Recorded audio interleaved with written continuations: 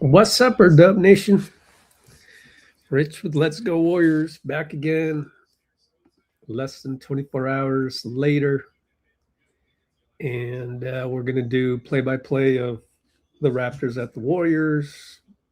We're going to spend probably 5 minutes getting over ourselves a little bit. Devastating injury. But, you know, life goes on, and we'll try and figure out what are the different possibilities. Right away, our Discord server, even the free section, has a lot of information, especially from today. So I'm going to type in the URL on where to sign up for that. And from there, you can sign up and follow. If you just go to the Mike Dunleavy section down here in the free area, I just put summaries of the podium visit that he just did in the pregame. And first of all, is suggesting that there isn't much of a market demand for Jonathan. And then also he doesn't expect to trade Jimmy. But it's still early, and time will tell. You gotta, with things happen at the deadline, right? So it's damn near impossible to predict these things, and you never know, especially since we do have a test case from before, namely Jordan Poole got traded after Dunleavy literally said on the podium he expects Jordan Poole to be a Warrior for a long time. So if you guys all remember that, but let me see if there's any other thing.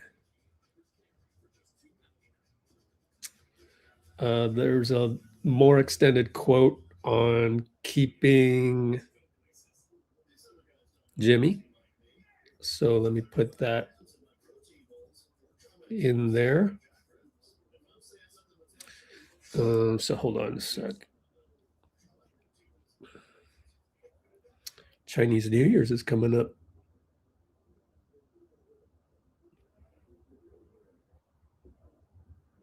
Let me see.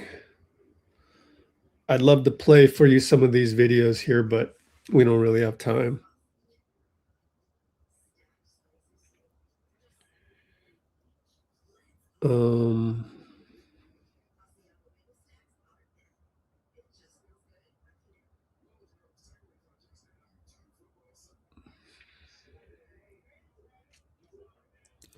Still looking through the VIP feed here, which you can come with me and look at, but I'm just going through each one of these to make sure I didn't kind of miss anything.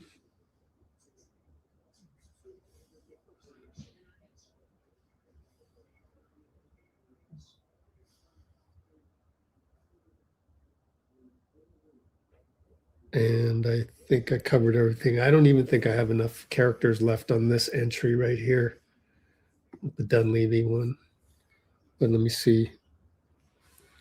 Let me see if I can throw anything else in there or not.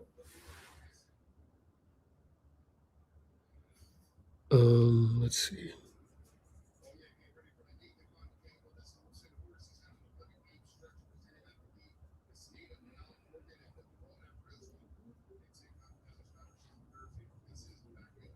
Nope, I don't have any more. Let me see. I don't have any more characters. Okay, so we'll just wait until I'll compile this video and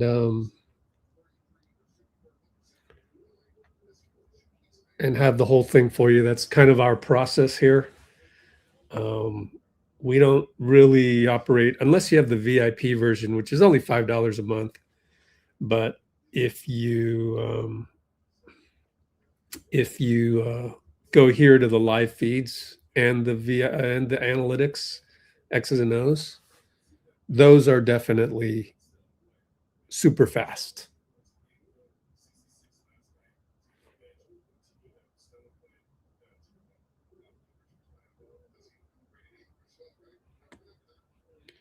But other than that, we kind of take our time on some of these things. Let me take a look at Steve and make sure that the version that I have matches up.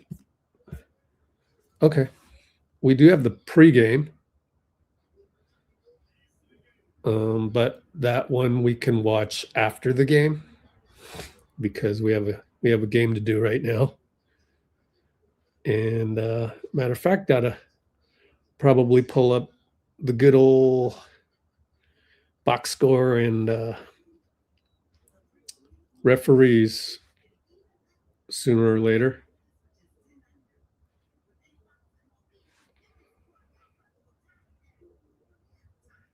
I will be talking to Yossi Goslin about various moves that the Warriors can make. And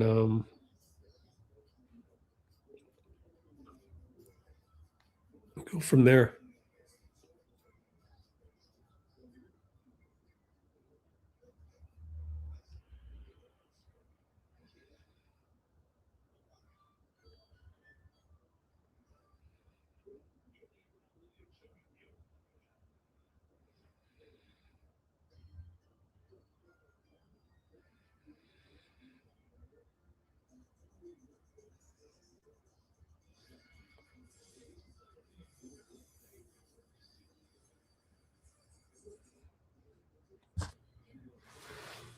All right, what else do we need here? Let's look at some other live feeds from the VIP and catch up on some of this. The mobile version is way better. Let's see if Toronto has anything on their side. It's probably dominated by Warriors beat writers, though.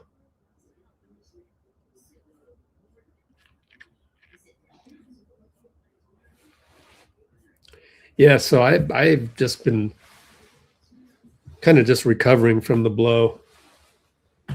You know, past midnight, you get the Shams tweet, and you're just, I mean, it was going to be pretty likely that it was a pretty bad injury, right? But still, when it sinks in, and then you start thinking, okay, I started ideating. That's what I call it, ideating. What are some moves we can make and things like that? But I still think it's too soon to. It just still needs to kind of sink in, and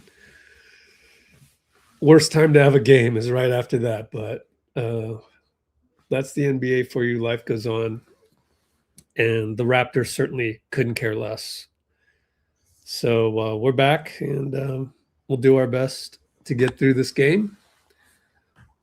Even though I wouldn't mind just having some mind space and not have a game today, but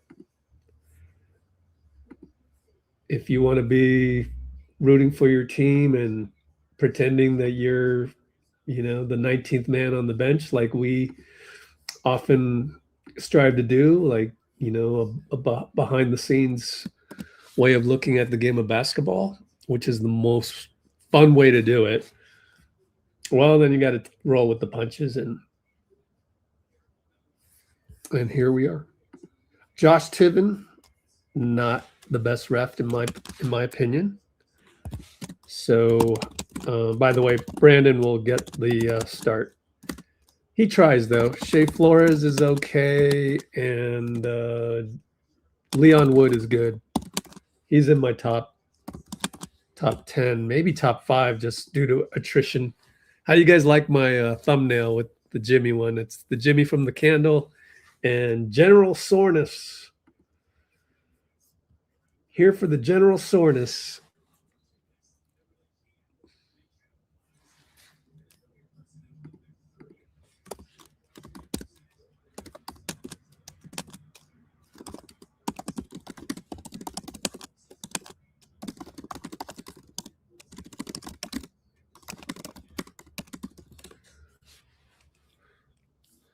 And Quinton post to jump. He loses the tip. A rare loss of the tip by QP.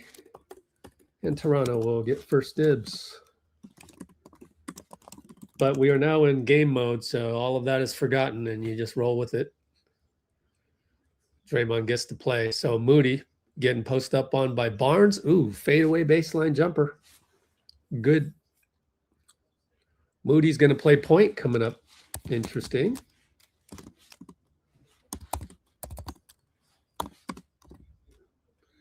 And Brandon does well to kick spray to Draymond, misses a 3 in the corner. Here come the Raps.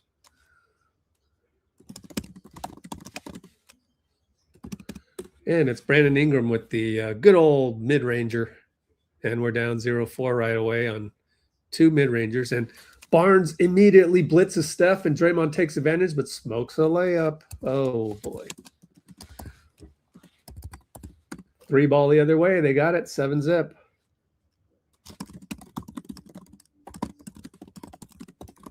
That was a late blitz on Steph. Who was that the other way? Is that Emmanuel Quickley?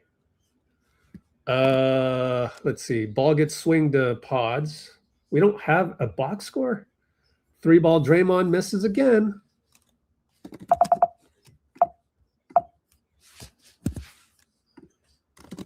And they score again, and it's 9-zip. I look up and they're scoring. Wow. Very bad start.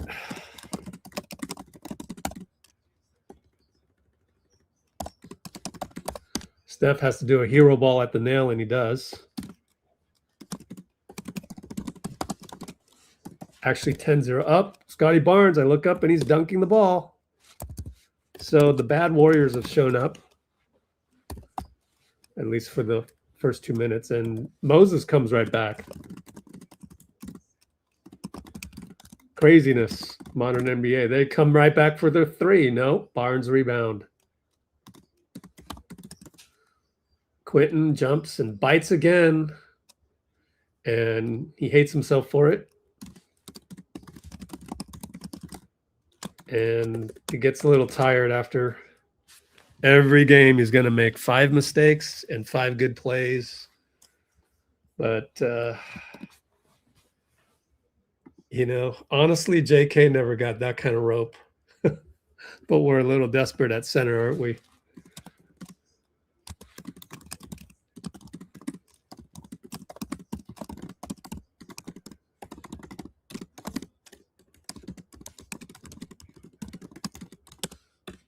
I'm not saying when JK plays, I don't come up here and go, oh, you know, roller coaster ride, but we certainly get it with QP. And he certainly gets a lot more rope. But Steve likes the guys that can shoot threes. And, you know, we'll have that discussion at some point. Not tonight, I hope. QP, BP, 2-man game, 2 pick and rolls. Bad pass out to QP. He retrieves it, but that play's broken now. And he BP lobs it in, and it's a goaltending by Barnes, and that never had a chance. So bad goaltending by Barnes.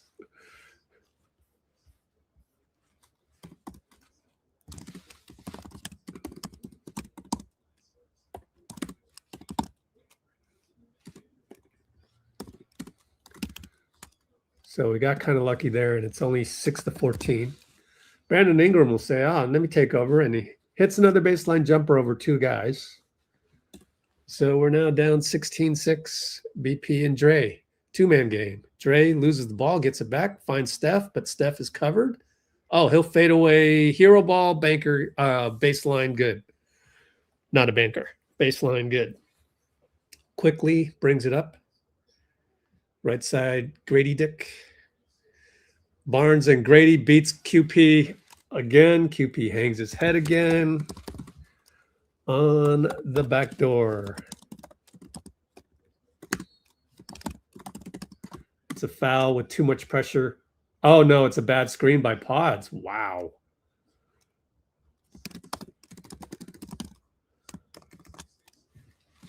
Eight to 18. Now you have 2 bad plays in a row. Let's look at the replay. Yeah, I guess he leaned in. I don't like it when guys don't know what they did. Like, how do you, like, 3-ball Grady Dick? Good.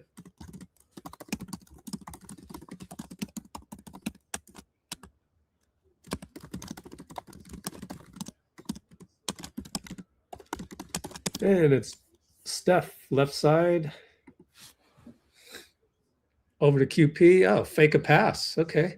He's going to attack. Fake. Jump hook's no good, but Draymond's there. Draymond finds Moses and Grady. And he dribbles it back out against Grady. He goes to the nail. He's stuck because he just doesn't have the quick, explosive moves. So has the desperation fade away at the nail. He bailed us out of his own problem.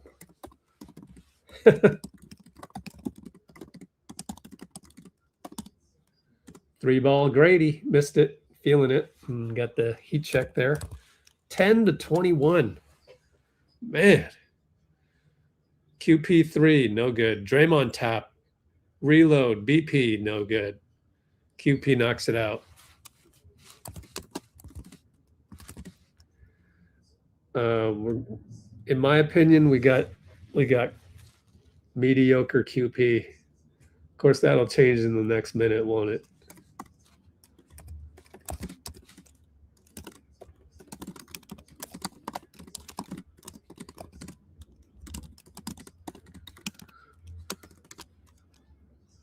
And pick and roll over to Scottie. Scores it. We're too small as GP2 came in. Gee's going to check in. Timeout, Steve. This one might get ugly. I'm just saying. 23-10.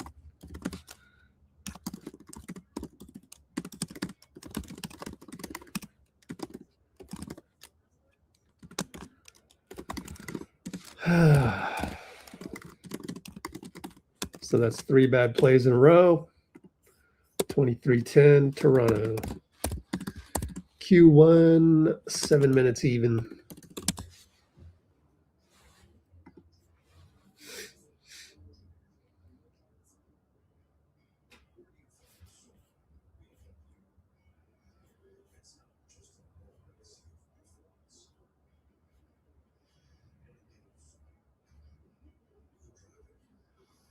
Oh, you got slapped on the wrist, Tim Kona? For what? Hold on, I gotta reread. Raptors are hungry. Let's check their record. Boomer says Raptors are hungry. Oh, yeah. They're number 4 in the East. Yeah.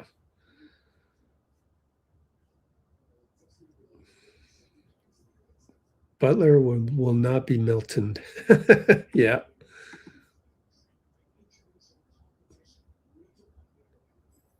Oh, I got a spider hanging from a spider. You need to do your web somewhere else. Sorry. I flicked him. Butler will not be Miltoned. That's a good one. The spider still is crawling. I don't kill spiders, though. I like spiders. They eat other insects. So I don't mind spiders all that much. Let's send that screenshot over to myself. Thank you, Bruce.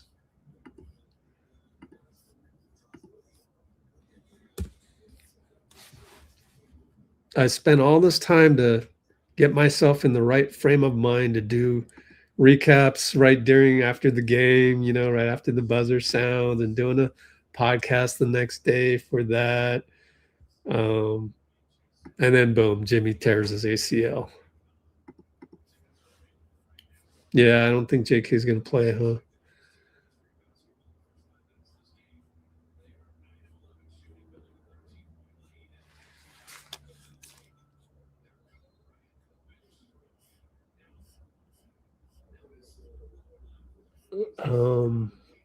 Yeah, the Niners, gosh, so many season-ending injuries in the last month or two, huh?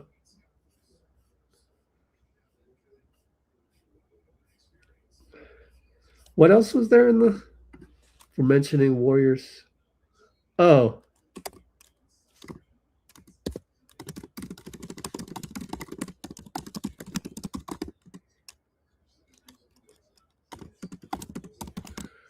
Steph for 3 in a 2-man game with Gary.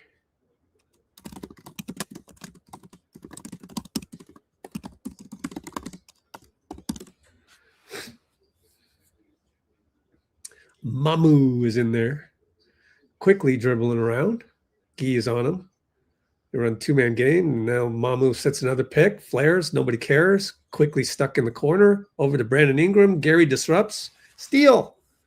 Draymond will get the steal probably, but it should go to Gary. Gary smokes a layup. Ah, that's so Gary. And Grady Dick loses the ball in the pickup style game.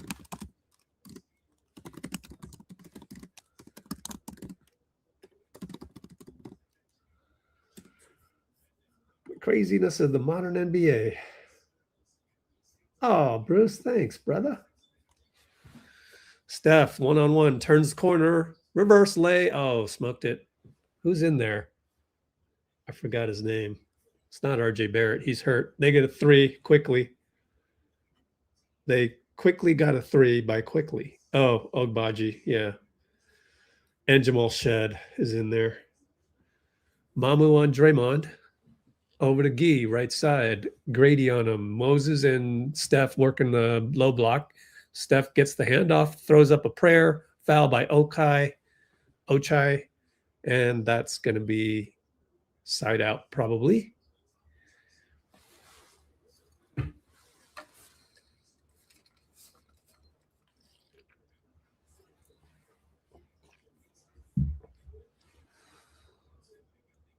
Oh, who are you talking about, Robbie? It was just vile. Oh, no. Oh, thanks, Robbie. I'm going to go screenshot yours as well. D'Anthony's in the game. And so is Trace. Pick and roll. Trace at the nail. Kick it to Gee. Gee baseline. And goes out of bounds. Our ball. Stay here, says Che Flores. Was it Shea or is it Che? Thanks, brother. I should put Discord in the back screen and switch it up a little bit. Inbound baseline. Gary throws it away. Mamu 94 feet. No good. Grady Dick fouled. Grady fouled. Okay. A lot of physicality, and he had the ball. Should have made it. Okay, let's catch up here in the base section. Let's go back to the box score. So Gary got another turnover. 5:22 to go.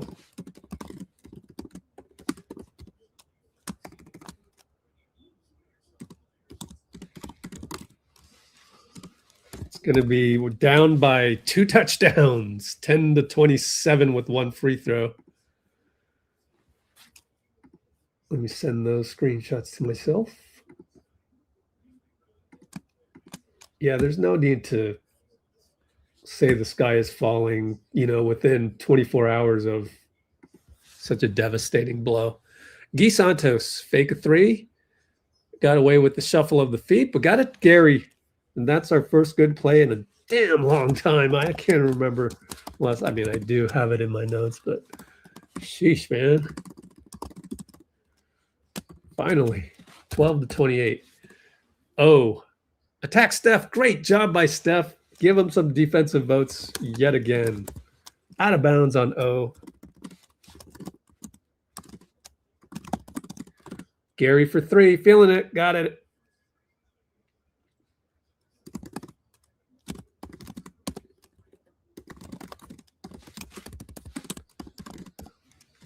$15-28. 2 plays in a row that have been good. Kick it back out. Another steal. Gee. Bad kick out. I don't know who that was on the Raptors that made a bad pass, but it went to Brandon Ingram, and it's a bad kick out.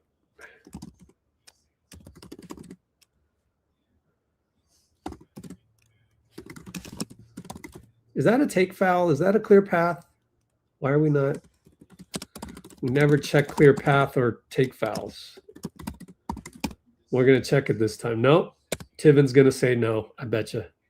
Nope, we're going to review it. Is it a take foul or a clear path?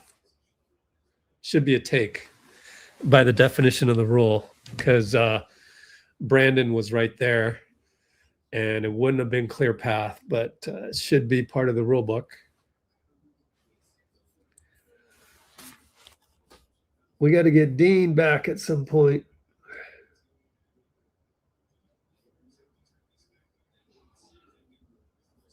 I don't know him. Who is that?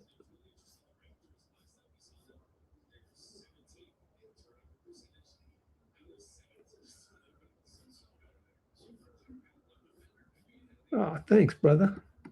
Let's do this one as well. Robbie. I mean, sometimes the best thing to do is not say anything. I didn't say anything, except, you know, the only thing I said was on YouTube, a community post, which said, hey, let's sleep on this.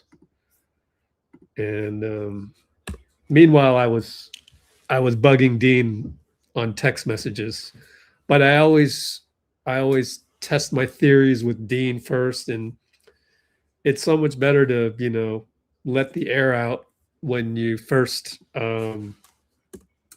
check with your, you know, your co-host, then decide what to do with it, if it's worth telling everybody. Whereas Twitter and, you know, everybody else, they just want to retransmit that emotion in that particular time, and usually it's a bad emotion, and that's how most people are. I don't lower entropy. DeAnthony and Guy zig and zag turnover, and DeAnthony yells at Guy, actually. And Guy says, yeah, my bad.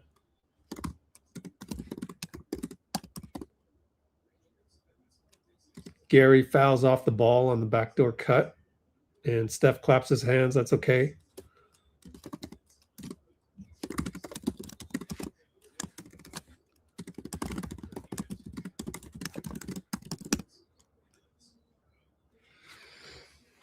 Excuse me. It's a little cold today here in the Bay. I got a little cold front.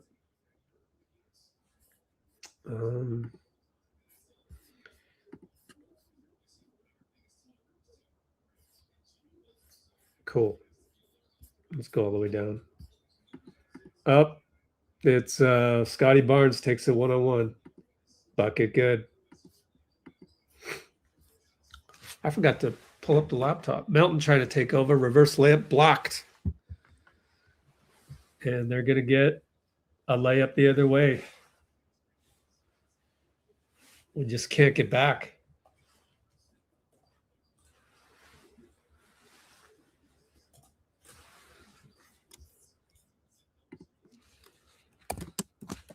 Melton and Steph still in there. Gary for three. Got it. Wow, Gary. Not bad. Not bad.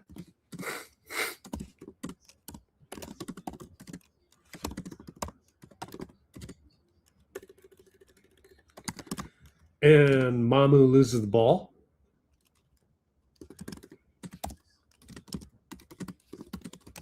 So Gary with the up and down performance. But we're down 18-32.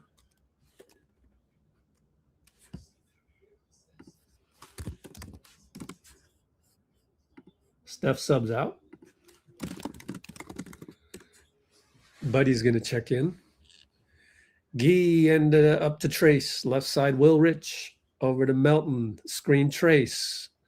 Find Gee. Left wing, catch and shoot. It's good. Gee. Forces a timeout by Darko Rajakovic.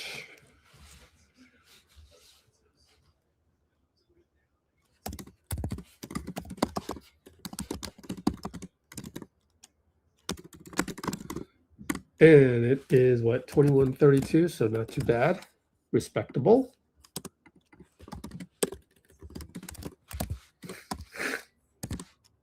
First quarter, 3:06.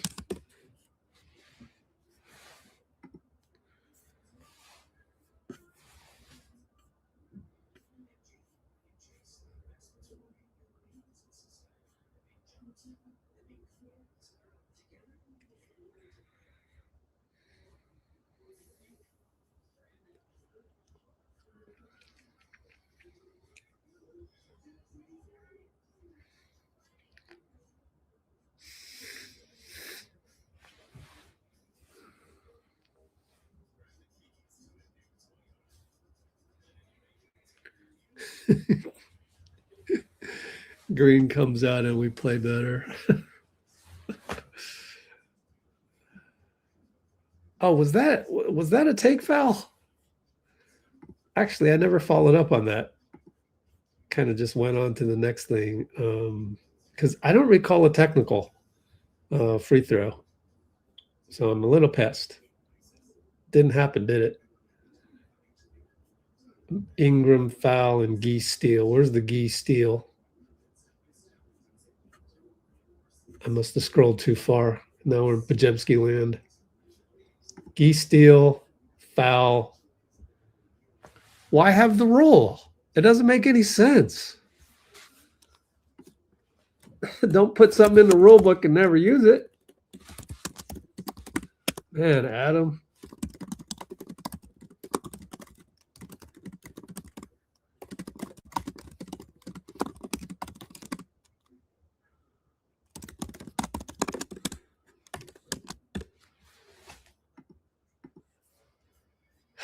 It's just horrible. Yeah, going on other forums is chaos, isn't it? There's a lot of clicks to be had in Sky is Falling paradigm.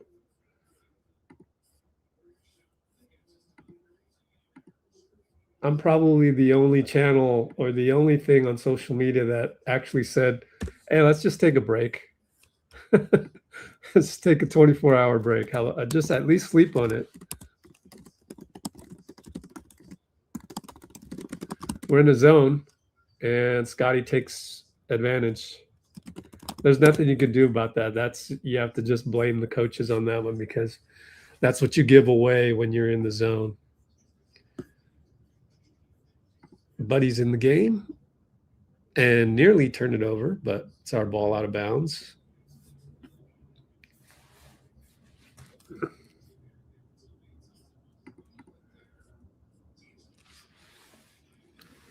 All right. Will Richard looking for QP, bothered by Shed.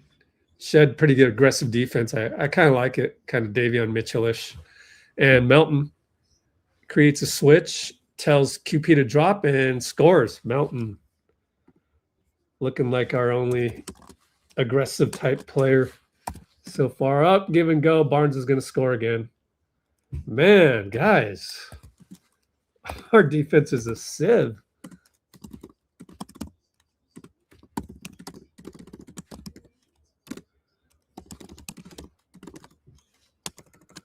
And QP finds Buddy, juggles it, late call, foul. Tiven calls it on Shed. Buddy will go to the line.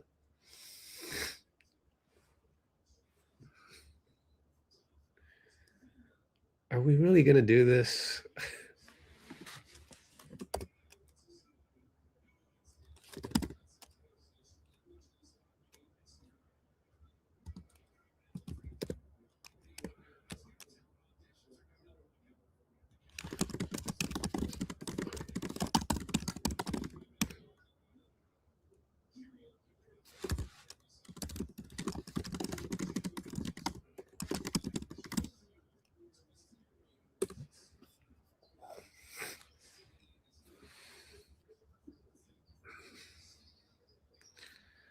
And a 3-ball by Toronto missed it. Melton rebound, brings it up.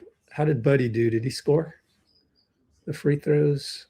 Let's see. Yeah, I think so. Down by 11. Buddy up top. Mamu. Will Rich catch and shoot. No good. Mamu rebound, brings it up himself. Wants to take Brandon. Takes him, shoots it. Fade away, no good. Or not fade away, hit the rim and missed it. QP rebound, outlet to Melt. Over to BP. Crosses over. Beats everybody. Scoop. Foul. Foul on ochai. And O has now 2 fouls. Feels like more. Not bad, Brandon.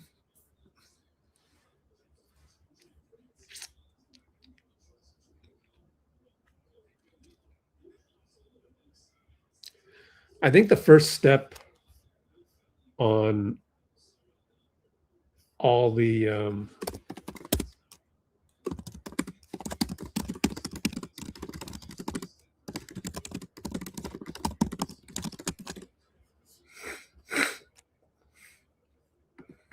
thanks, Pinky.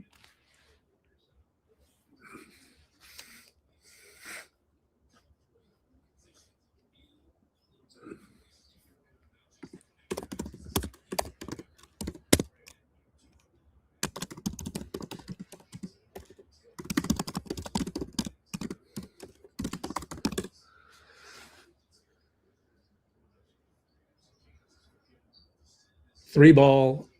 Ochai missed it against the zone. Mamu rebound because Will Richard is 8 inches shorter.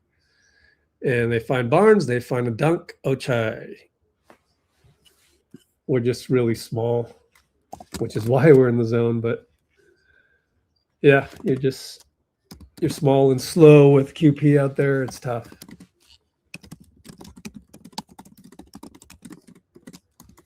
And BP for 3, no good. QP tips it. Melt finds BP. 30 seconds, but 8 on the shot clock. BP, fake, fake, fake. Scoopage, good. All created by the tip of QP.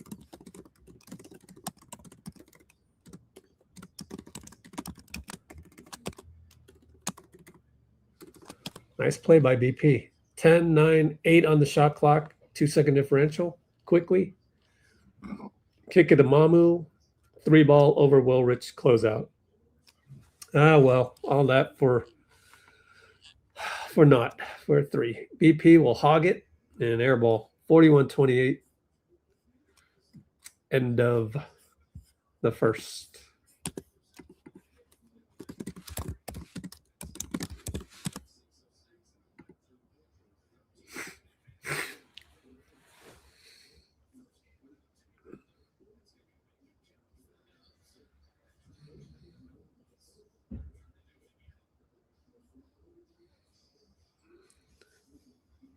Experts on the radio.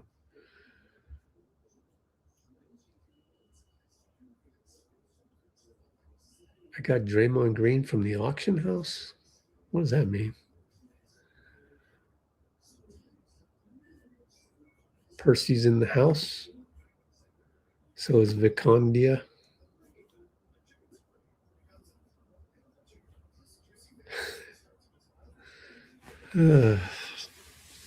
Yeah, I think the major one is would you want to trade out Jimmy's contract? Now, what can you get?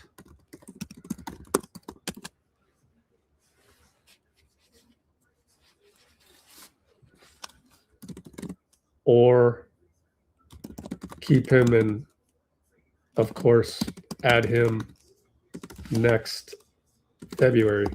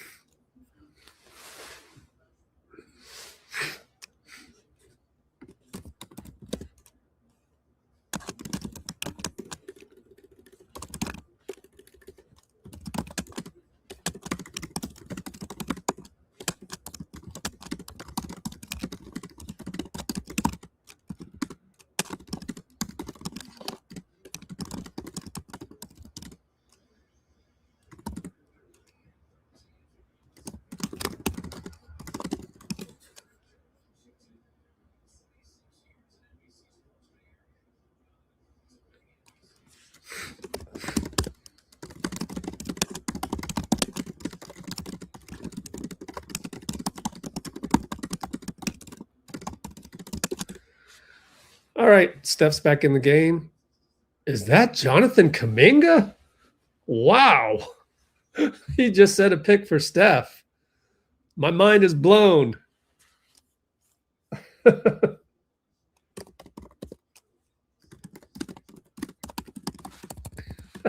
JK checked in. Bruce is no longer Nostradamus.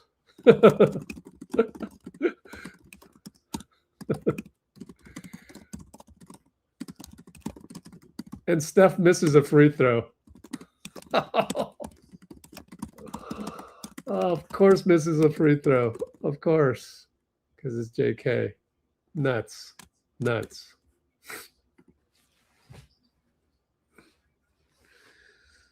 Wow.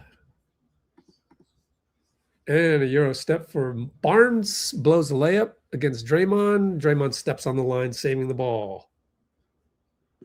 JK looks pissed. No, he doesn't.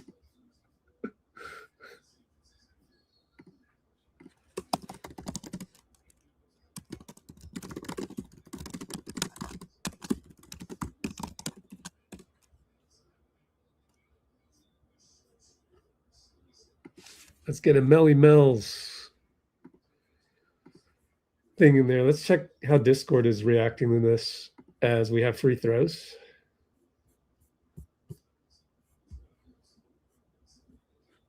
Yeah, there's Janie McCauley. Janie! We had her in the summit. That was cool. Let's go back to the box score. I got to remember to actually send myself the screenshot. Man, we got good screenshots tonight. And the ball goes in the corner. Guy Santos, 3. Hey, Guy and JK on the floor together.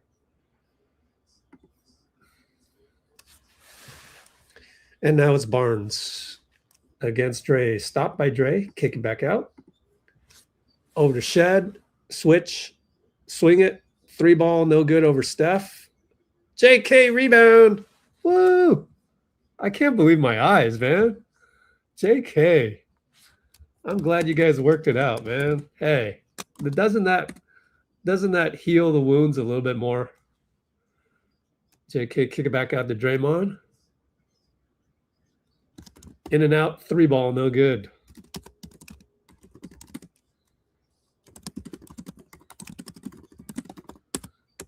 Three ball, no good. By Barnes, and it's out to JK, stops his dribble over to Draymond. JK want to post up on O. Oh, Draymond lead pass to Guy, back out to Dray, fake a 3, drive on Barnes, turn the corner, no good, smoked it. By the way, JK nowhere to be found on that rebound as Guy tried to get it, but okay. We'll give him some grace. He deserves a ton of grace. Barnes with JK helping Steph. We just double completely. Steph has to get back. Oh, it's a 3-ball brick that banks in. Anybody know what shoes Steph is wearing? Because those are, the silver shoes. JK down the lane. Late call foul. Way to go. Way to find him on the pick and roll. So he'll go to the line. Q2. 9:46 to go. Let me rewatch that play. Make your free throws, although give him grace. It's been a while, hasn't it? Short, way short. It's okay. It's understandable. Yeah, it was a pick and roll as they show the TV replay.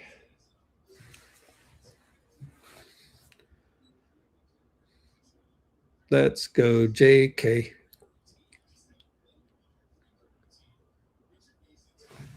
And that one's off. 0 for 2, but it gets tipped by Toronto right to Melton. Steph, fake a 3. In and out dribble, step back.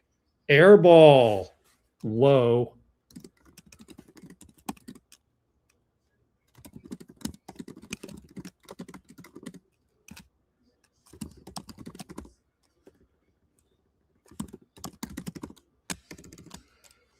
And Steph getting worked on by Shed. Shed throws it away. Wow. Tiven screwed up the call.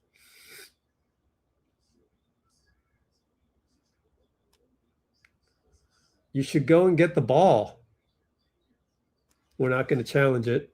Draymond's not happy about it, and I think Tiven just screwed up. I told you Tiven is trash. I told you. Fadeaway. Barnes luckily bricked it, so it didn't hurt us. Gee on the outlet for no reason. I guess Draymond's old, so he didn't want that one. And Steph, no call on the grab by Barnes. He missed it, and here we go the other way. Back to the lefty shooter. Who is that? Entry pass. Melton nearly steals it. Out of bounds off of Barnes. No objection.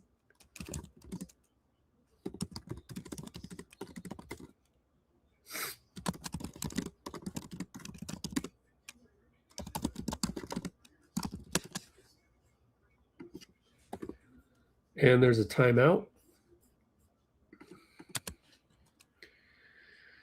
Probably by Steve. 46-29. We've only scored 29 points. Only scored 29 points in almost 15 minutes.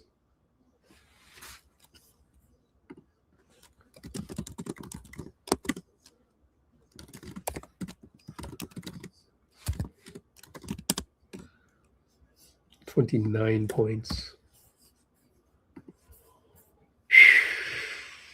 Let's see if that was a travel.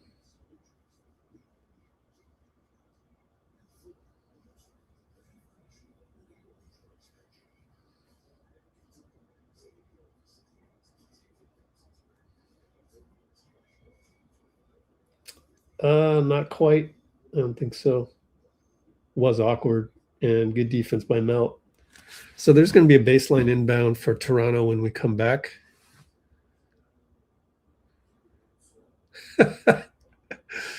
Bruce. Onion.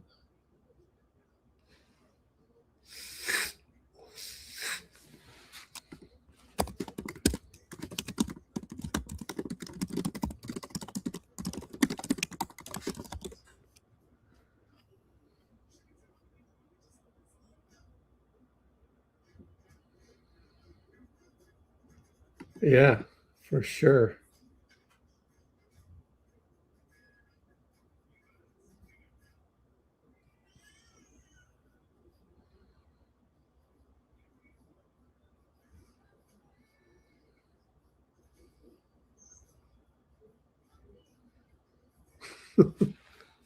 Curry was surprised that JK's in.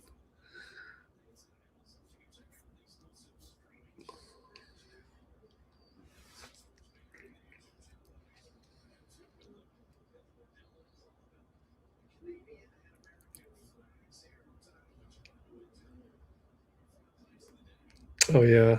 Robert Saleh.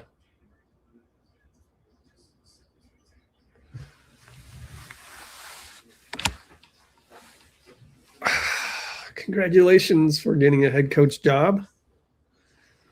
I love Robert Saleh, but and I don't know much about NFL. I'm a casual. I just don't see him as a head coach. Maybe it's just because, you know, the Jets really didn't do anything. Maybe that wasn't his fault. How would I know? I'm a casual NFL fan, but like I don't see Robert Saleh as a head coach. That's just me as a casual though. Shed beats Melton. Alley-oop, missed it. It turned out to hit the rim, and number 2 is Mogbo. I like Mogbo, USF player.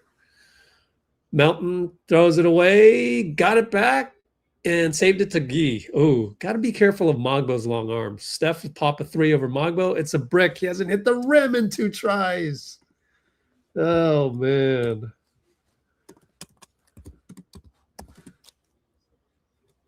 May work it around a few times. 3 ball good, way outside by the lefty.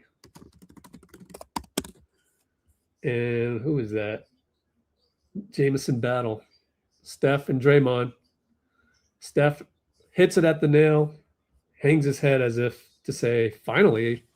Still hasn't hit the rim because that was a swish.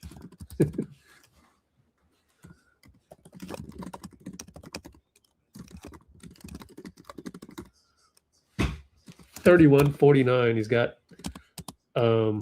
his nose plugged with tissue. Oh, very bad pass that JK couldn't quite get to, and Mamu's going to hit a 3. I'm going to give all the space and room for JK on this one and grace. In fact, I'll probably give it for three games. Draymond with the bad lob to JK. I think I could have made that lob, and they score the other way down. Come on, Dray. That's an easy lob. Threw it behind JK. Timeout, Steve.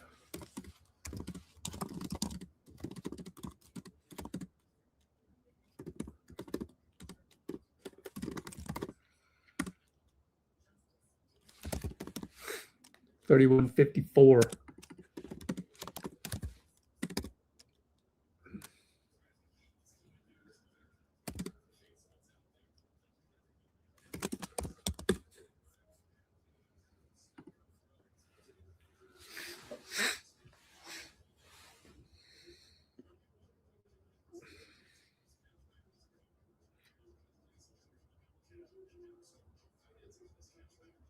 Yeah, the QB position and the offensive coordinator has to hit, right? It's like your muscle when we don't use.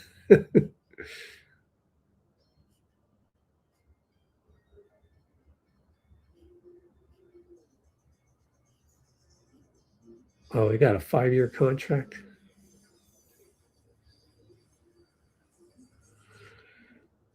Oh, how we doing in the poll? Only trade JK. Wow. I'm gonna admit I would want to look for a trade for Jimmy, and that would be a team that is looking to tank, and that would be Sacramento or I saw Yossi Goslin mentioned Dallas. I gotta go rewatch that podcast, but yeah, I think I'm more for that one than anything else. And actually, Sam Quinn should get the credit on that.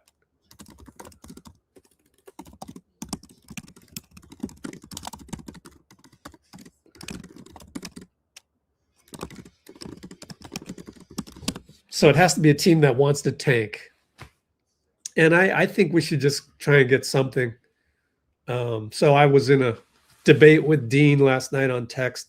Dean wants to keep Jimmy because once he's healthy, plug him back in, it'll be another boost. And that's exactly what Dunleavy said at the podium.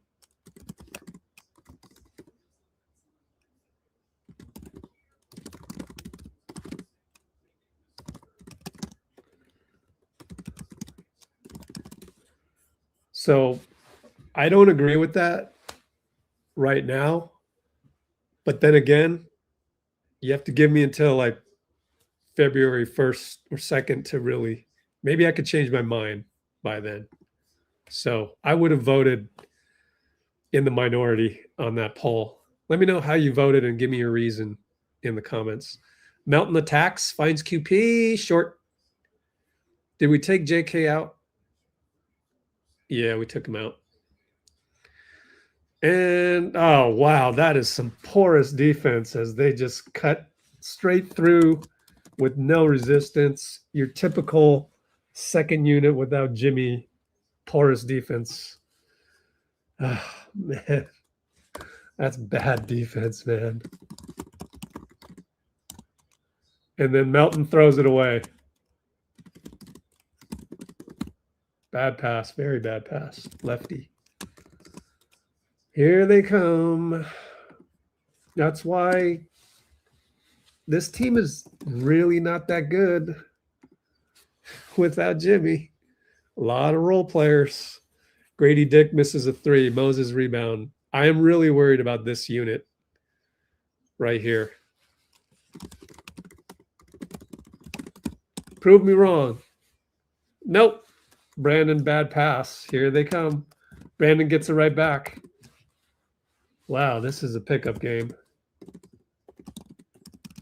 Moses with ill-advised 3.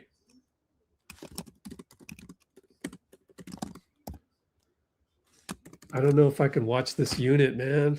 It was hard enough to watch them ramp up to finally play with Jimmy. Brandon Ingram's going to slow roll it playground style. Fade away, Moses, no good. QP, a good rebound, although it was a bad shot. BP, QP. Got the switch, but he killed his dribble. Why does he do that? Ah.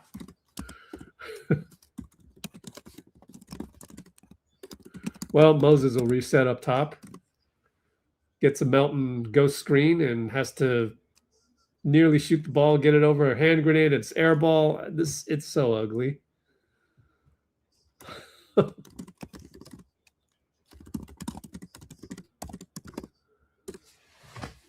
Yeah.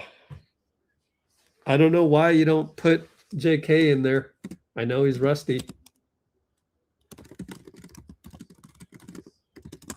That's why JK doesn't want to play. It's damn near disrespectful. Quickley for 3 against the zone.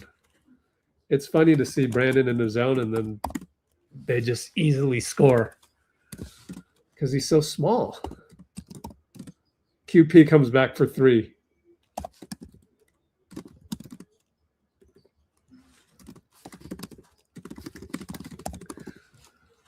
Back and forth we go. Oh, Will Rich gets beat. Dunk Mamu. Man. How can you have this squad in there? I guess there's a lot of trust in Melton. And Moses creates something. All right. Prove me wrong.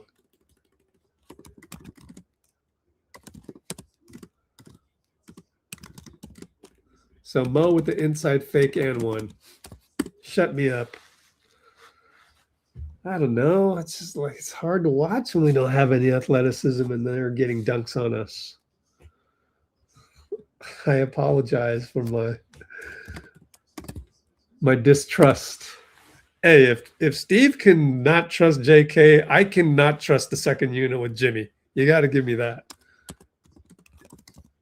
Missed the free throw.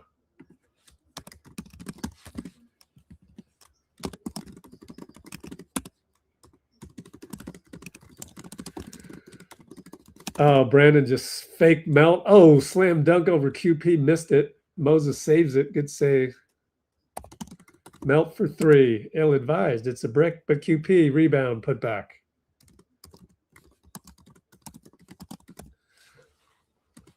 This is a pickup game, and Scottie Barnes just waltzes in for a bucket. Oh, man. We're going to have to watch this, guys. Horrendous defense. 63-38. This is, we already went through this phase. Moody scores somehow. Mo with the long step. Steph's going to check back in. Moses is not playing bad here on offense. 40-63.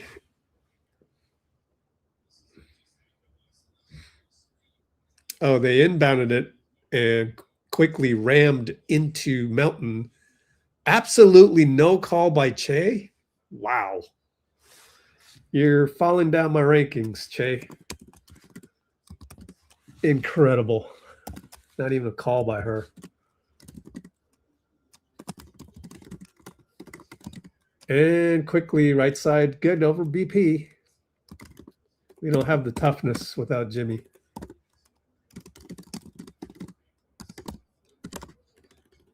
Three ball. Pods, ill-advised. Pods gets beat, baseline. Grady Dick got fouled, no call.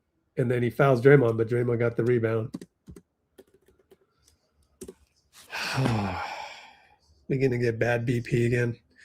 Steph, reverse lay, missed it as he beat the top block. Quickley is going to hit BI. Corner 3, no good over Brandon. Moses over to Draymond, who, man, he nearly passed the ball before he caught it. Gets it to BP. BP absolves himself with the 3. Wide open with the lost ball trick. And BP, steal from behind quickly. And he goes 94, late call foul. And he'll pout again, which I can't stand. You got the call and you're still pouting. Okay.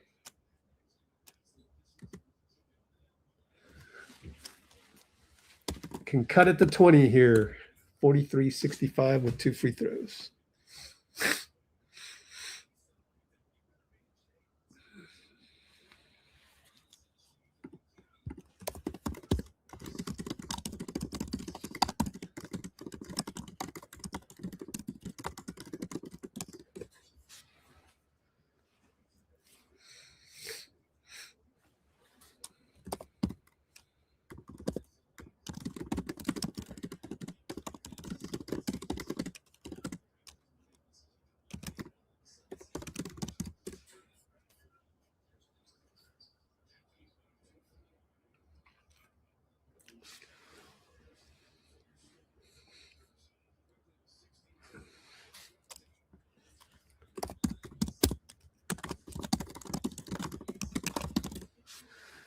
And we go quickly, attacks Gee and draws a foul on the rip through. I thought you couldn't draw a foul that way, and that's what Steve is arguing with the ref about. And then, are they going to give him free throws even? I thought they got rid of that rule. But no, there's a section in the rule book that's unwritten. It's password protected.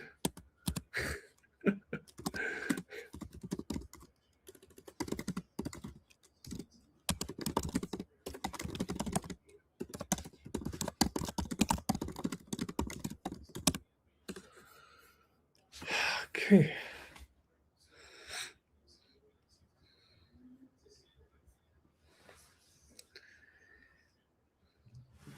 Another free throw to put us down by 23. Did BP not make his free throws? 2 for 4. Yikes. Brother. He missed both? No, he made 1. Man. Steph got it on a good cut. But quickly beats Gary on the baseline. Open 3 coming up. Good. Guys, we forgot how to play basketball today.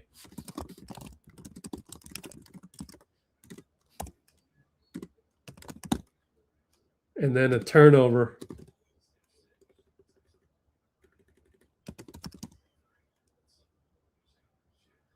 Well, if you really feel that strongly about it, challenge it. Ball out of bounds. They're giving it the Raptors, I think Leon Wood.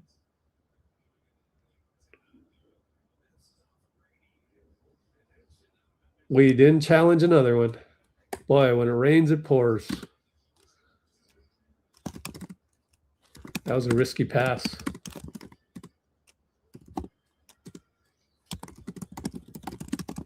Gee tries to hustle. We're going to get the ball back. So it didn't hurt us. The lack of a challenge there. Steph and Shed. Screen Gary. Gary roll to the nail. Rises. Foul. Scottie Barnes. How many fouls on Scottie? Probably 1, right? Yep. They haven't even notched it on the stat sheet yet.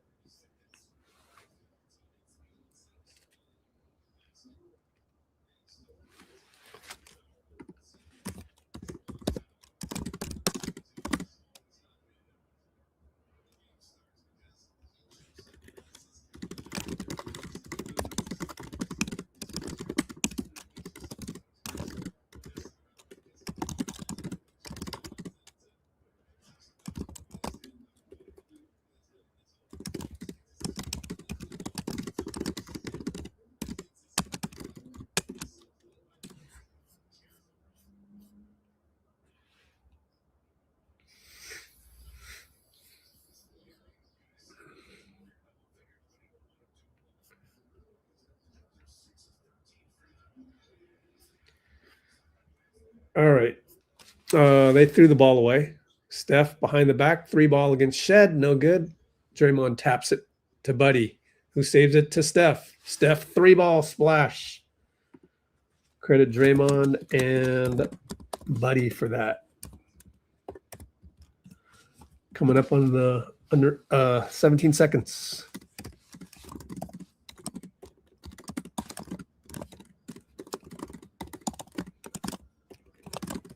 And it's up top, Ingram and Steph. 2, 1. Gee helps. Turnover. Good help, Gee. Good point of attack by Steph, although Brandon isn't really an explosive type.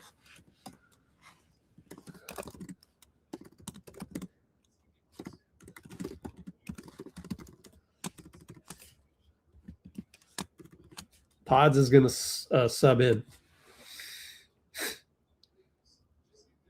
See if we got a play here. He's going to baseball pass to Draymond over to Buddy. It's at the buzzer, but I feel like it's a little late. Good try, though. And the more Buddy argues, the less likely it actually went in. Oh, just late.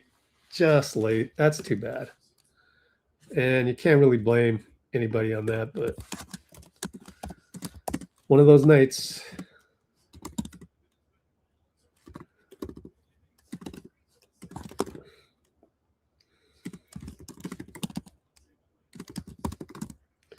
So it is 50-70. Nice and even math there.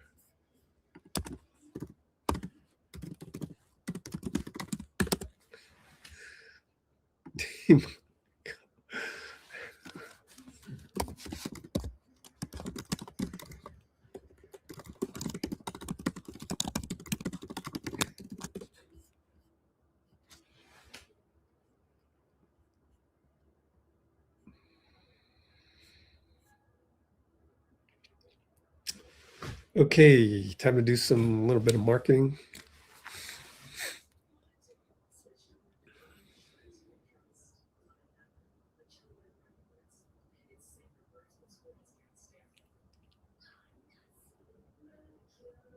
Good to see Jonathan get a ovation. Let's look at Discord for that. It's here. How many minutes did he get? Only 4.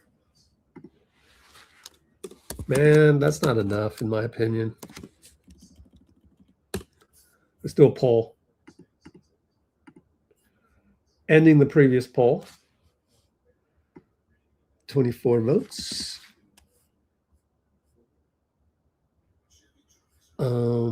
That one got shot down.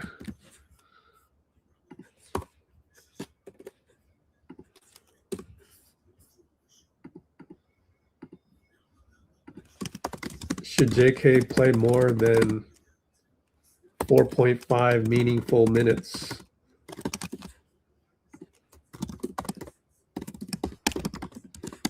What's it got to take, man? I'm a little fed up with that. If you're going to play him and only play him 4 minutes, man, 4.5 minutes.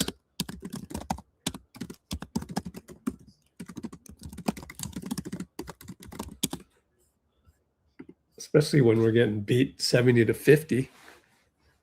I mean, I better see an adjustment.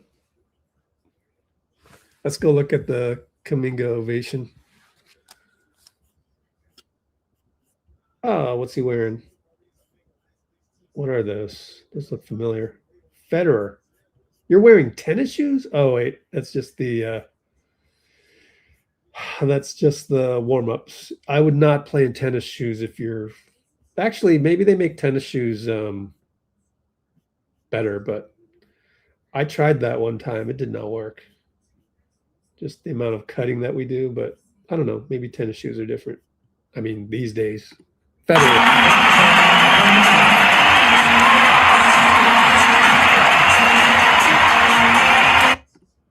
Okay.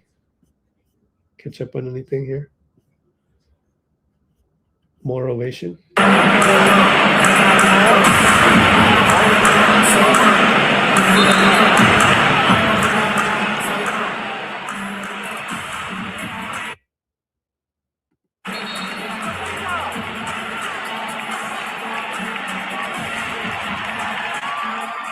This is a better video.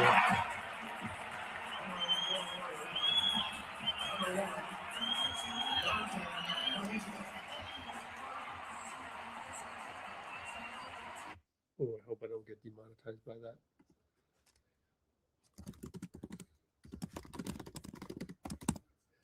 What was that, 95.7? Yep.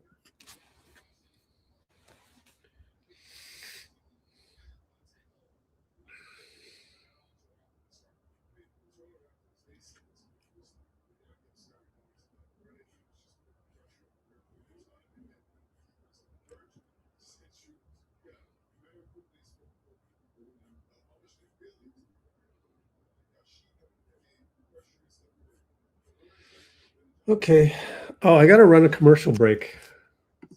So commercial break, let it go. Let it go for 60 seconds. Be right back. Thank you. So let me pull that up.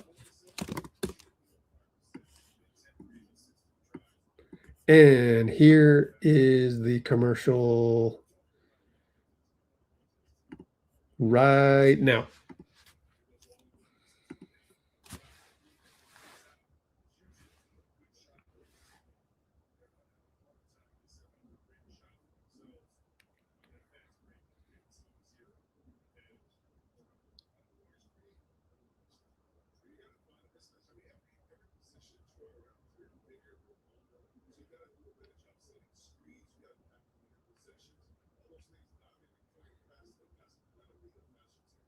What else am I doing? Oh yeah, I gotta do marketing.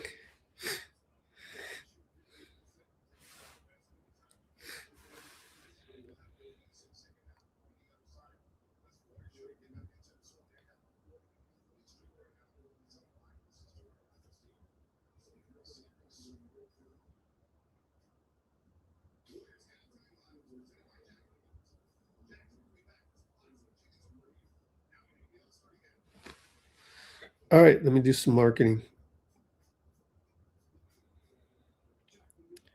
Wow, how many screenshots did I get? 1, 2, 3, 4, 5, 6 screenshots.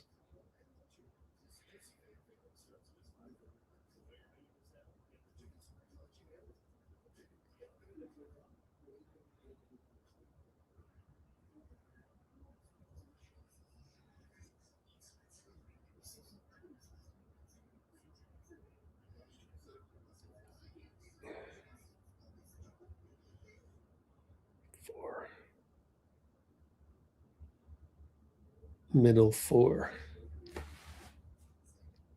How was the commercial? Was it good, bad, ugly?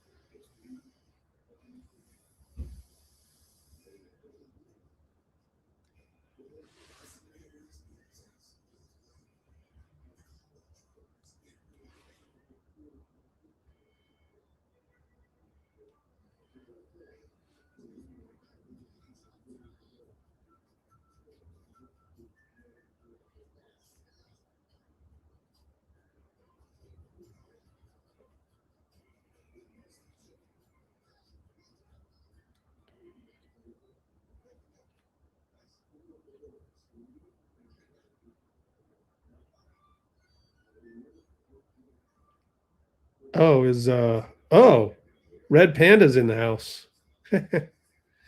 Red Panda.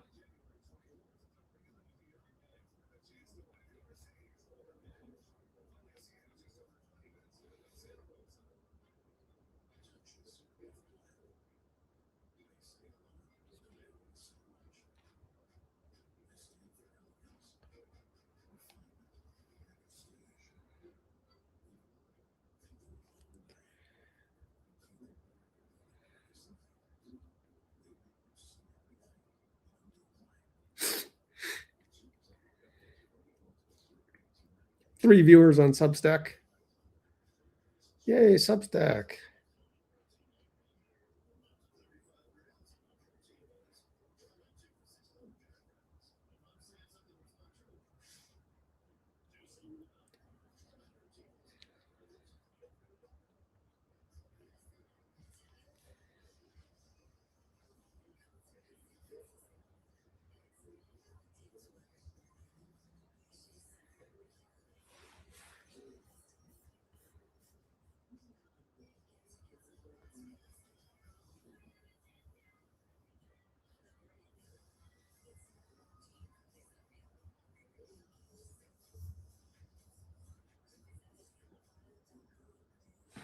Wow, no trade even for JK.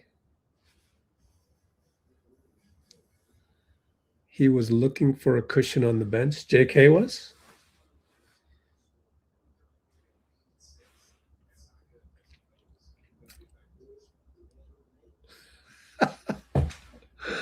Oh, Bruce.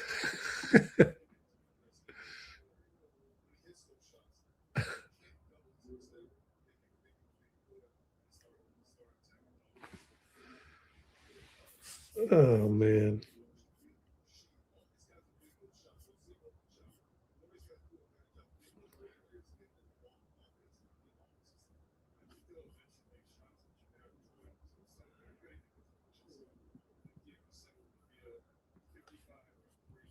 It's a good thing to have in the background.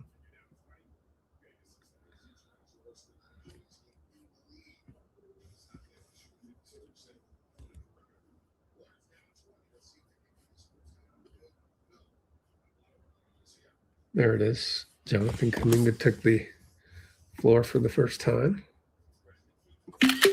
Put that as a screenshot.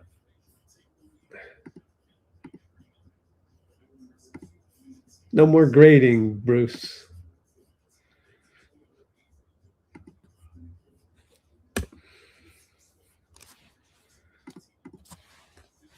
I don't think that's fair anymore.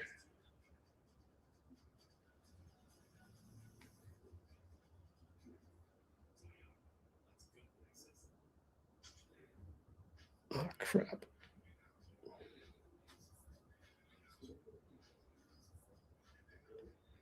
Whoops. Forgot to do something earlier. Oh, well.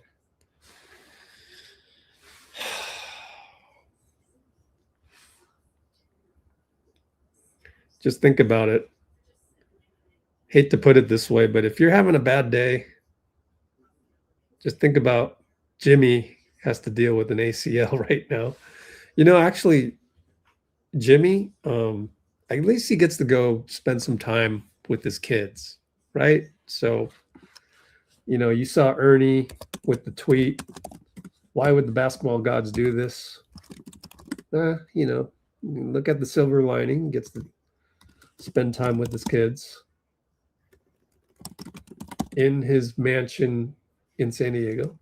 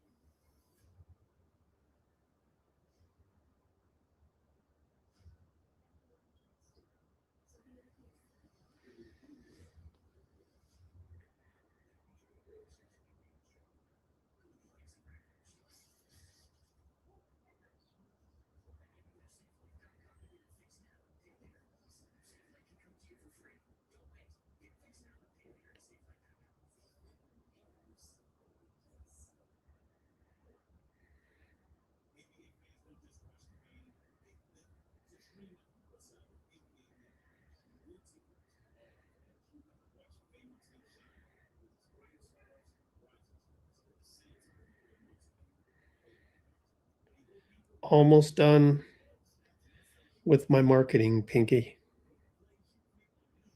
Whoo! Oh, actually, no, I'm not done yet. because I gotta post to Instagram.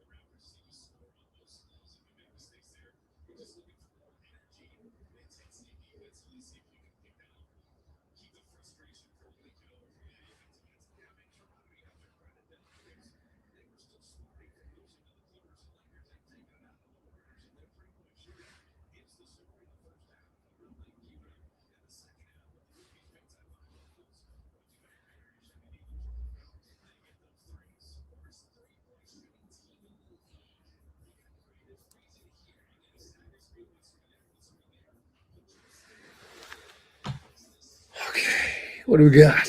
I'm back.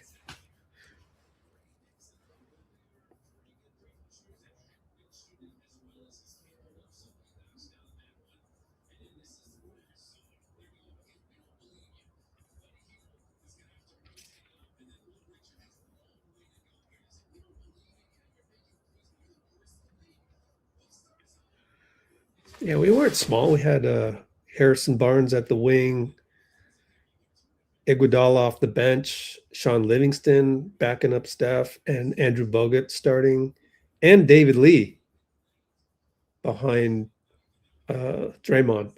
Although I don't know if that, actually that lineup might be still okay in this day and age. Come to think of it, we should do a poll on that. Let's do a poll on that.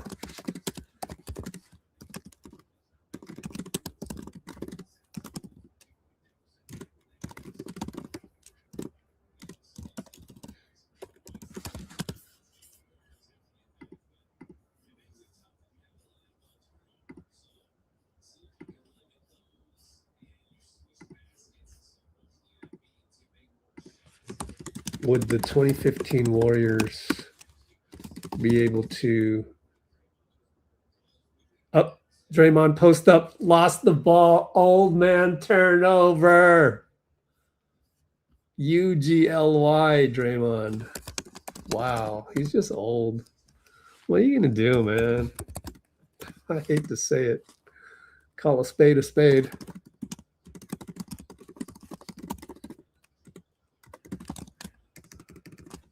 Yikes. Brandon Ingram, fadeaway, no good. I mean, we're really going to just roll with this squad the rest of the way.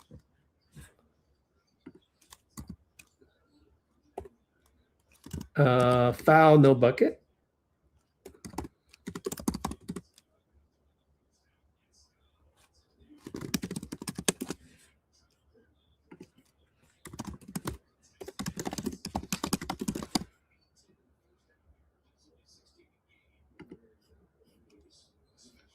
Kind of a crazy poll in terms of, I know what you're going to vote. Should be 100%, but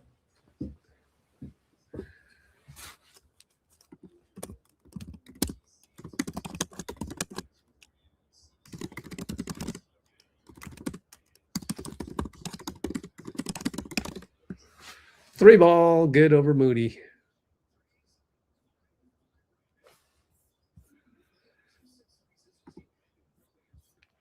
Quickley has 5 threes, and the Warriors have 6 as a team. Brandon, good drive, fouled by maybe Brandon, the other Brandon. No, fouled by Quickley probably. Showing a close-up.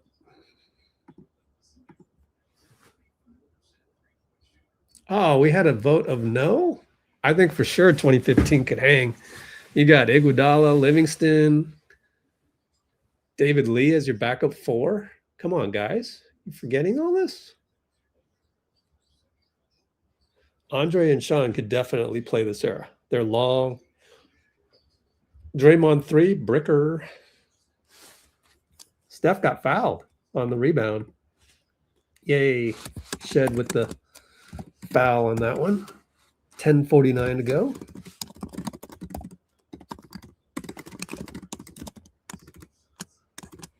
That was a good play by Steph. Out to Draymond, handoff Steph, 2-man game, 3-ball, good. On the blob, I mean the slob. Oh, Gradey runs past his pass there. Down by 20. Quickley, left side, and one. Gee can't stay in front.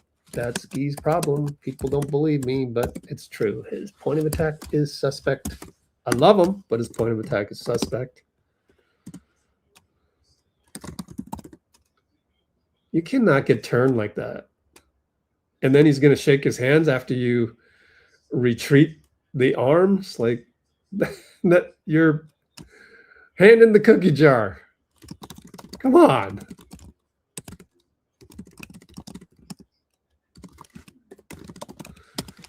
Back to 23-point deficit. But I'm with you. Steph missed a 2. Good tap by Pods. And he'll hold the ball too long. Give it to Gee from Moody. Gee, 2-man, or Steph, 2-man game, driving kick. BP dribbles to Steph and doesn't look at him. Horrendous, ugly possession. Largely BP.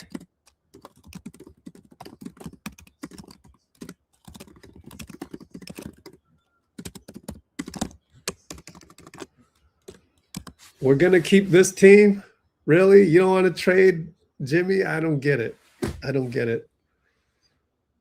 And this is the same that we saw before. I think Jimmy was out. Steph was out. We went on a little road trip. We had Pat Spencer.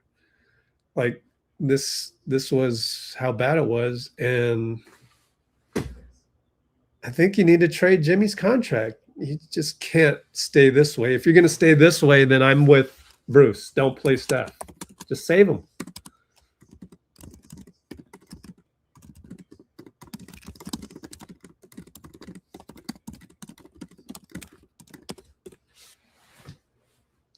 And that's why the next poll we should do is, would you want Clay back now that things look so dire and we're probably not going to get that far anyways? And I might do that at this point. Go get AD and Clay. That's the one of the two teams that would actually be okay with Jimmy 50 million, and because they want to tank.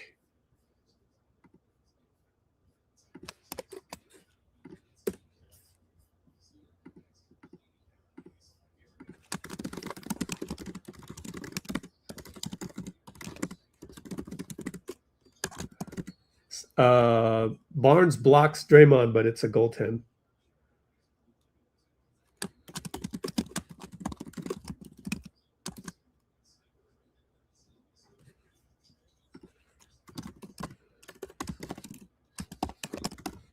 And they score right back.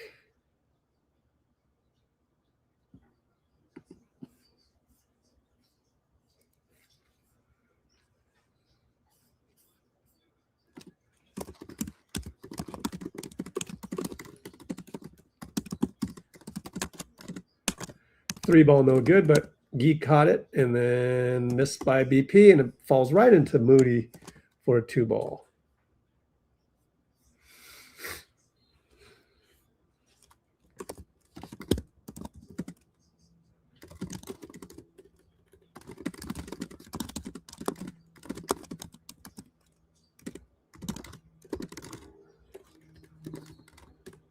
And 2-ball BP and 1. Grady Dick hand in the cookie jar. 8:45 to go.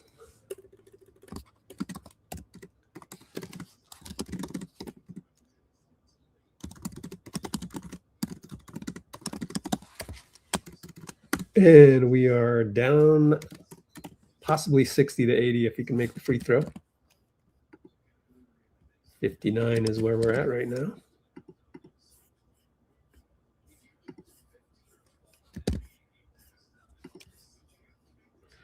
How's Fitz tonight? Is he doing the extra excuses? Nope, missed the free throw. Our free throws are 6 for 13. Worse than a high school team. No confidence. No killer instinct. Steph tips a defensive rebound. Good job. And Steph throws the ball to Quickley. 3-ball Brandon Ingram. That's what happens when you throw the ball to the wrong team.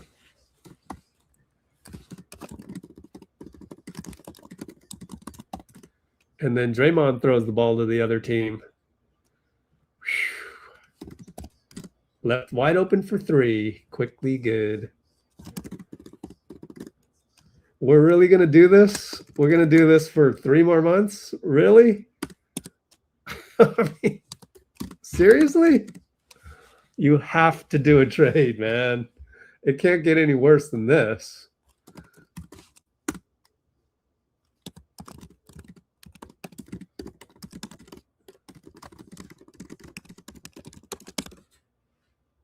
I just don't know how we can play better. We just don't have the right chemistry. Like, I know we're going to this game a little down. We are depressed going into this game. But we saw this earlier. That's the thing. You know, it's not, I don't think it's a one-off necessarily, but I could be wrong.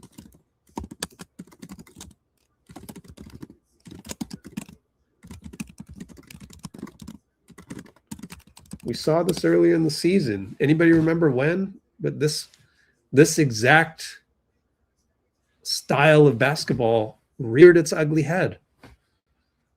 It must have been without Jimmy. How many games has he missed? BKRef.com, Jimmy Butler.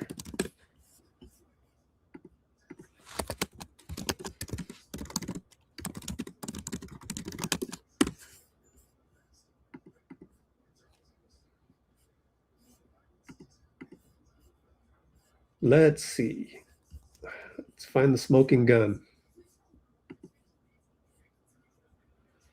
Was it the loss at SAC? Might have been.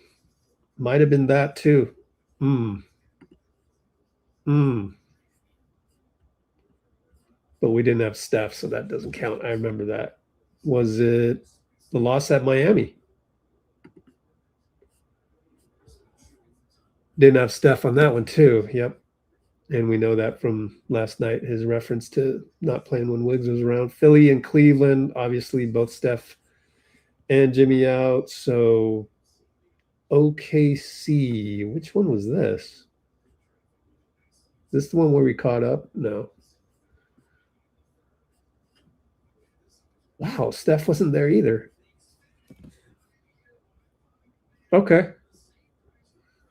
And then Charlotte, we won that game.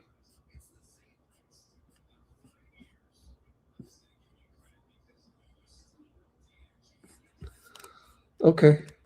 So none actually were like this. It was all without Steph.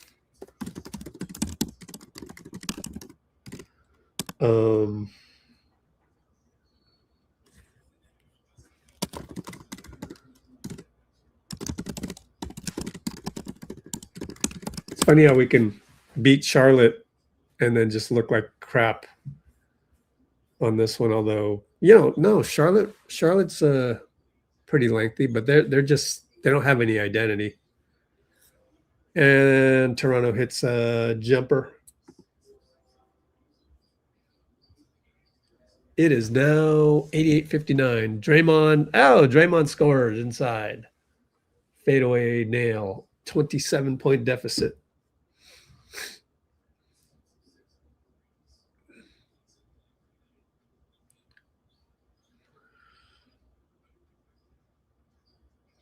And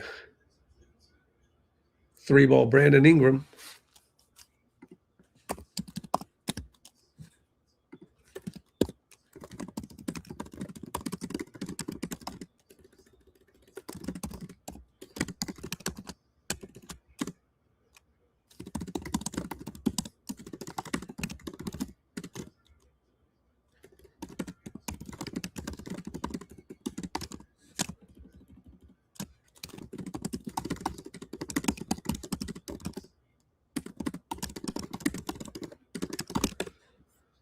Don't feel sorry for Steph. That's ridiculous.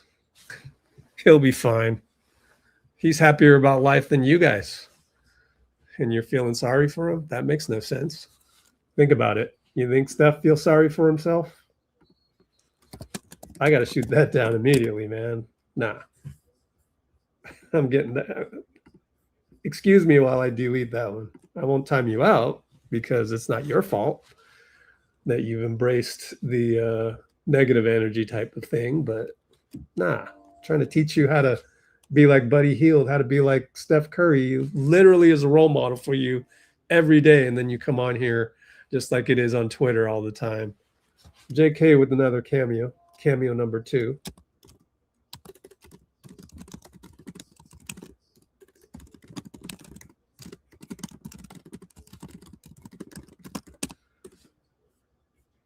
But I'm not going to argue with that. Just, I got to expunge that from my channel. That's all I'm saying. And we get an alley-oop with the screen set by Steph on Draymond, the ball handler. Immediate timeout. How long did it take for that? Sheesh. Dray drive, screen by Steph. JK dunk. Took 10 games to finally go back to that. Good timeout, by the way, by Darko. 65-91. Play the game for us.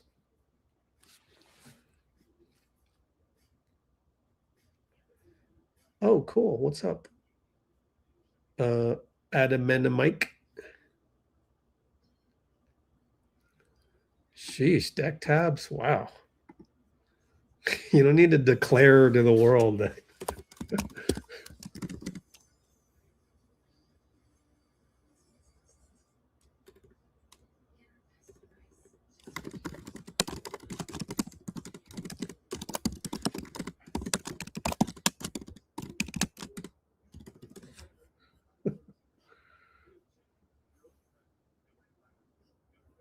Well, it wasn't 3 minutes by JK. It was 4.5, but pretty close.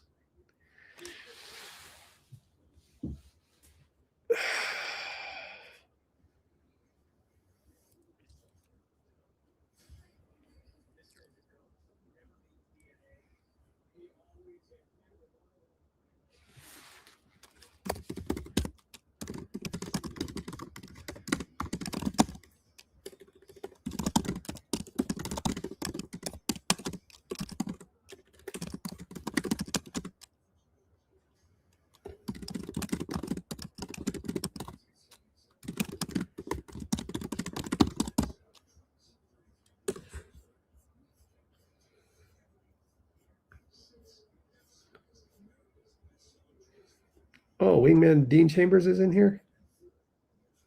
All right, Wingman Dean Chambers.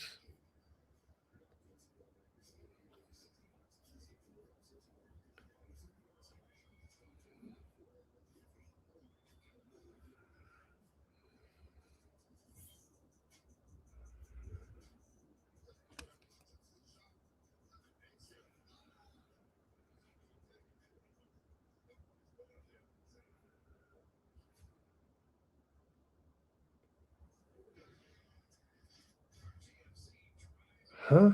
Sid said, about draft picks, you all talking one thing. I don't get why if the coach for a player, the draft, it will just opine on not really has effect on drafting young players. Huh?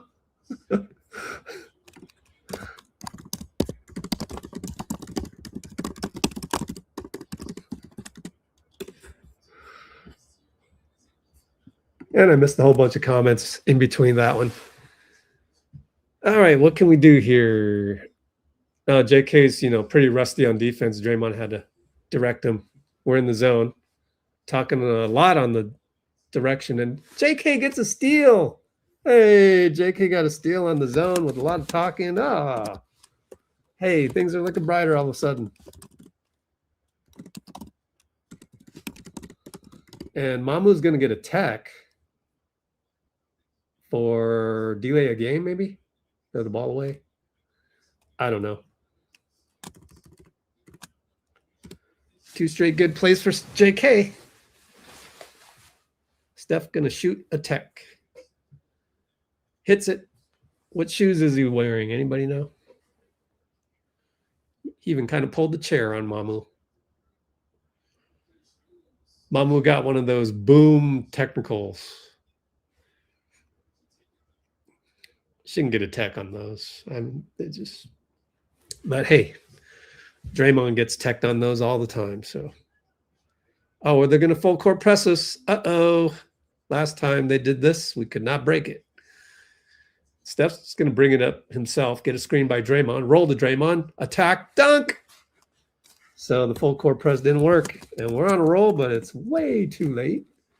Should have done this earlier, coaching staff.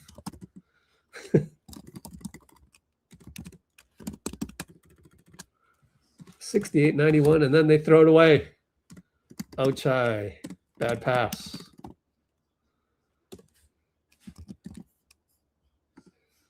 Three ball Steph, nope, that's too bad. Wanted to kind of blow a hole in the roof.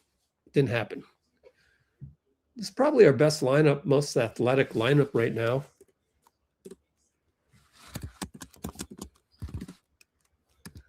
And a reverse lay. Oh, missed it. Steph loses the ball. Got it to Gary, luckily. And Gary hit Shed in the face. Offensive foul.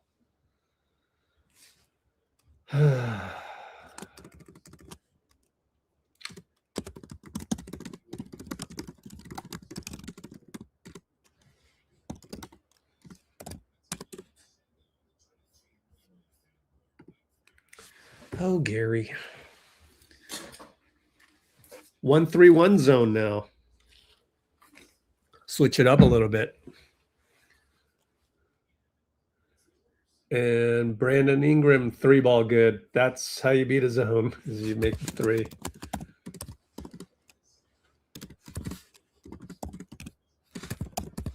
Steph, corner 3, hero ball, in and out.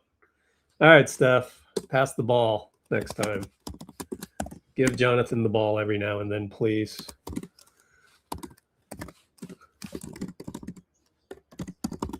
Good rebound by JK.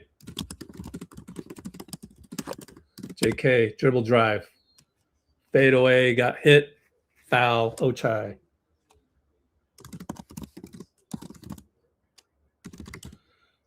Good job, JK. Yeah, JK.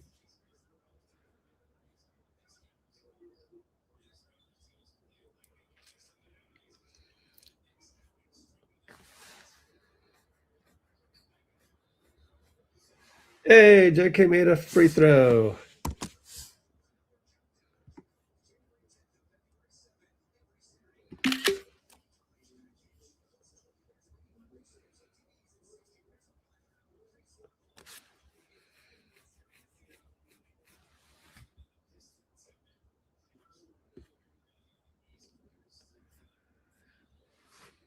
BPJ, what's up?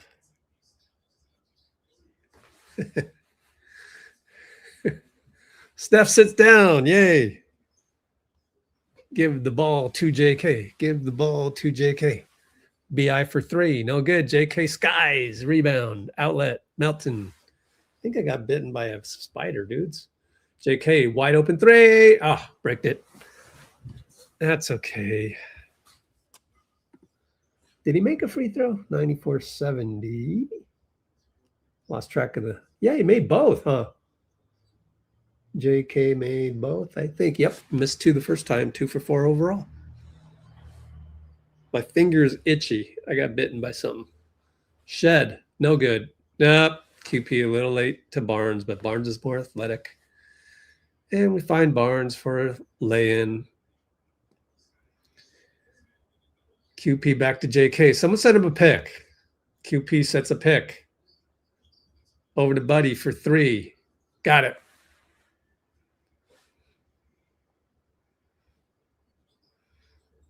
Barnes is going to attack QP. Kick it to Battle. Battle attacks Melton and 1. Just got beat. You don't expect Melton to get beat by Battle. Strangely.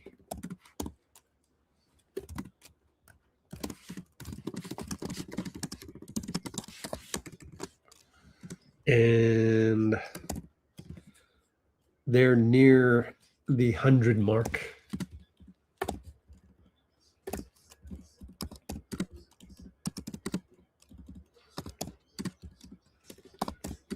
$99.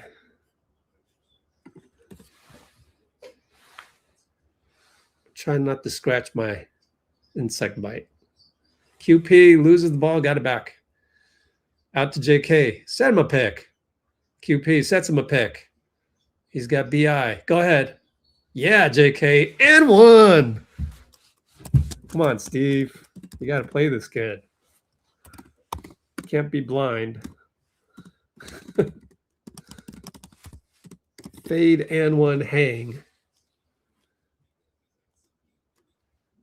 75-99 with 1 free throw coming up. People forgot, right? All the people that saying, oh, JK can't do this, JK can't do that. Well, he can do some things. You just forgot. And then you kicked the guy when he was down. I'm talking to you, Other Warriors channel, and you, Other Warriors channel, and the Other Warriors channel, and the Other Warriors Twitter, and the Other Warriors Twitter. You kick a guy when he's down. That gets you the clicks. I get it. But sheesh. Let's be real. See, when you've spent as much time in basketball gyms as I have, running basketball leagues, attending Chinese tournaments in, Fort Lauderdale, attending Filipino tournaments in, what's the place? Attending Filipino tournaments in Delano. You don't kick guys when they're down. You just don't do that as a teammate.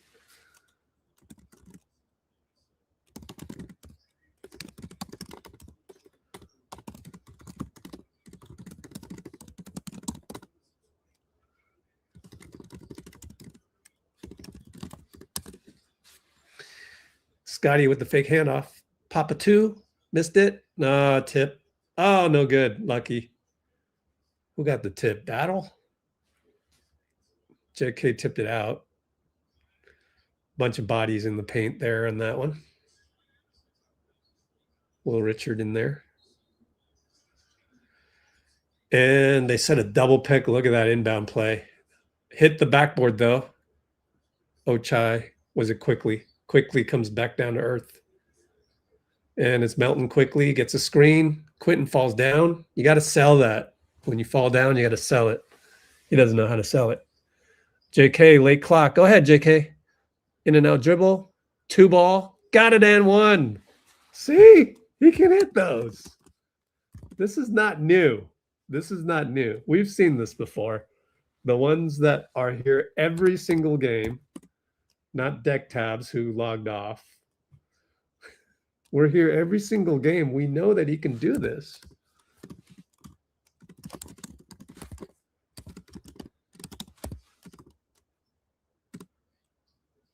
Bucket good.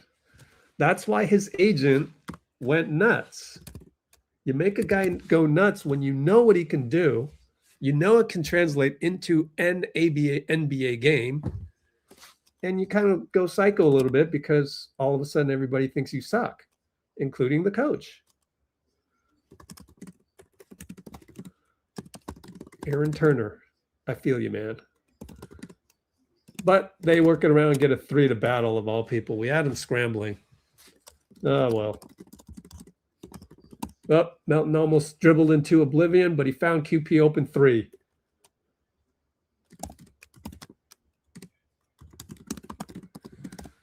And we're down 20. Oh, QP gets beat, but he sticks with it and gets the rebound as Mogbo smoked the layup. Buddy dribbling too much. Found QP, found Will. Get the ball to JK. Got it. Get out of there, QP. Thank you. Good screen, Will. But good defense by the Raptors. Buddy shoots a 3, fouled by Battle. We have some momentum. We can cut it to 17, believe it or not.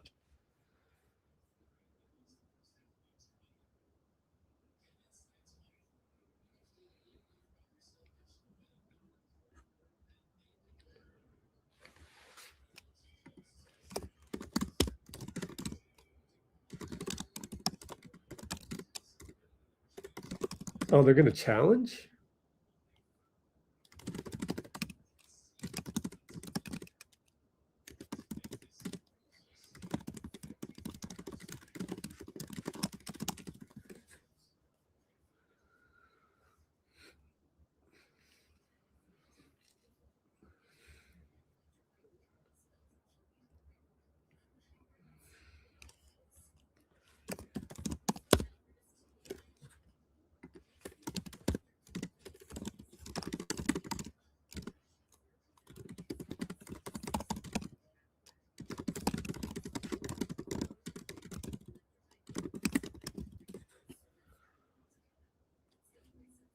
So we got a timeout challenge by Darko on this one. I can't remember what happened. Oh, Buddy got fouled on a 3. Oh, that sucks. Might lose this one, considering why would you challenge it if you weren't quite confident? No need to do a poll.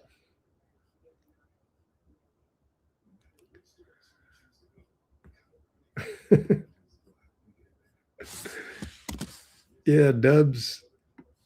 The real Dubs. I'm sorry. Sorry to the other Dubs. There's other Dubs out there. You are the real Dubs. You don't hate.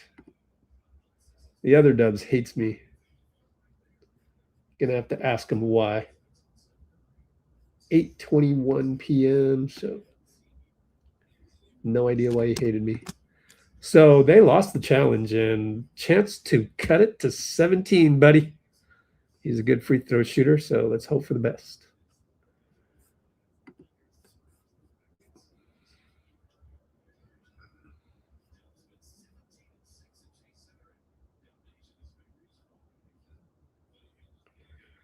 Yeah, they got Brandon Ingram on low stock price. And we get some token pressure, and Melton steals it. Oh, yes, Melton with the full court press. Right back at you, buddy, for 3. Got it. We're down by 14. What a comeback. All right, then I got to take back what I said, huh? It's this bad. Well, we're playing JK. That's the difference. Oh, QP could not stop Ochai. That's too bad.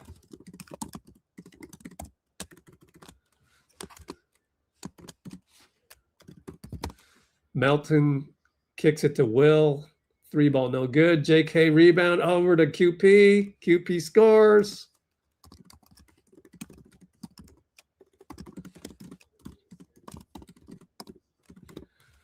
$92-106. Do you bring back Steph or no? You ride it, I think. You got to ride this. No more donut rotation.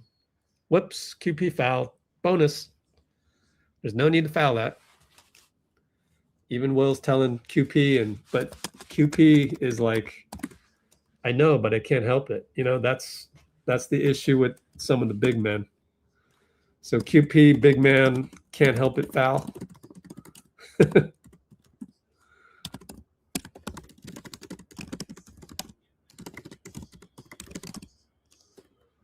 Blank look on QP's face. So penalty free throws, and it's going to be 2 free throws for Quickley, who killing us again. a routine Warrior killer, 10 for 12, 6 for 7, 32 points going on 33. Man, we are handing this guy future contracts.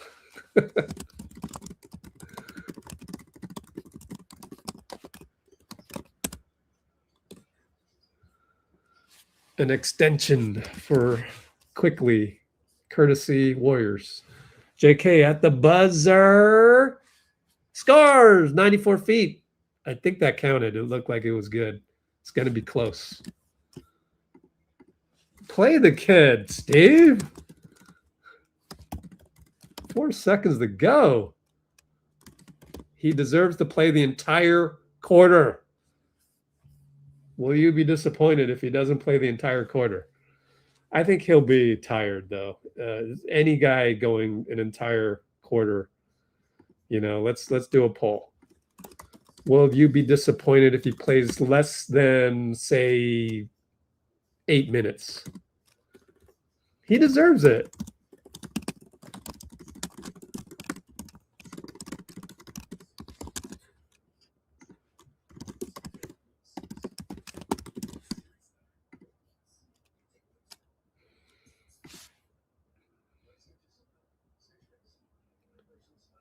Wow, that vote was close, whether you want to play or not.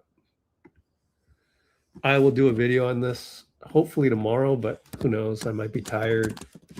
It's always tough to, you just have to be ready and hit the notification button. So let's do a commercial break. Commercial break, 60 seconds. Let it run, please. Thanks. Thanks without a K. Here's your commercial break right here, right now.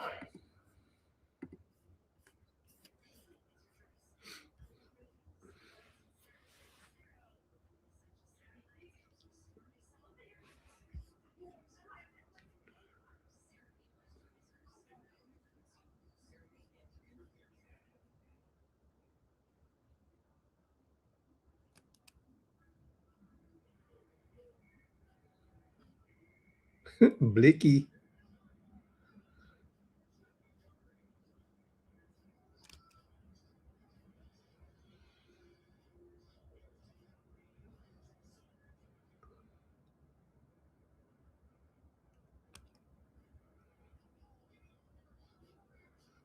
Oh yeah, Dean, huh? How was the commercial?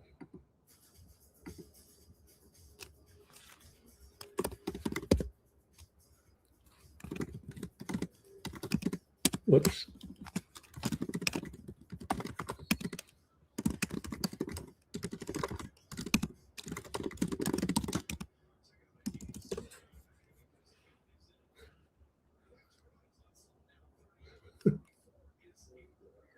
Let's not call people dumb. They're just misguided. Yeah, I want to play JK the whole fourth, but it's tiring. 3 ball against the zone. Shouldn't have gone zone.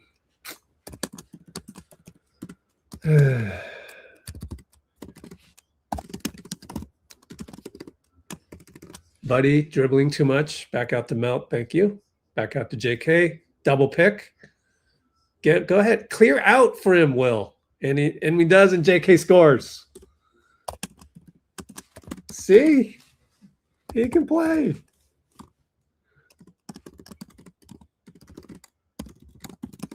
Love it. Oh, JK reaching. Oh. Review. He wants a review. Nice pick by Will. I can't tell. It happened too quick, and the angle of the TV is tough to see the reach in, but he shouldn't reach in unless you're sure you're going to get all ball.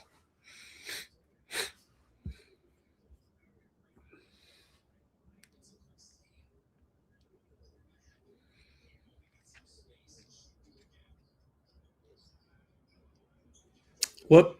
Will Rich got beat on the inbound. Nice play design by Darko. Bad pass to JK. What are you doing, guys? Was that Melt? I look up and it's a turnover. Yeah. Oh no, it's a reach in. Brandon Ingram reached in on Melt. Yeah, they need to call that. That's not fair.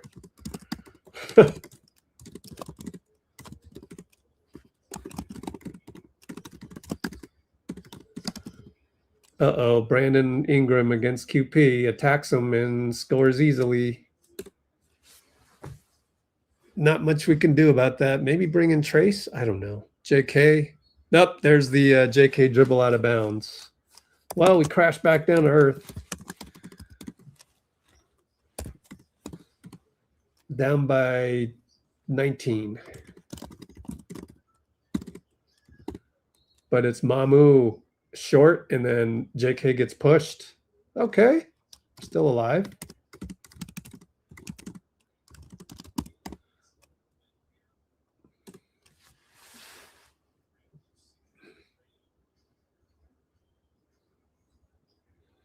JK, screen Melt, and screen QP. He got two screens, but he dribbled off his foot, has to retrieve it. Goes back to Melt. That's too bad. We set 2 picks for you, and you couldn't hold on. And Melton scores.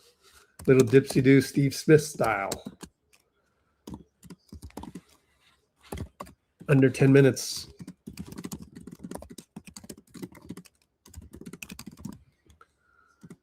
Whoops, Melt fouled BI. 2 shots. Melt with the up and down game again.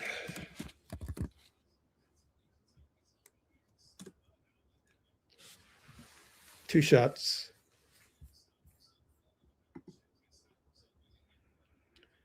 Yeah, that would be a good starting 5.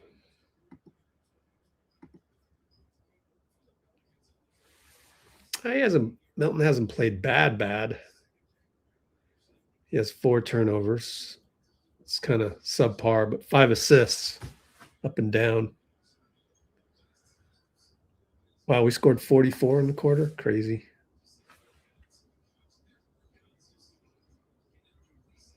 Sweater woman? You mean dance cam mom? Oh no, Melton turnover to Will. Melt's going to pick up his 5th turnover, and it was another zig, and he zagged. Another one. Can't have that.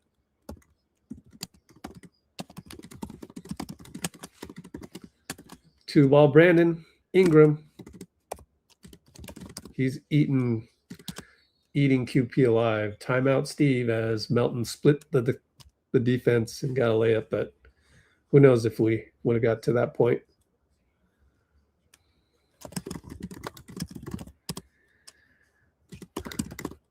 And then now we're down 21 again.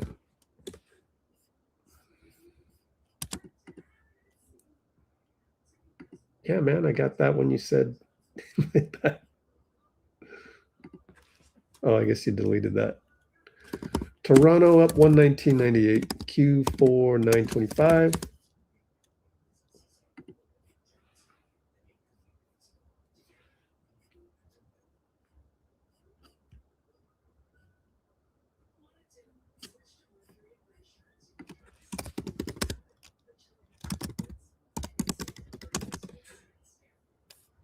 What else is going on? Let's check Discord.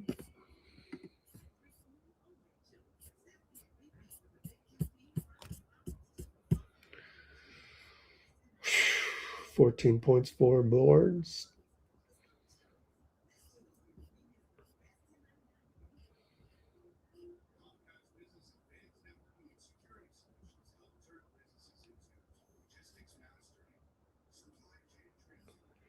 Yeah, you rode that second unit as far as you could.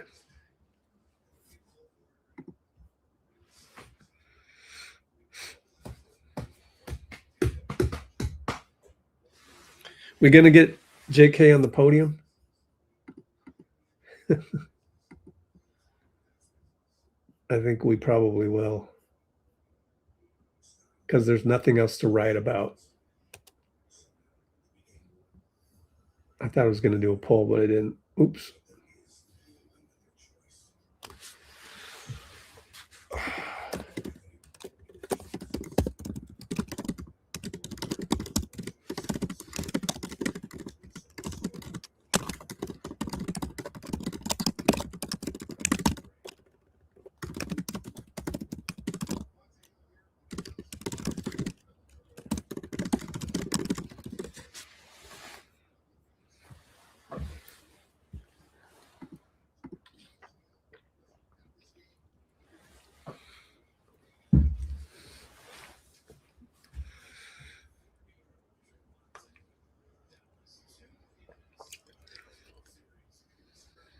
Trace Jackson Davis. Good to see JK stay in the game, and we have Pat Spencer.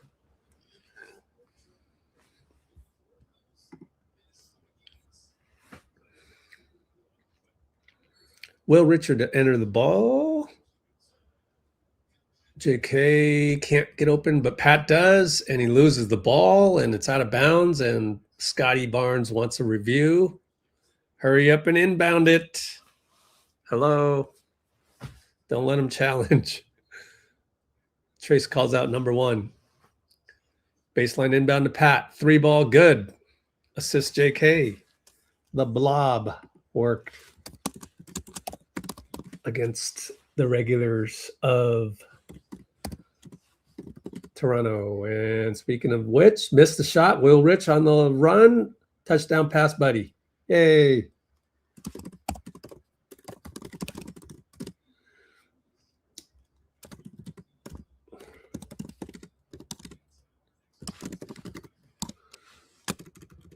Down 16. And they slow roll it. Shed. Inside. Another steal. Great defense, Buddy. Trace picked up the steal. Fine, Buddy. Buddy holds it too long. Back outside to Pat. And JK's going to post up, but they're going to double him.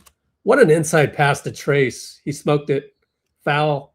Mamu, though, on the rebound.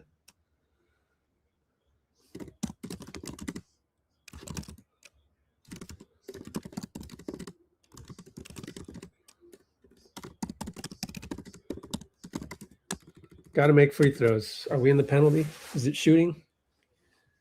We shall see. Nope. Side out. Probably for the better, considering Trace is unreliable on those free throws. Buddy around the curl. Roll to Trace. Someone's open. Pat is open, and he hits inside the lane against the Toronto starters. Timeout.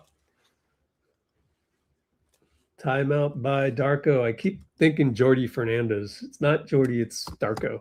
That's why I'm so late on this. Pick and roll between, what was it, Will and Trace? 105, 119. Back to that 14-point deficit. Making a run. A lot of time left as well.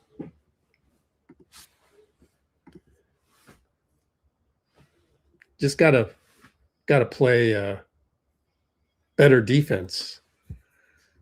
Hopefully, yeah. Hopefully, Gee's in there as well. Well, the towel was not thrown. It was, but it wasn't.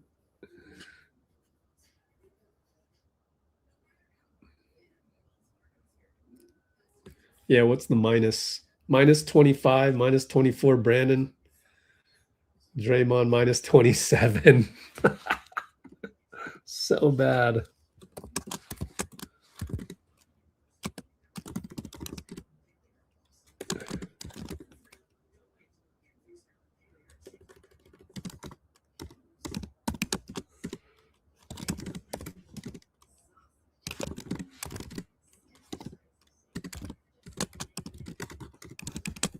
Ugh.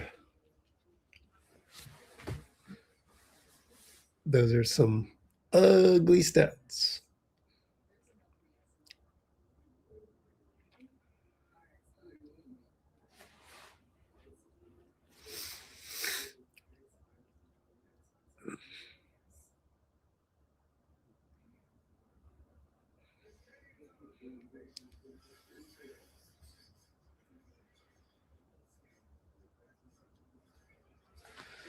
I don't know, man. Do you think JK should start next game? Has he proven it? Let's do a poll. Do you think JK has earned a start for next game at Dallas in 2 days? I'm going to say yeah. We need size.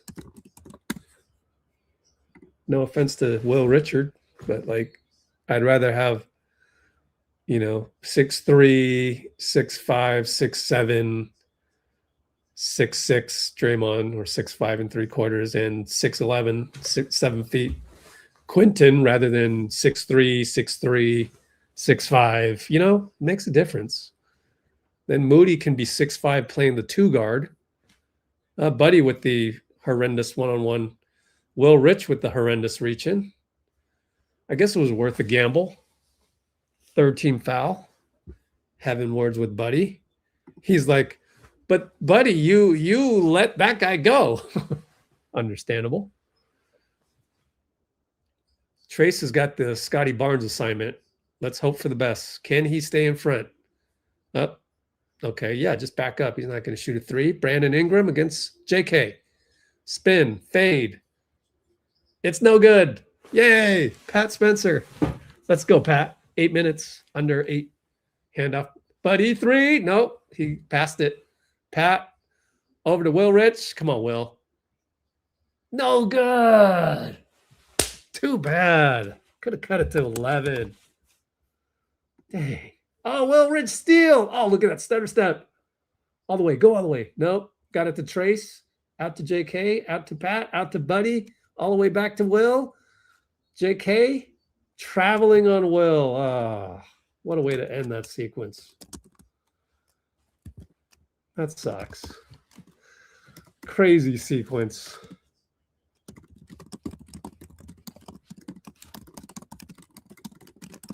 Oh, that one's tough. Because Scottie Barnes is going to score from the nail. 105, 121. Man, possible turning point. Buddy over to Will. Loses the ball. Buddy fights back. 3 ball. Good, Buddy. Keeps the air supply going. We have not died yet. 13-point deficit. No, 20. Yeah. Wait, I can't add. Yeah, 13. That's a crazy. Nah, that's interesting.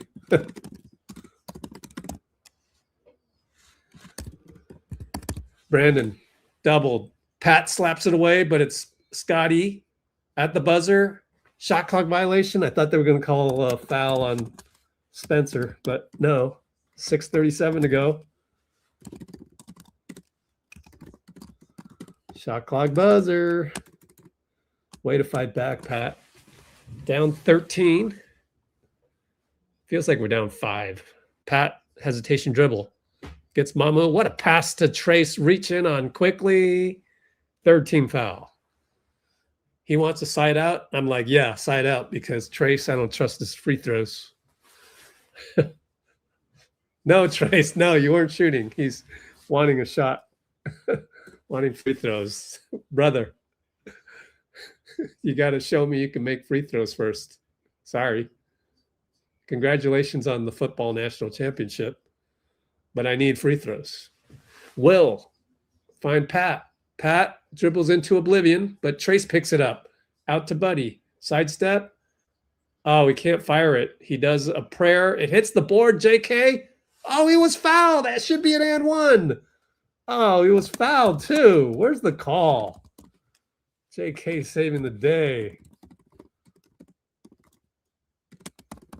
And a dunk attempt blocked by Trace. Scottie Barnes trying to get on SportsCenter. Down by 11. Can we cut it to single? It quickly gets away with it. He palmed the ball and he turned the corner on Will. Drew a foul. Luckily missed it. I think he palmed that one. Oh, man, that's a palming. I'm watching the replay. They don't like calling palms anymore, man. That's BS.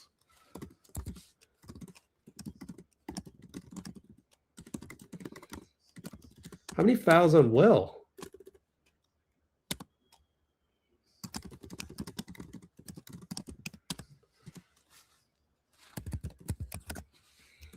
Let's check the fouls on Will. It is only 2. Guy has 4. Guy didn't really do too much. Oh, Steve's going to call the middle of the free throw timeout. And it's 122, 110 with one more free throw. Q4, 546. I can't stand it when Fitz does that. when with Jimmy Butler out, like, first of all, we don't want to be reminded of that. Secondly, stop making the excuses. Why does he do that? It's just so annoying. There's no way to describe it. It can't be described by words. It's just it's called homerism. We don't need that. It's not something we do in basketball, right? And that's where the difference between spending time in a basketball gym, like go ask Coach Dubs, would you ever tell your team in the timeout, oh, hey, we're doing great, guys, and we don't have Jimmy? Like, F that. That's not basketball, man. Stop it with that. If you just treat basketball the same as you would when you're playing the game at any level, your teammates, that's how we do it at Let's Go Warriors. It's a culmination of all my basketball experiences, and I impose that. I purposely do that because that's the proper way to love the game.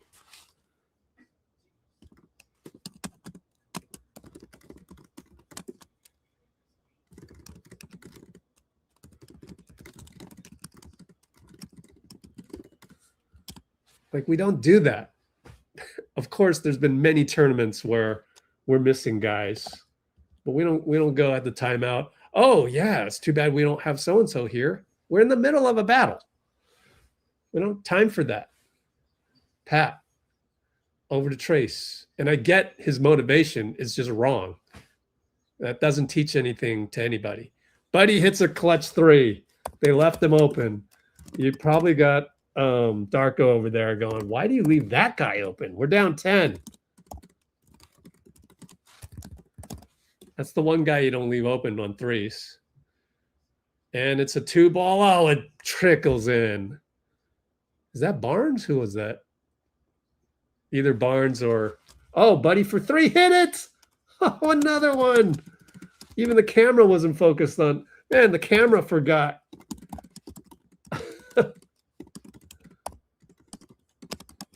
Three-ball Ingram. Hero ball. I mean, JK was there. Oh, that's tough. 116, 128. JK for three. Missed it. Ah, that sucks. Make or miss league. 426.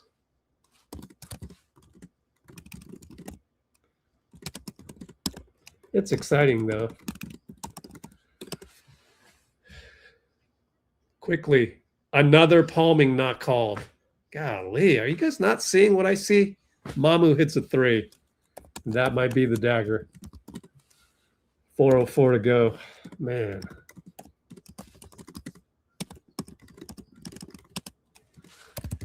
Down 15. JK calls for a screen from Trace.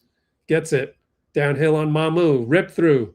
Layup. No good. Ooh, Flores was going to do the and one if he happened to make that one.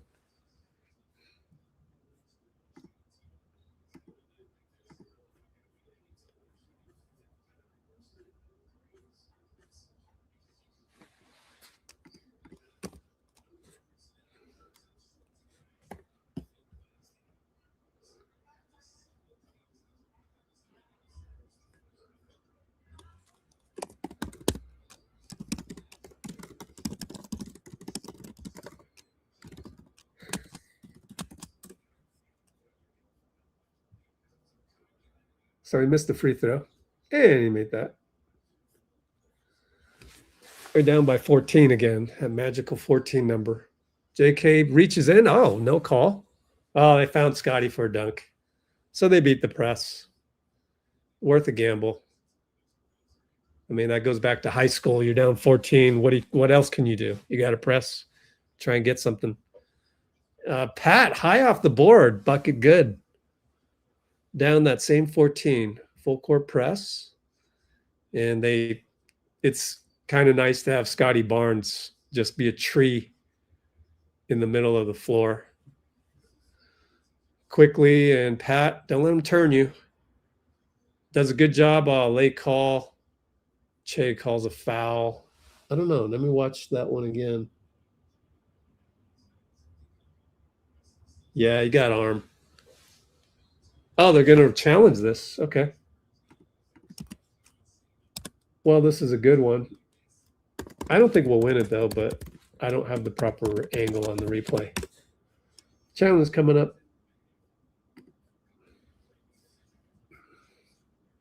Yeah, Raptors couldn't miss from 3. 19 for 32. Sheesh.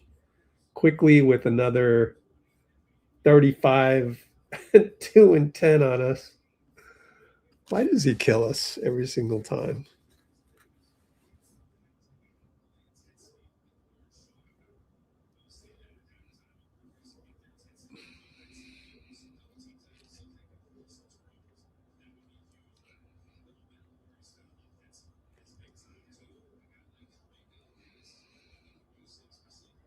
Yeah.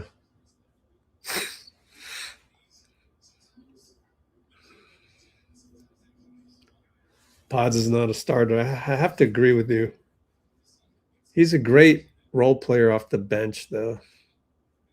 Just, I don't think he should start either. But the old, I guess you need 2 ball handlers there at all times or whatever. Well, Steph and Draymond, so.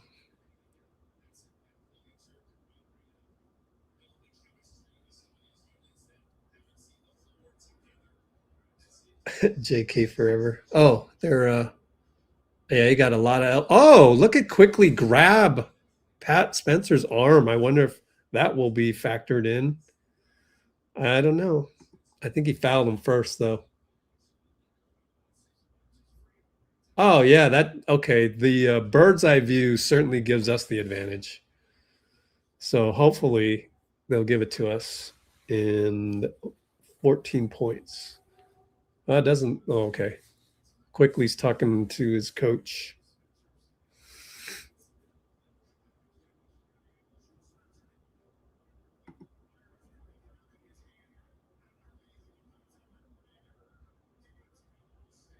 Yep, they called a foul first, then quickly grabbed the arm. Well, I think that's the right call, even though I don't like Tiven. But let's not get in the habit of that's the game and all that. Let's temper that a little bit. That's maybe the game. Probably the game. Not for sure the game. Let's put a probably next to that. Because then you sound defeated. Quickly hits.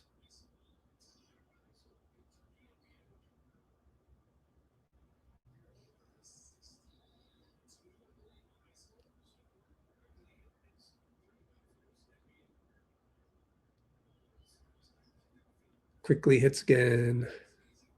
JK over to Pat. We are at 305, 304, 303. JK will switch, but he's open. Pop it, buddy. He does. He got it. Oh, nice design play. I like that play.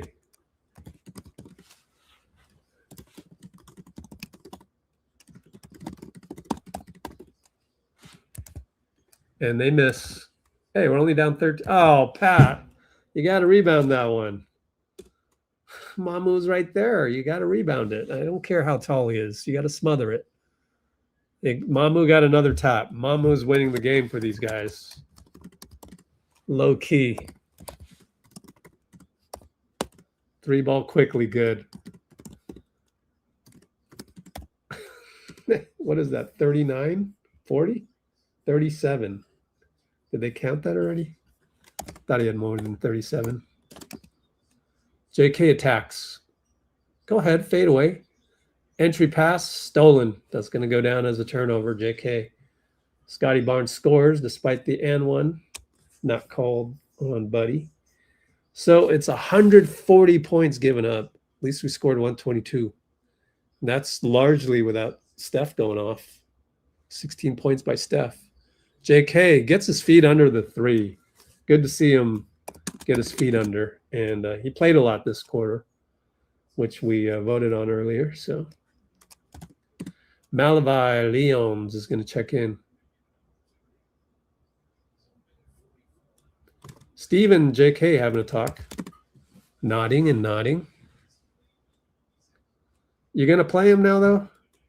You can't do all this and then not play him, right? That's why his agent is pissed. That's why.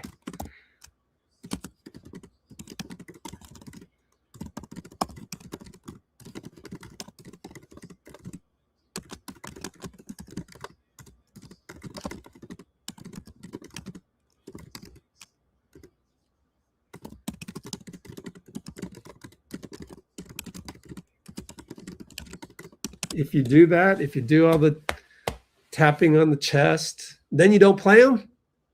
That's when agents go haywire. They start tweeting.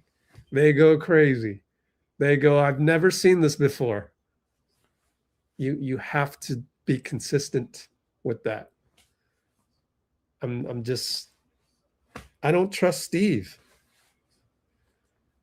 However, I will give him one piece of grace, which is, I've said this before, not all geniuses are geniuses with everything. Albert Einstein himself did not accept quantum physics for decades. Okay, maybe it was 1 decade. That's a long time to just refute. That's like, you know, back in the day when people said the earth was flat. No, the earth is flat. No, relativity. No, quantum physics. No. Yes, you are wrong. You, the great Einstein, are actually wrong. You, the great Steve Kerr, you actually can't deal with this part of basketball, which is understandable. But you have to just own that. So if you're going to tap them on the chest and all this stuff, you have to own that, and you better play them. I'm just saying, I've been the player before. You cannot take me down this road and then not play me. So, but I get it. You're the Einstein genius. You're not Richard Feynman. You're not Niels Bohr. You're not Oppenheimer, all those guys. There's different geniuses, and there's never a genius of the whole thing. I'm sure John Wooden was deficient in some area of basketball. Had to be. Maybe he would not accept this era of basketball with Steph Curry ruined the game type of deal. So that is my thesis of the night. The Einstein genius myth.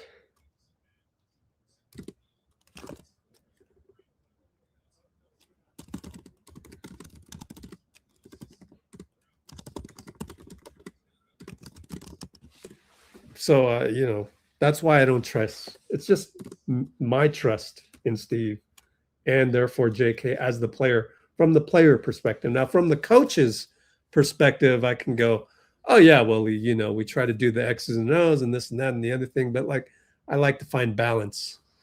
You know, I like to find both perspectives. Rashomon. Pat's going to get a dunk after he lost the ball, the old lost ball trick.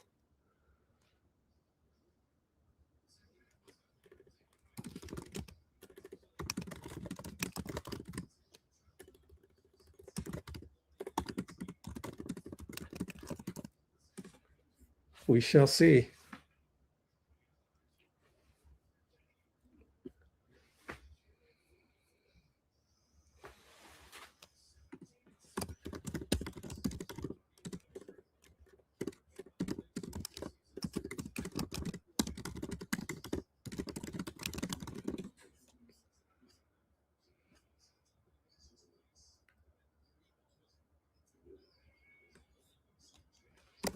Draymond starting? Well, I mean, you have to start Dray without Jimmy, right? I can understand it if Jimmy was here.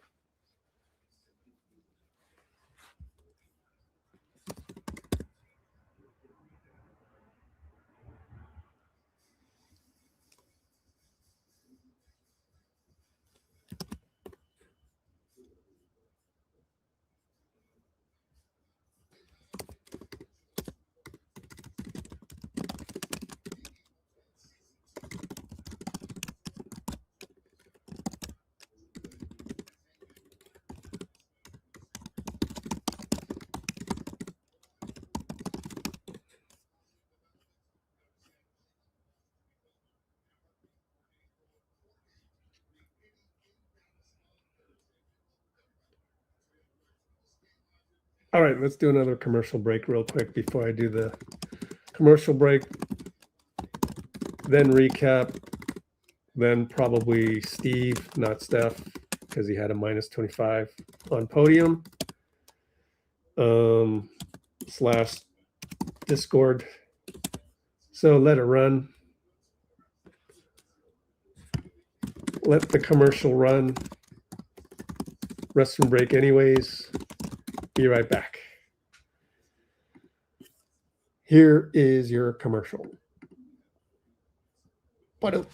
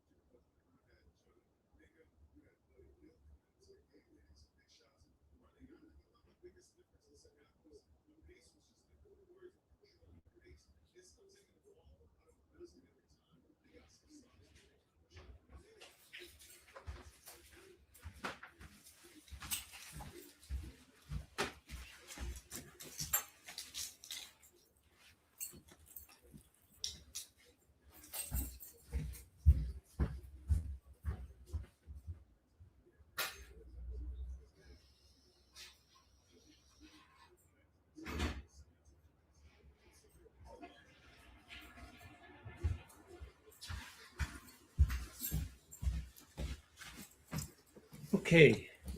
Oh, good news is we can do the pregame Steve Kerr one. So that's a little bit of good news.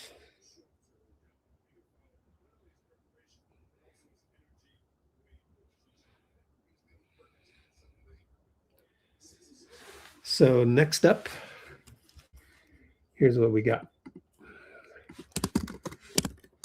Coming up, Kerr pregame, 8 minutes. Oh, maybe I can get Dunleavy. Let me see.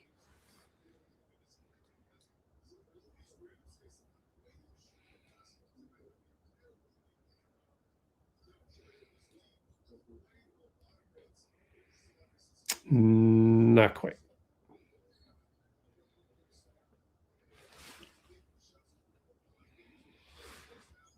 Let's see.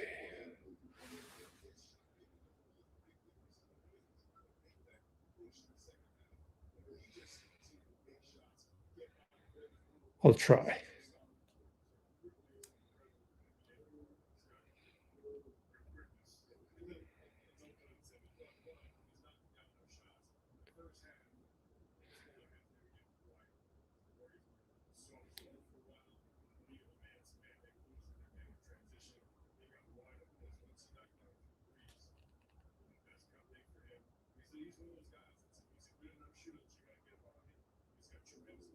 There we go.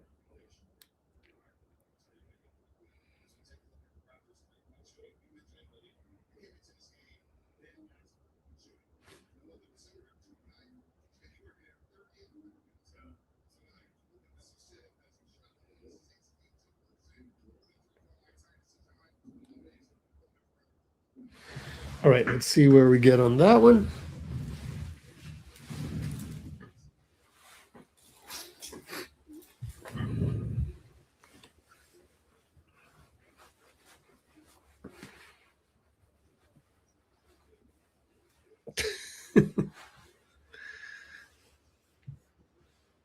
Okay.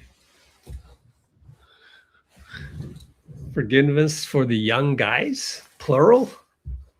Dean, there's only one guy that needs forgiveness. Forgiveness for the young guys. I don't understand that one.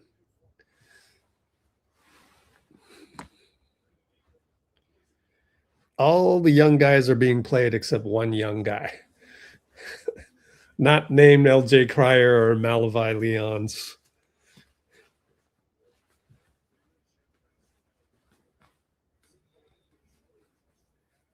I don't know if forgiven is the right word. I can forgive Steve for not playing him. But there's no, I don't know about anything that I need to forgive JK. Maybe his agent going psycho. To me, that's forgivable. Of course.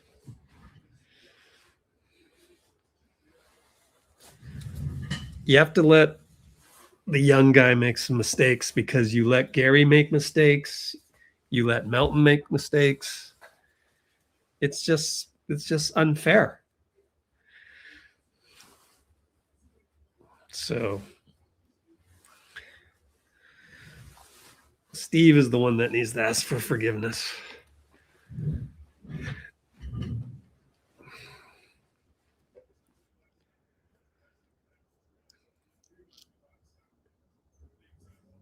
Yeah, Bruce.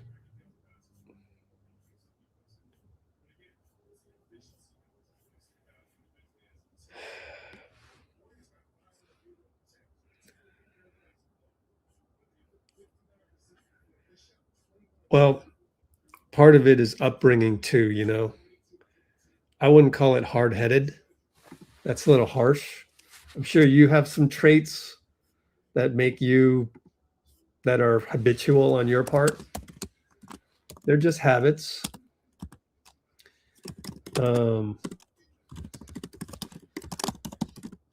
So I call those habits, upbringing, you know, stuff in your DNA now.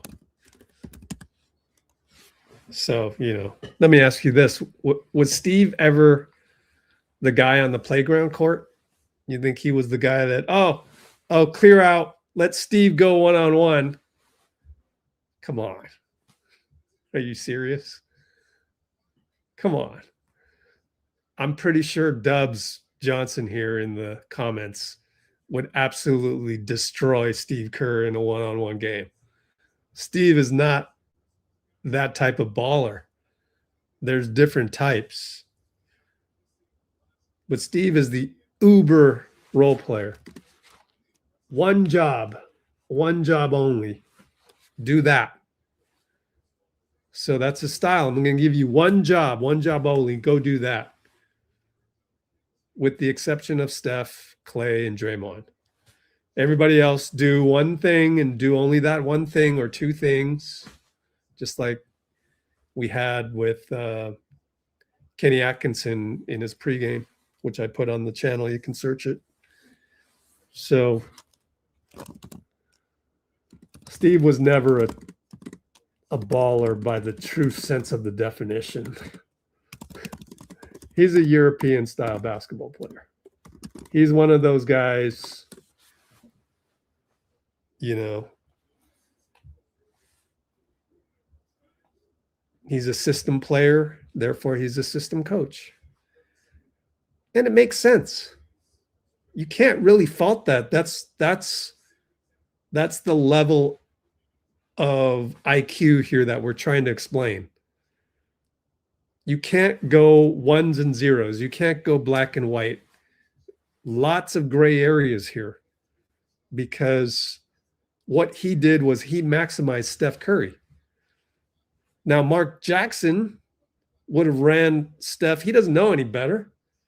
He has a baller's point of view. I have the ball. I want to get, so-and-so open. Let's say it's Kevin Durant over there. Let's run pick and roll and get that guy open. Steve goes, no, we're changing this up.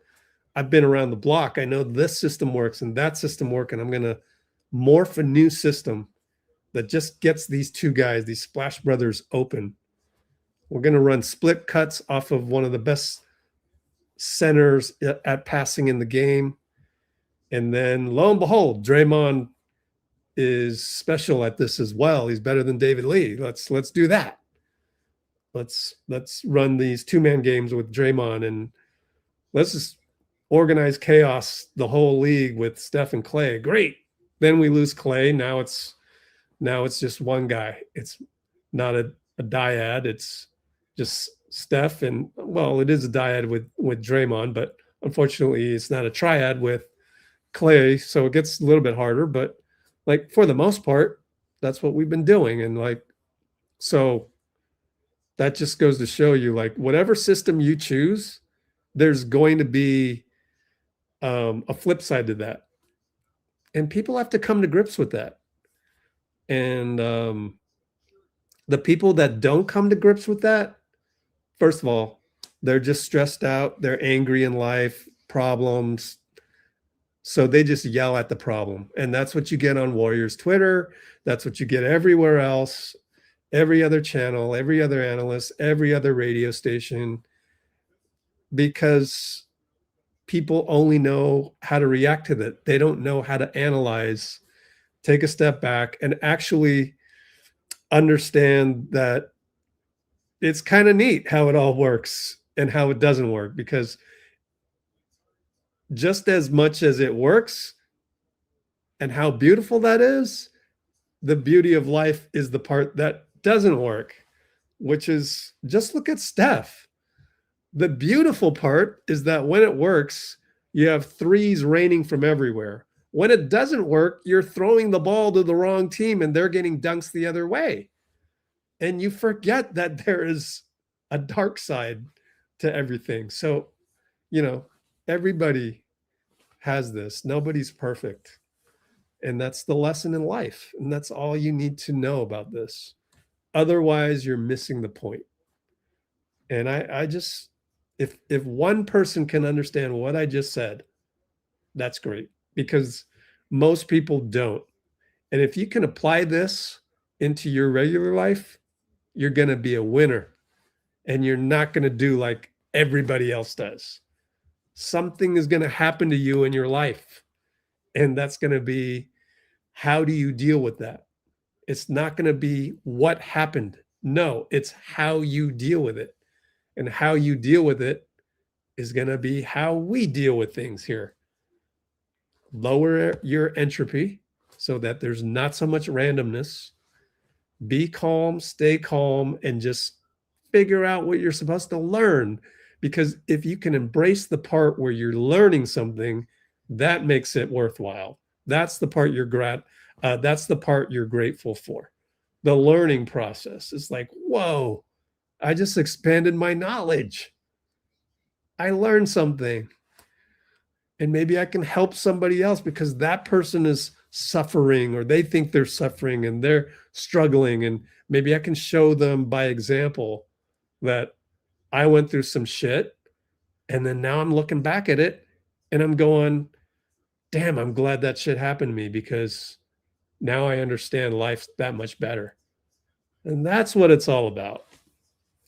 But if you get caught scrolling and thumb typing, then you're going to miss the point. So there's beauty in this, Achilles heel thing. There's beauty in Kerr having this one flaw that's getting more and more exposed. There's some beauty in that, honestly. It's like, the less perfect you are, like you seem like you're so perfect, but there's actually that one thing you're actually not that good at. That's being human. So you work on that. And that's the struggle, and that's the thing.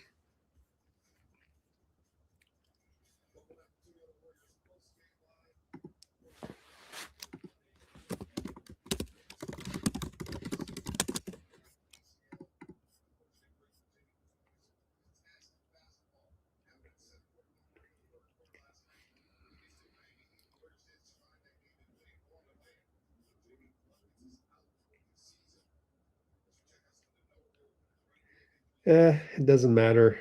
It doesn't matter where.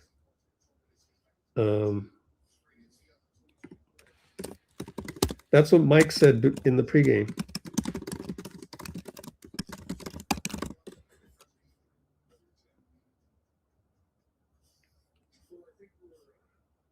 Oh, let's get the Mike Dunleavy one ready to go.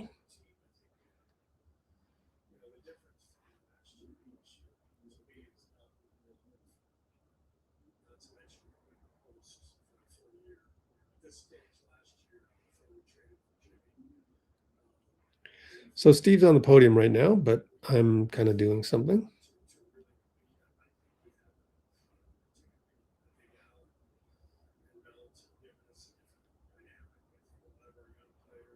Huh.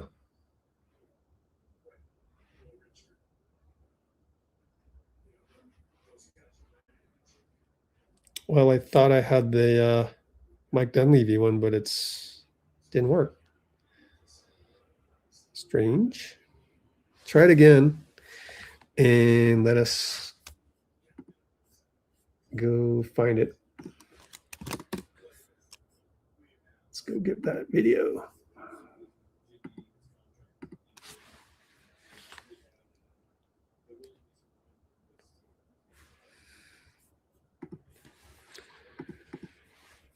All right.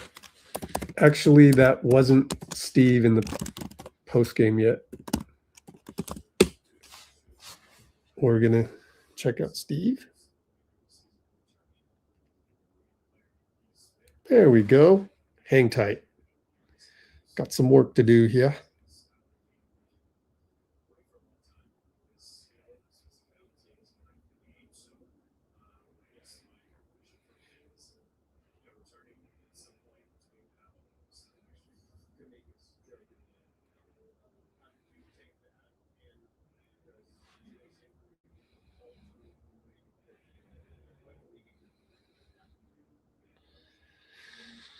Okay, Mike Dunleavy's skinny. Okay, get that underway. Here's Steve pregame. Let's look at some more comments before we go to there.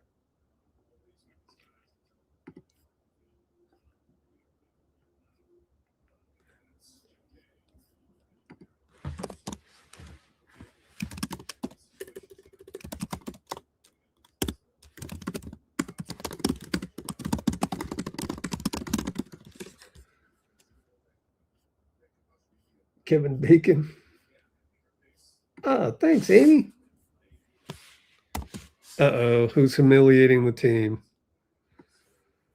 Don't make us feel bad about our team. Don't do that. That's almost as bad as making me feel bad about myself.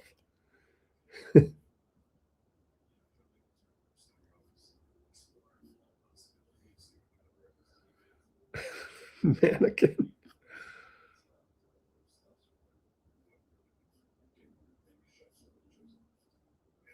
Okay, where are we?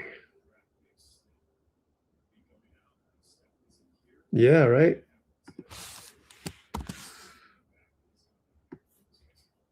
Change the game, and Steve deserves some credit.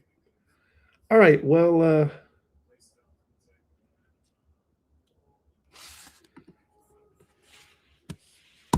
time to listen to Steve pregame and then listen to Mike Dunleavy pregame as well. Ready? Here we go. Steve pregame.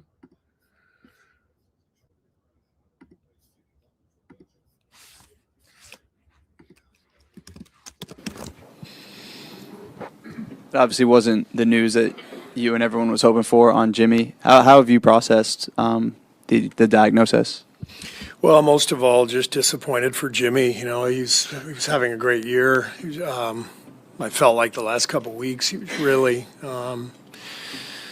at the top of his game. So for him, and for us, obviously, but for him individually, in the middle of a really great season with a lot of possibilities, a lot of excitement with the team, the way we're playing. I just feel terrible for him that he's going to miss the rest of the year. It's just part of the game, I know. Injuries are part of it, but it hurts for sure.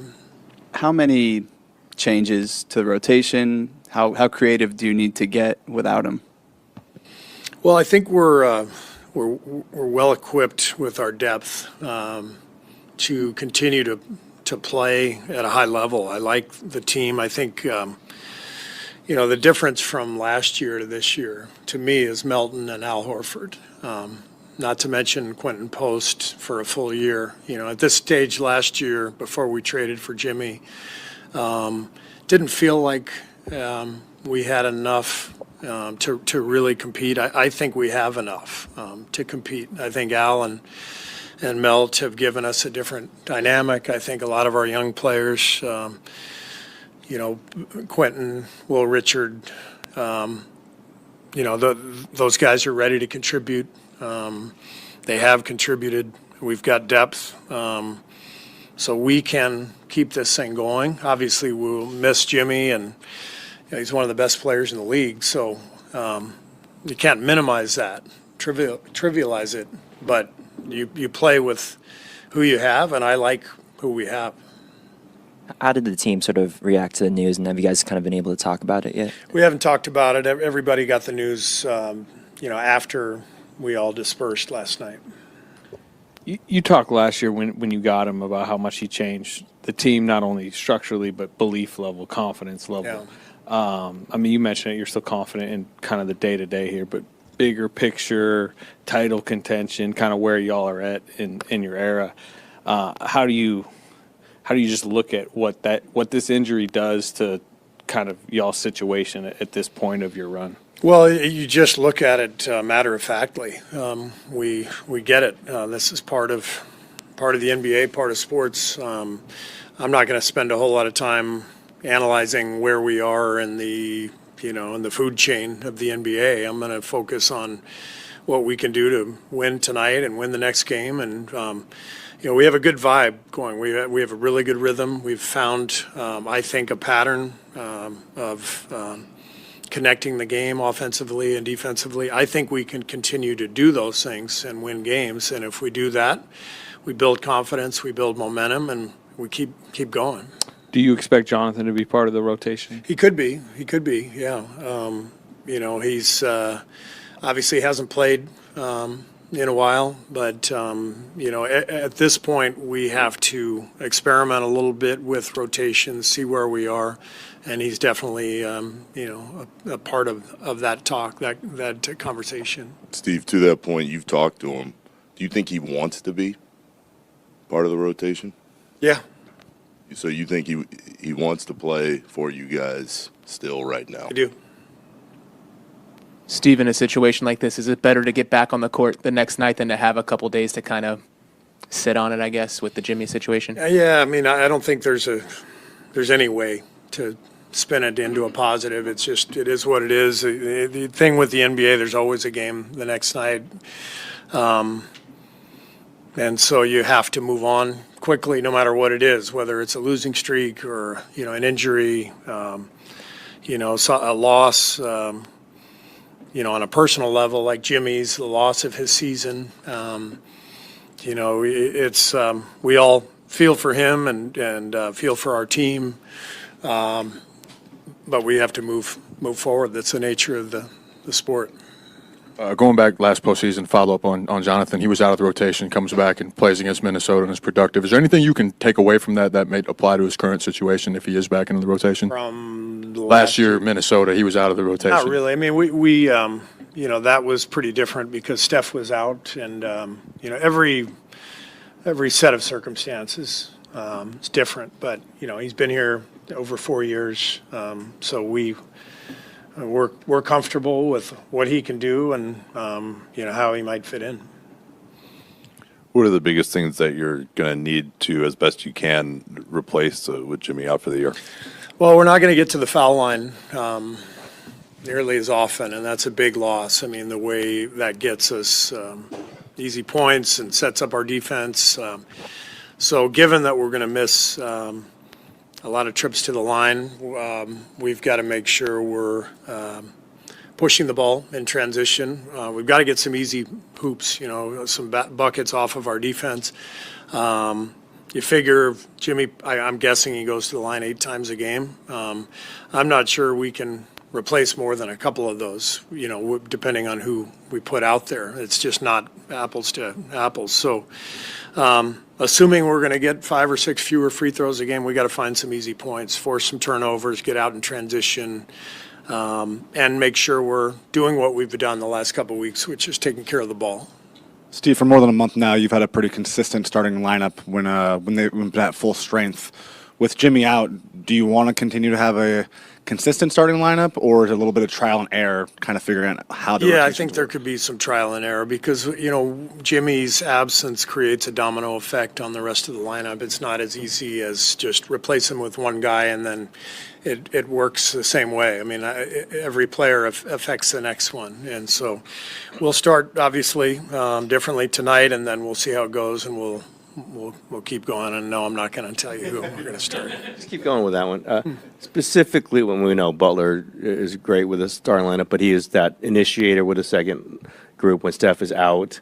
I know you probably can't know who would do that, or you just don't want to put it all on one person, but is Melton the most likely person to be that kind of initiator on the second Yeah, group? when Steph is out, that's probably the biggest thing that we have to adapt to now with Jimmy's absence. So in the non-Steph minutes, of which there are generally 16, I would expect Melt and Brandon both to be on the floor so that they can both handle and create, and we'll need shooters on the floor. So that's a time when Al, Quentin Post, Moses, Will Richard, Buddy, we'll want our shooters on the floor, around Melt and BP for sure, just to open things up and make sure we can score. Thanks. Okay, well, I don't have the next one ready. Whoops. Let's take a look at Discord real quick and see where we're at with everything post game. Okay, Buddy Healed at the podium. Let's scroll back a tiny bit. Let's see if there's anything cool. Kaminga with 20 points, just like that.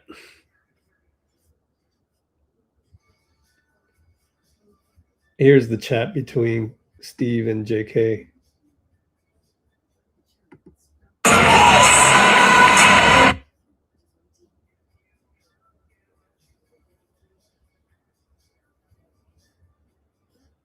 Just play them. It's not rocket science. Sometimes, even geniuses need a little bit of smelling salt.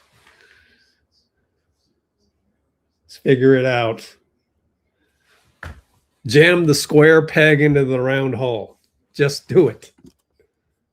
Here we go. In that second half. Yeah, he came in and had great energy, attacked the rim, made some shots.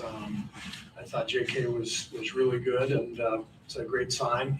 With Jimmy out, obviously there's a hole in at that spot on our roster. So JK is going to factor in here again, and really pleased with the way he stayed ready and stayed prepared, and got his opportunity and played really well. Steve, did you know you were going to play Jonathan? Maybe not that much, but you were going to play him tonight. Yeah.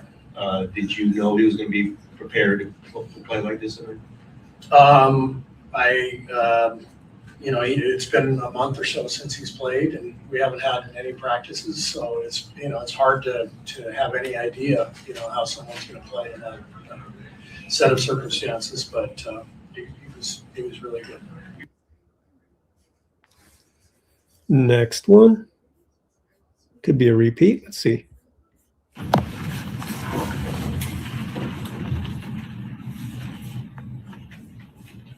You're down 14, going to the fourth, and you stick with the guys who got you there. It was just a matter of just going to let them decide this game because they got you back into it. For sure.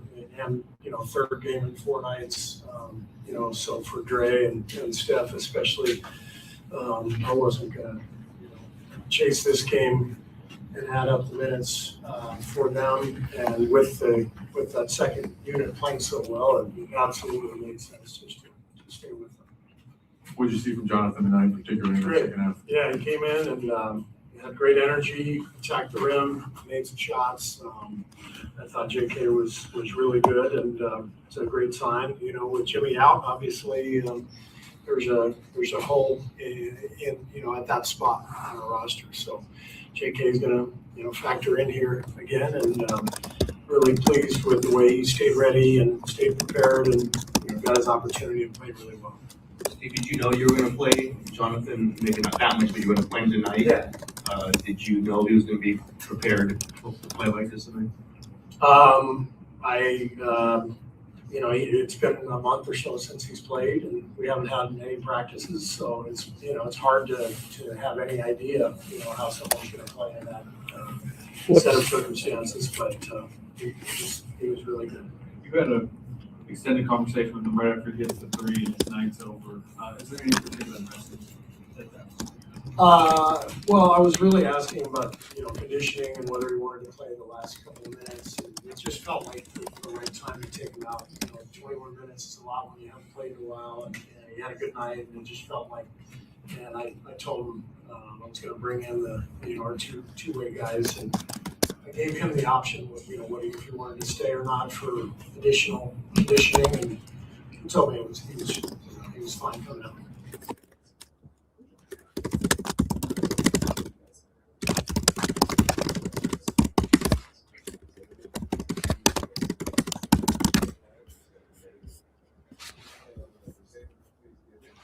Okay, really good sign. We got more of that. Which one's this? Really good. If I were still going to these post games, I would post the one that nobody else is posting. I don't know why you keep posting the same thing, but they don't look at it in those terms. Here's Buddy. We'll get Buddy later because we'll have all of them later. Mike Dunleavy pregame presser now on. Actually, I got to download it, so hang on.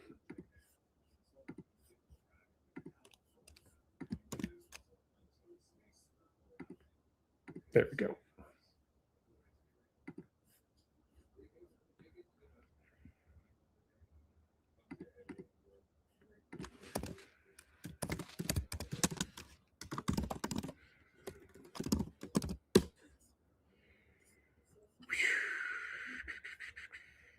Okay, here's Mike.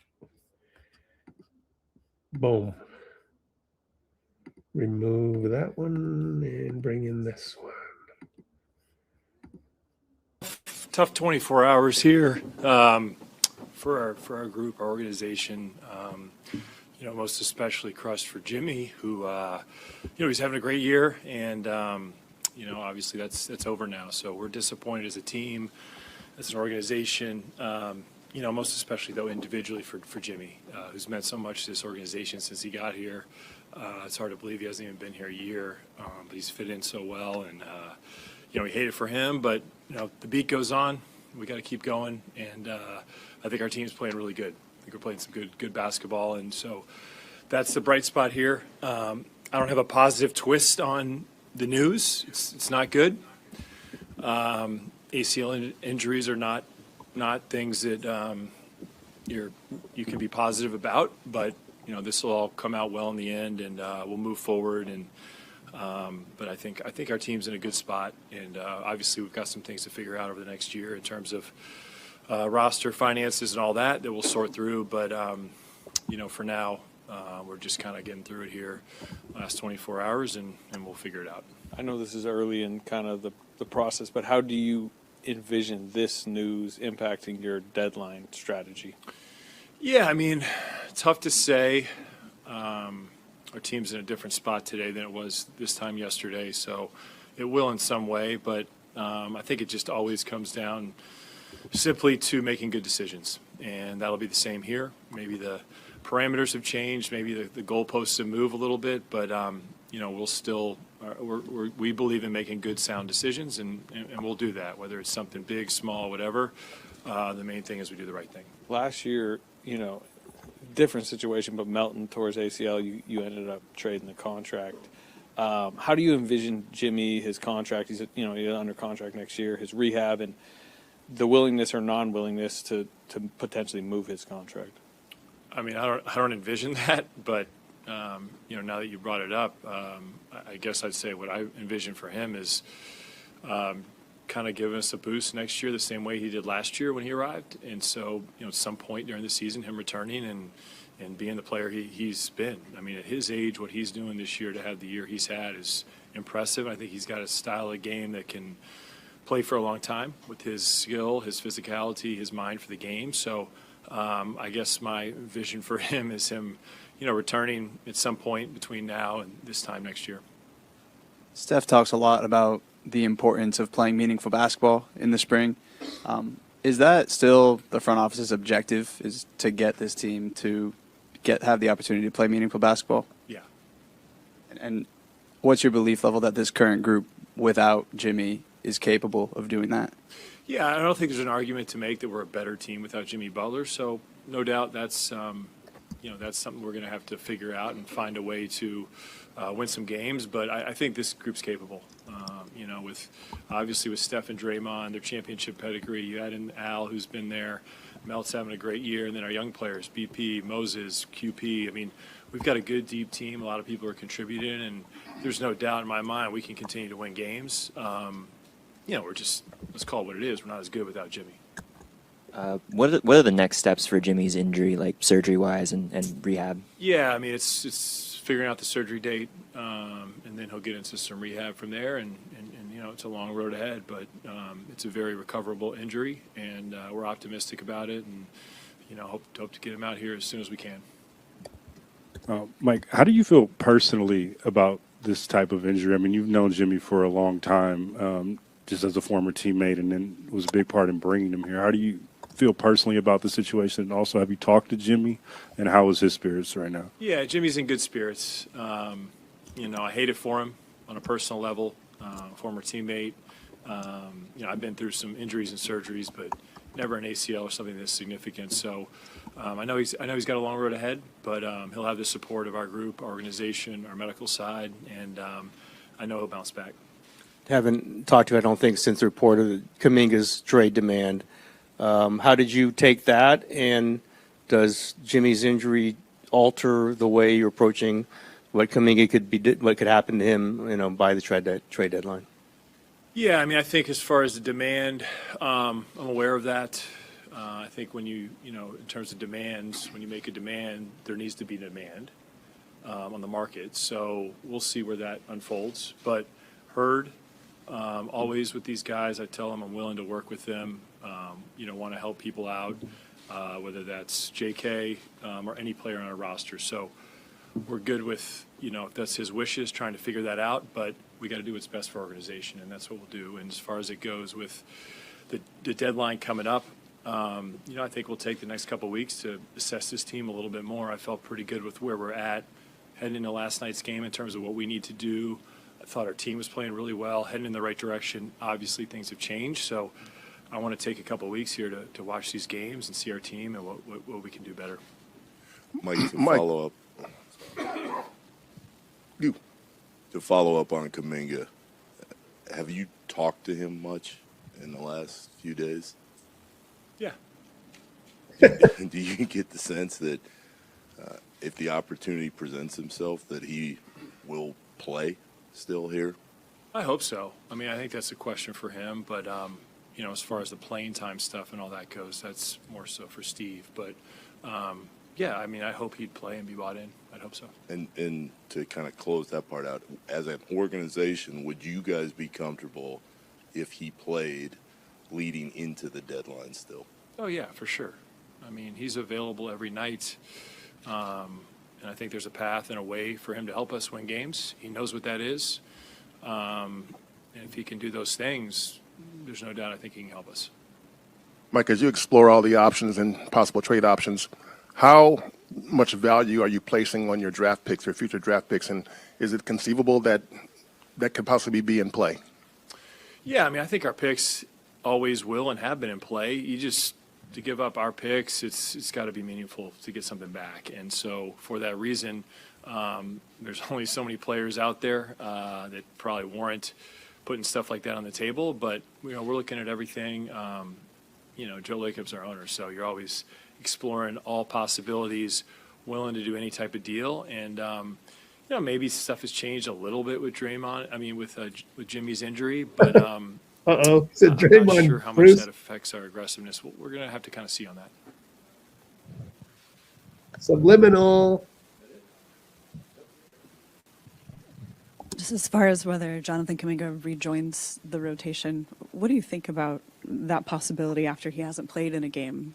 He hasn't played in 16 straight games. The unusualness and maybe the awkwardness, frankly, of the situation. Yeah, I think, you know, I'd hope he's ready. That's a job as a professional to stay ready, be ready. I think Steve's communicated that to him. So if his number's called, you know, I would expect him to go out there and play well. But yeah, it's a tough situation for him not having played. But, you know, there's guys, D'Anthony Melton, played 10 games in a year. So it's doable to kind of get your rhythm and get back in the flow. And like I said, if his number's called by Steve, we expect him to do that. Mike, how do you feel, just adding on to Kuminga, how do you feel about how that situation has devolved? I'm probably disappointed it hasn't worked out better, but, you know, it is what it is. And without getting into it too much, you know, I think I have a pretty good understanding of what's gone on. And but there's still, you know, there's still time left here. He's on our roster. I know the trade has been requested, but nothing's imminent. And, you know, things in this league can change in a heartbeat, as they did last night. So he's got to be ready, and, you know, we'll be ready. Piggybacking on Monty's question about the future assets that you guys have to trade, what level of player would really entice you to want to make a deal like that? Are we talking a starter, another all-star, you know, given kind of where this team is and what the goal is to compete for what's left of Steph's prime? What really would get you to maybe shove some of those chips in? I mean, I think if we're talking about trading draft picks that will be going out when Steph isn't here, it's going to have to be a player that we think will be getting back, that is going to be here when those picks are going out. So, and that player is going to have to be pretty impactful. So it would take a good amount, positionally, play style, archetype, all that. You know, I leave it pretty broad and open. But if there's a great player to be had, you know, we've got everything in the war chest that we would be willing to use. Obviously, several weeks to go before the deadline. Have you had general conversations? Have there been any discussions about frameworks of deals, or is that still to be determined? No, I think there's a lot of dialogue going on around the league. You know, we talk to all these teams. Everybody's talking to each other, feeling each other out. We really haven't seen any trades yet, which usually this 2 weeks away you'll see one or two. But you know, I think there's been some good discussions, and stuff will start to heat up here next couple weeks, as we know, and so we'll see. But I think for us, you know, for this injury, better now than 2 weeks from now or 3 weeks from now. It gives us a little bit of opportunity to assess and see if there's something we can do to help us out. But yeah, all in all, not great. Not much money on the books committed beyond 2027. How much discussion has there been about that as a potential inflection point, and what would it require for you guys to take on salary beyond 2027 in a trade? Yeah, I mean, I think that's something that's important to us for sure. The salary stuff nowadays is so big. These aprons are very challenging, so you have to be careful about the money you're taking on, both short-term, long-term, how much it is. Yeah, I would say the same thing along the lines as the picks. I mean, we'll take on money beyond that, but it's got to be worthwhile. Mike, you brought up when it comes to the trade demand, there needs to be a demand on the other side as well. What have you felt Jonathan's market has been, and is there any concern that these DMPs have hurt his value when it comes to the trade market? No concern. Market, I'll keep to myself. Okay. Hang tight there, people. Almost got the post games ready for ya. Gonna be another 10 minutes, maybe.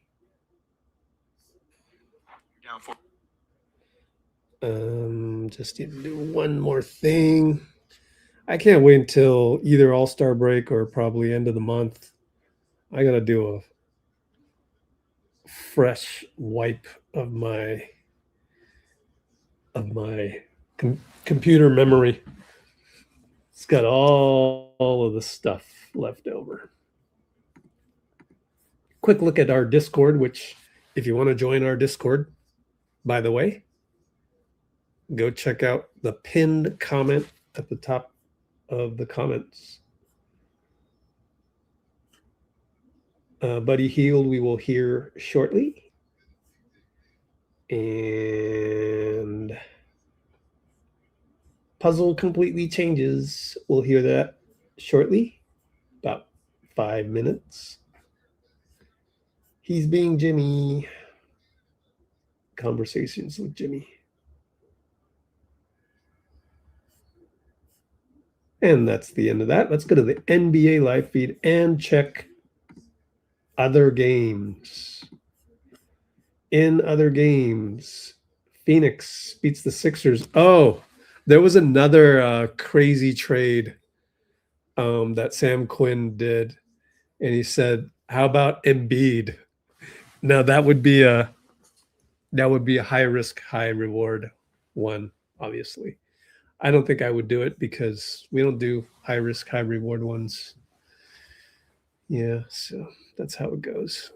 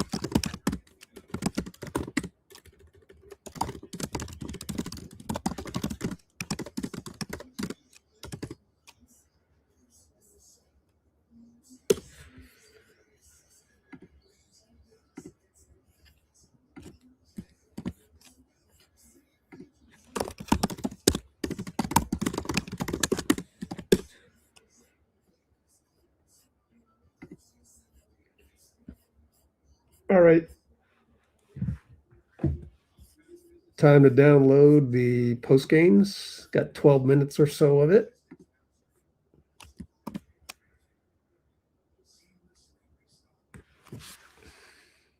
Oh, I didn't upload them yet. Oops.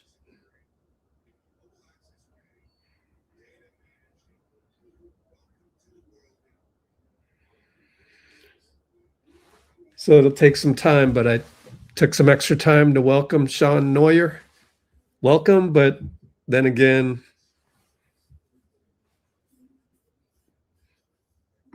tread lightly. Cool. Good. You never know, man. Every time we get like new person and they say things that are like, is that positive? Do we want this? So you have to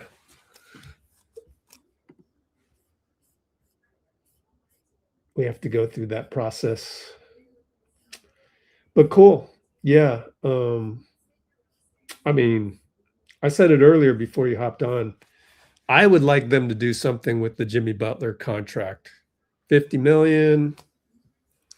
I think it's worth it to make a big splash type change that doesn't involve draft picks.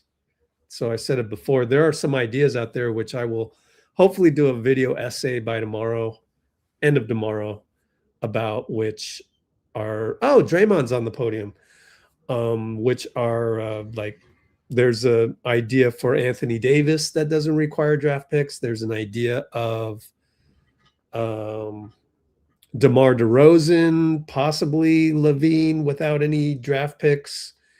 The way that I look at it is that you have $50 million sitting on the sidelines or rehabbing, at home, best wishes, sucks, but it is $50 million worth of something that isn't being utilized. And it's half a season, it's going to be, actually it's a full season. He's gone a year. So that's the remaining 40 games. And then the beginning 40 games of next season. To me, that's a lot of games. And I would just like to put that salary slot to better use, because I think the team that as is tough to deal with. Like, there were portions of tonight's game that were very hard to watch. So I would like to use the Jimmy contract to good use. Now, obviously, Dean disagrees with me. So,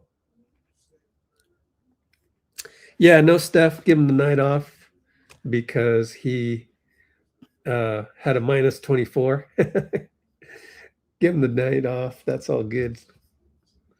Yeah, we'll get Draymond on here sooner or later, probably later. But let's go ahead and get 13 minutes of Buddy, Moody, and Steve before that.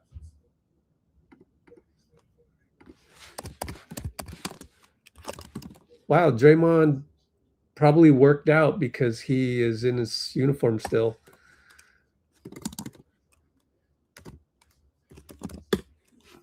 Steve, Buddy, Mo, coming right up. Steve, Buddy, and Mo. Here we go.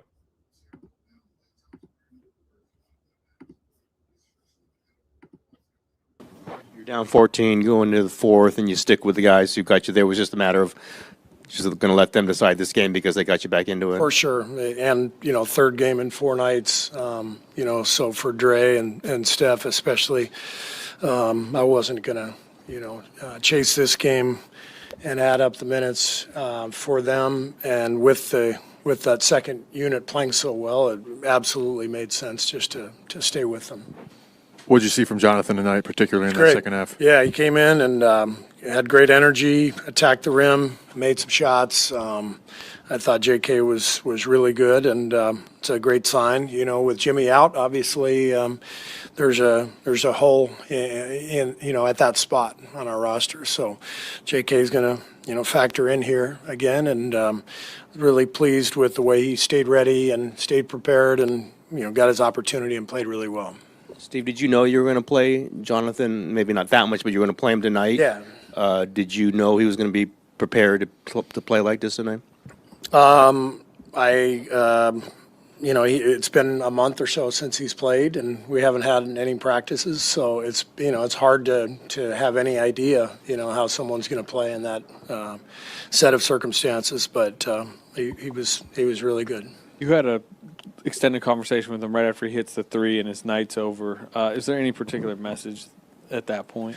Well, I was really asking him about, conditioning and whether he wanted to play the last couple of minutes, and it just felt like the right time to take him out. 21 minutes is a lot when you haven't played in a while, and he had a good night, and it just felt like, and I told him I was going to bring in our two-way guys, and I gave him the option, if he wanted to stay or not for additional conditioning, and he told me he was fine coming out. Buddy hit a bunch of shots tonight.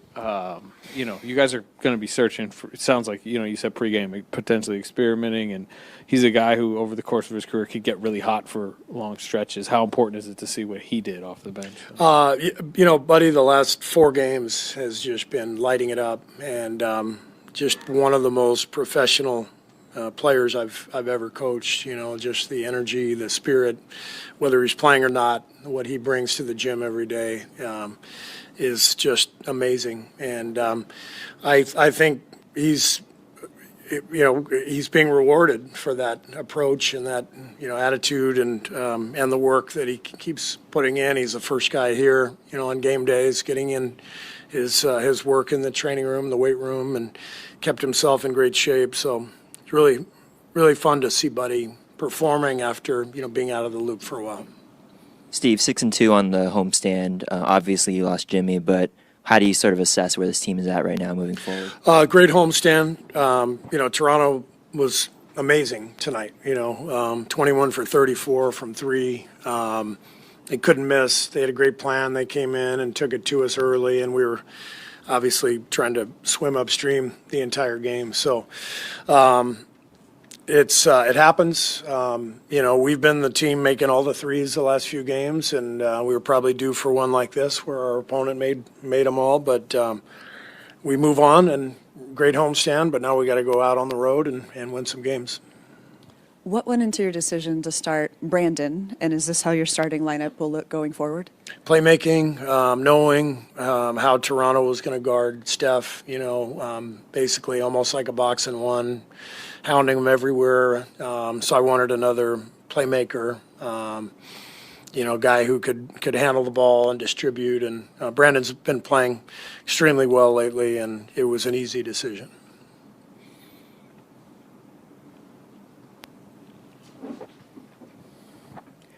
Hey, Steve, going back to Jonathan Kuminga, did you see anything from him? You talked about just experimenting with lineups.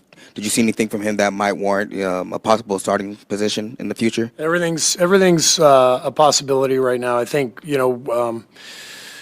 when you have an injury to not only one of your best players, but one of the best players in the league, it just changes everything. The puzzle completely changes. And so we will definitely experiment with some different lineups and combinations. And, one guy affects the other 4. And so it will be under consideration for sure. Were there combinations you kind of liked tonight, even though, the game? Second unit was amazing, coming in and putting pressure on Toronto, getting us back in the game, giving us a chance. But every game's different. You have to get a feel, for things over a longer stretch. And we'll be taking a look at this game, obviously, but we'll experiment in these next several games and try to find the right combinations. Thank you. Playing hard. We know we were down 20. We had to figure it out. JK, good to see him out there playing. Got a couple of and-ones, settled us in. Pat came in, did his thing. Everybody just bring their own energy to help lift us up. Steve said there's going to be some tinkering and experimenting with, Jimmy out and everything. What do you guys kind of have to do as players to sort of supplement his loss? stay ready, man. This is the NBA. You got to stay ready. You never know your number's going to get called. You just got to be ready to present when opportunity is given. It's not easy, but that's why it's a business. And, we got to just put our head down and play together and have fun. Like a tough back-to-back from Miami, 2 fast-playing teams from Miami, Toronto, but they made shots today. And they haven't made shots in a couple of games, but it's the NBA. You never know when teams gonna get hot, and they caught fire. They got the rhythm, and hats off to them. Buddy, did anything happen to your left hand that's iced? No, I just cut my finger in the jersey. It's nothing crazy. You brought up some of the and ones from JK. As far as being able to get to the rack, like how important is that for you guys who also obviously like to space the floor out? And what can you just say about his ability to be ready for tonight? JK's a good basketball player, man. He comes in there. He comes here every day. He work. Great personality, great kid, and he's a hard worker. And that's what hoopers do. They come in and they show the imprint. And everybody knows JK can play basketball. Just tough with Jimmy and everything was going on, but we love JK here.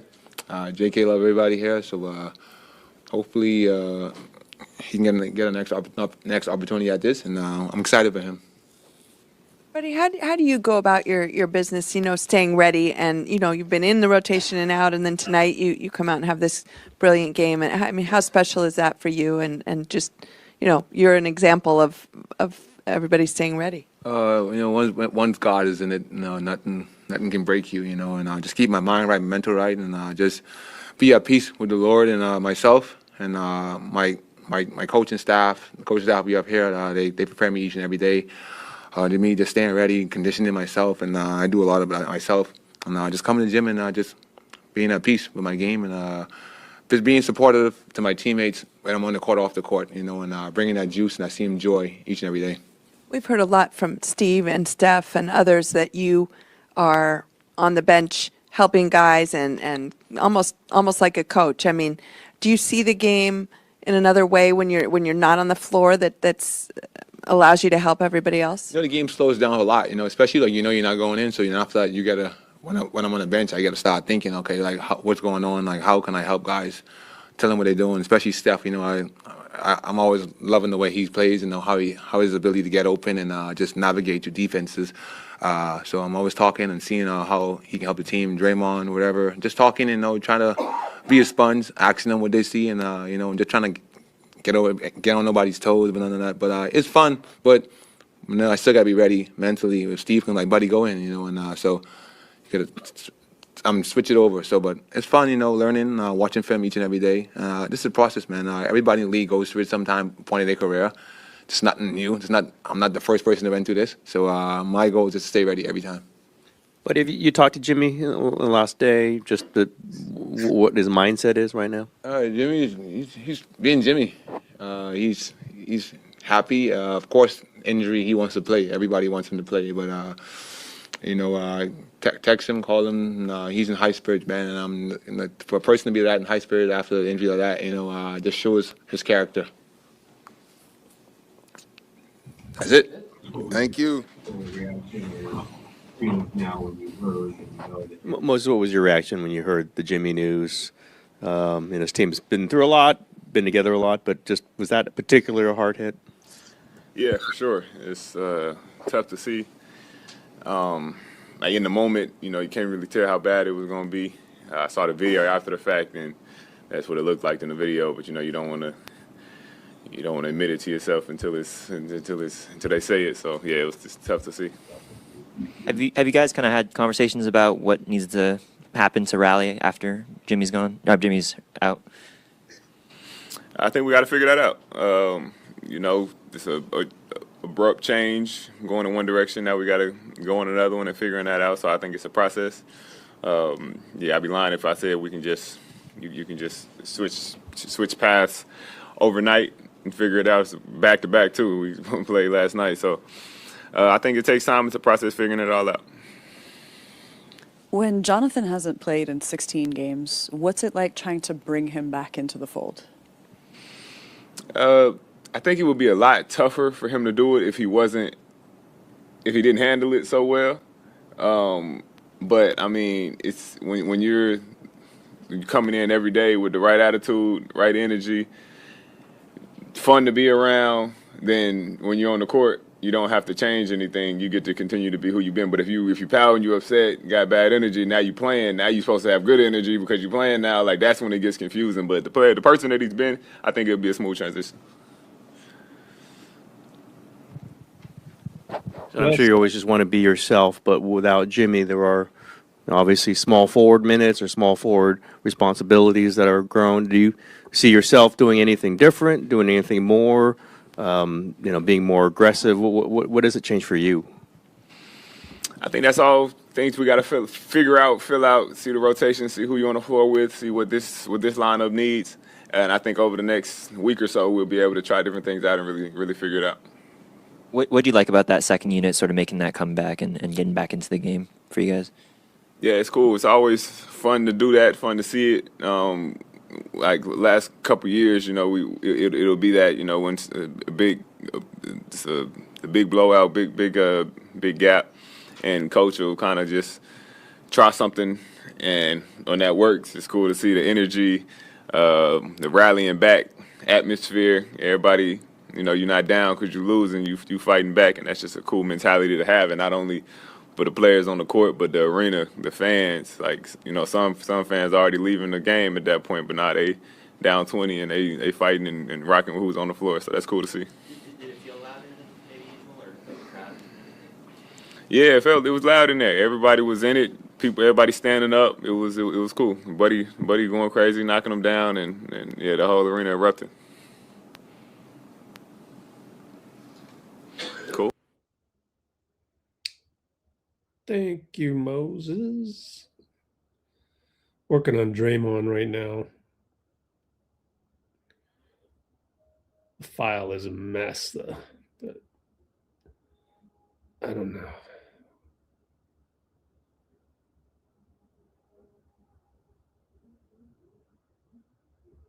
We'll see if I can perform some magic on this.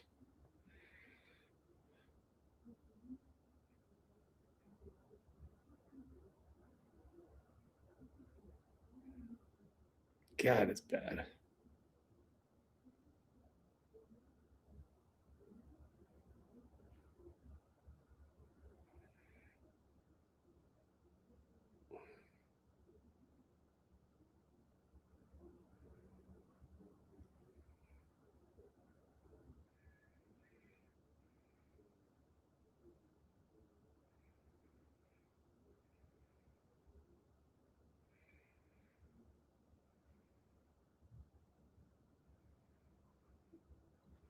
Good enough.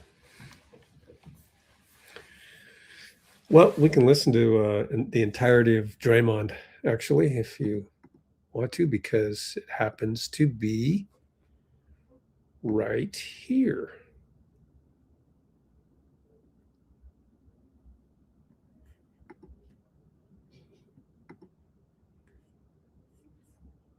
Happens to be in the Discord right here. Kenzo Fukuda. Here we go. Initial reaction or feelings now when you heard and you know that Jimmy's going to be out for the season? I think initially you feel for him. The amount of work that he puts in to be who he is, and this is what we do. This is your rhythm, your flow, your reality. So that's awesome. So first you feel for him, and then you just try to process it. It's emotionally draining, because you're just trying to do your best at processing and move forward. Draymond, Moses was in here a minute ago and said it might be one thing if Jonathan were acting a certain way and then came and played, today like this. But he's been handling himself so well that this could be a smooth transition for him back into the rotation. What are your thoughts on just how much you appreciate the game he had tonight and maybe how he's handled himself and stayed ready? I think we've all been very vocal about how he's handled himself. He's been incredible.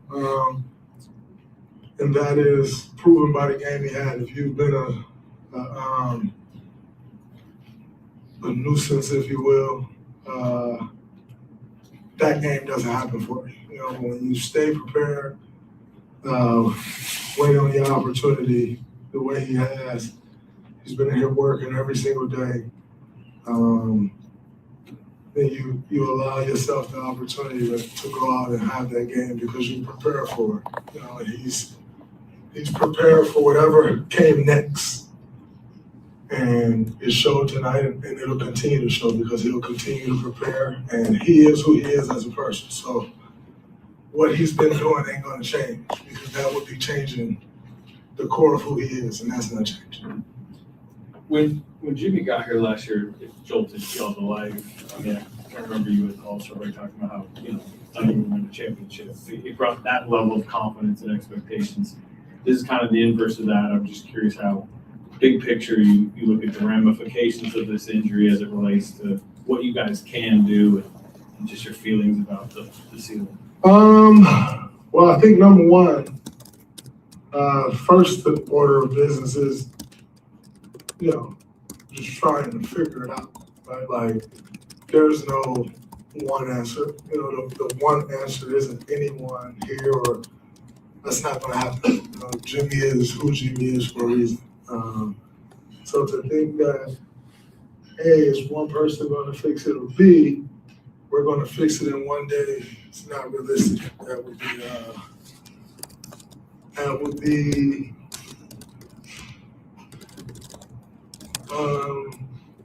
kind of lessening the value of what Jimmy brings, and we know what that value is.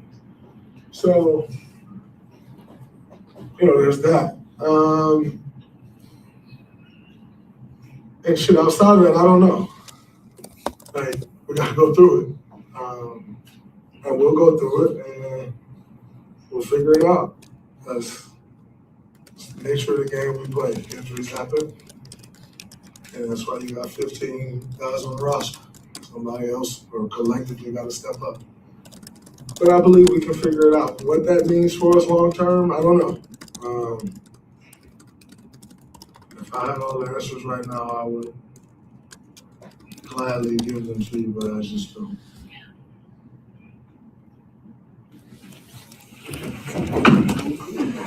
Thank you.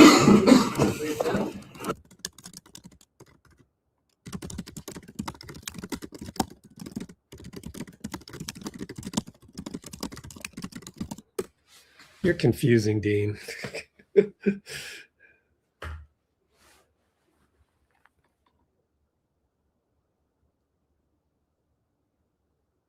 Okay, I'm ready to call it a night unless there's more on the Discord. And if you want access to the Discord, just go to the link up top, pinned comment.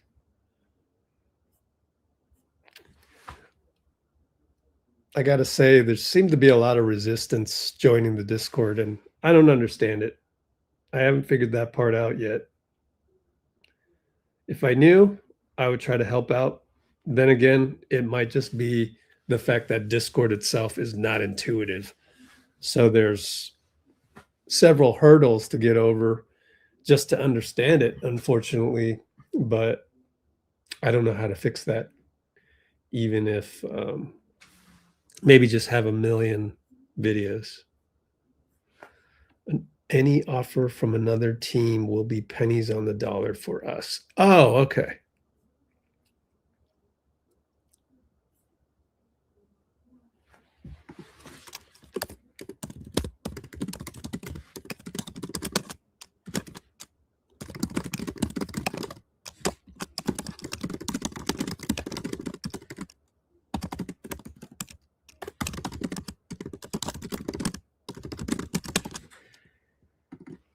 I guess I'll indulge you, Mr. Jelio Smith.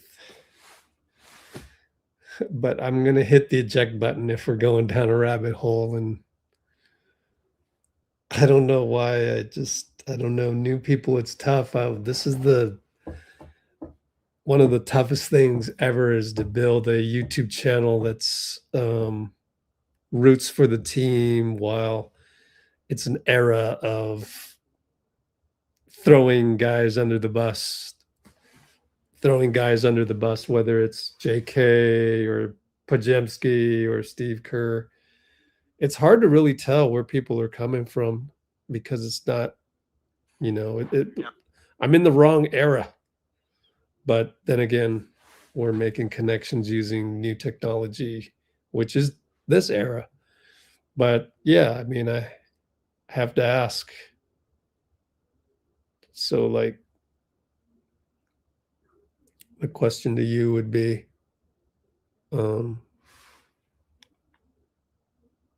why would the Nets want Jimmy's contract? They just picked 5 draft picks. I don't think they want to pick anymore unless it's a top 5 pick. They do not need to tank, really.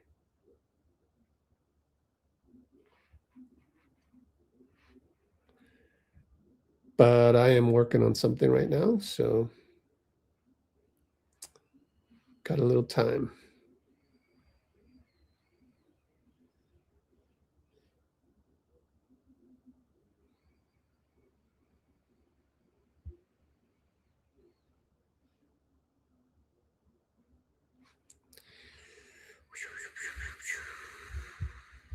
Oh, I see what I did.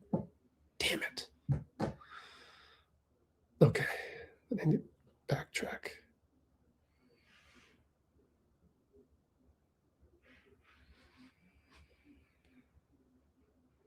Okay. Now we're good.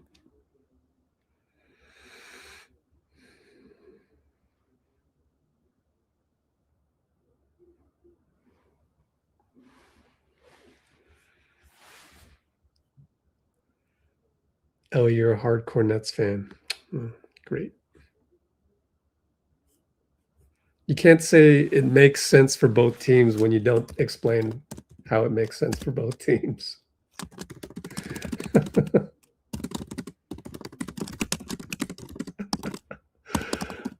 You get 3 tries before I give up. It's like talking to a random on Twitter sometimes. No offense. I mean, I don't know you. And this is a live stream, so it's a little bit different, which is a little bit nicer.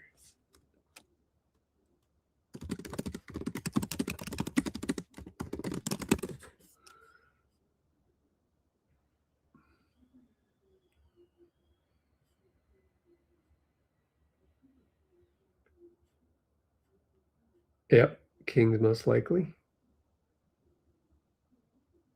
True, 2026 class is stacked.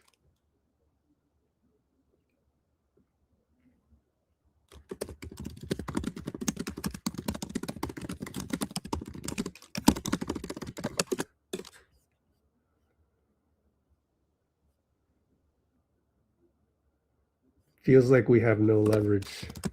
When we have leverage, if JK plays like this.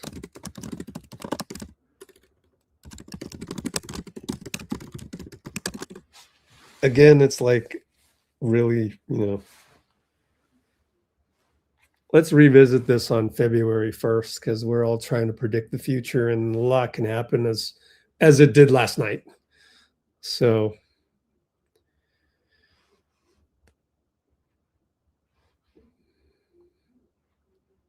whether it's, God forbid we'll have any other injuries coming up, right? But like, even that's hard to predict. So what the flip side of that is, it's also hard to predict everything else.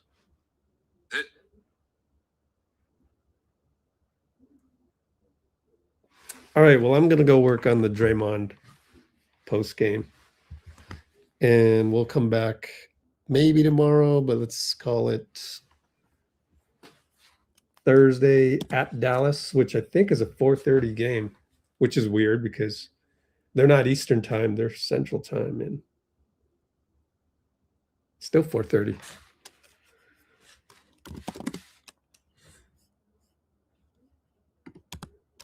Post-era type of pick? Didn't you say 2026? Running out of swings at the plate.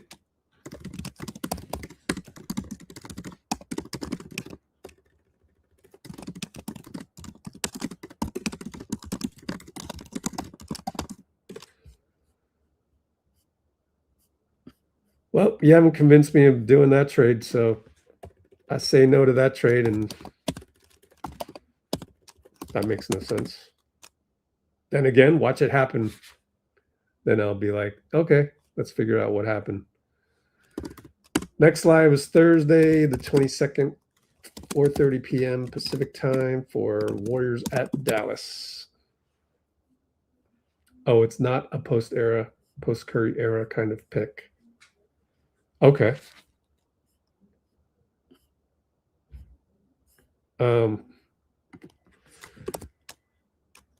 Let me just put it this way. Even the reports say, which I would agree with,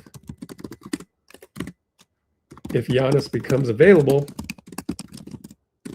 then you need to save some picks. But I don't know for sure. Also, I don't know Nets would want Jimmy dead contract, basically. And only one pick for MPJ. Highly doubt that.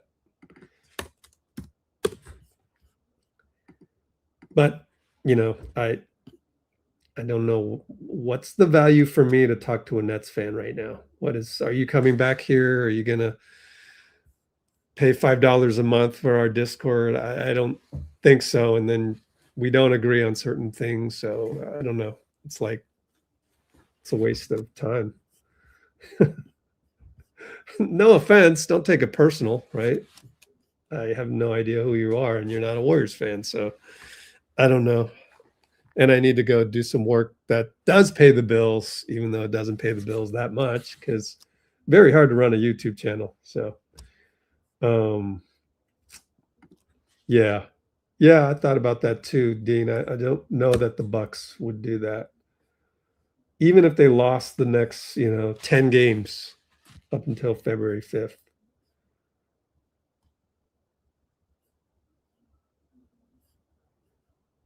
What? I gotta delete that. That's a bad look. To the Nets fan. Shavash, what are you doing? We're supposed to show that this is a good Warriors channel, and then you're talking about Rob Pelinka, Luka. Oh my gosh. I guess you were joking. Let's just go, man. We've been through a lot. 4:30. We've been through so much. I don't even have an outro anymore. So bad. But good meeting you, Jelly-O Smith. Hey, good luck with the Nets, man. I mean, Sean Marks is my guy. Went to Cal. I went to Cal. And I think you should keep MPJ. I think you guys should keep him. And I don't know. I mean, like, there's a lot to figure out. I thought you guys would be awesome with KD, Harden, and Kyrie, but look, injuries and it happens, man. So, yeah, good luck with that. I don't know. There's always that, hope and a prayer on Giannis, and we have disagreements right now about what to do with the Jimmy contract and Kuminga, so we got our own problems too. But yeah, everybody's got to deal with their problems. Yeah, good point, Dean. All right, guys. See you on Thursday. Have a good Wednesday and the rest of your Tuesday and the start of Thursday. End poll. JK wins by a landslide. Hey, that's a good one. 44 votes. Cool. Probably didn't even get 44 likes. Don't answer that. It's just a reminder of how the like system is overvalued by YouTube and undervalued by those who use YouTube. But that's okay. I still gotta love what I do, right? Otherwise, what's the point? And luckily, I'm in a position to do so. Some people are not as fortunate. It actually gives me one last chance to look at Draymond.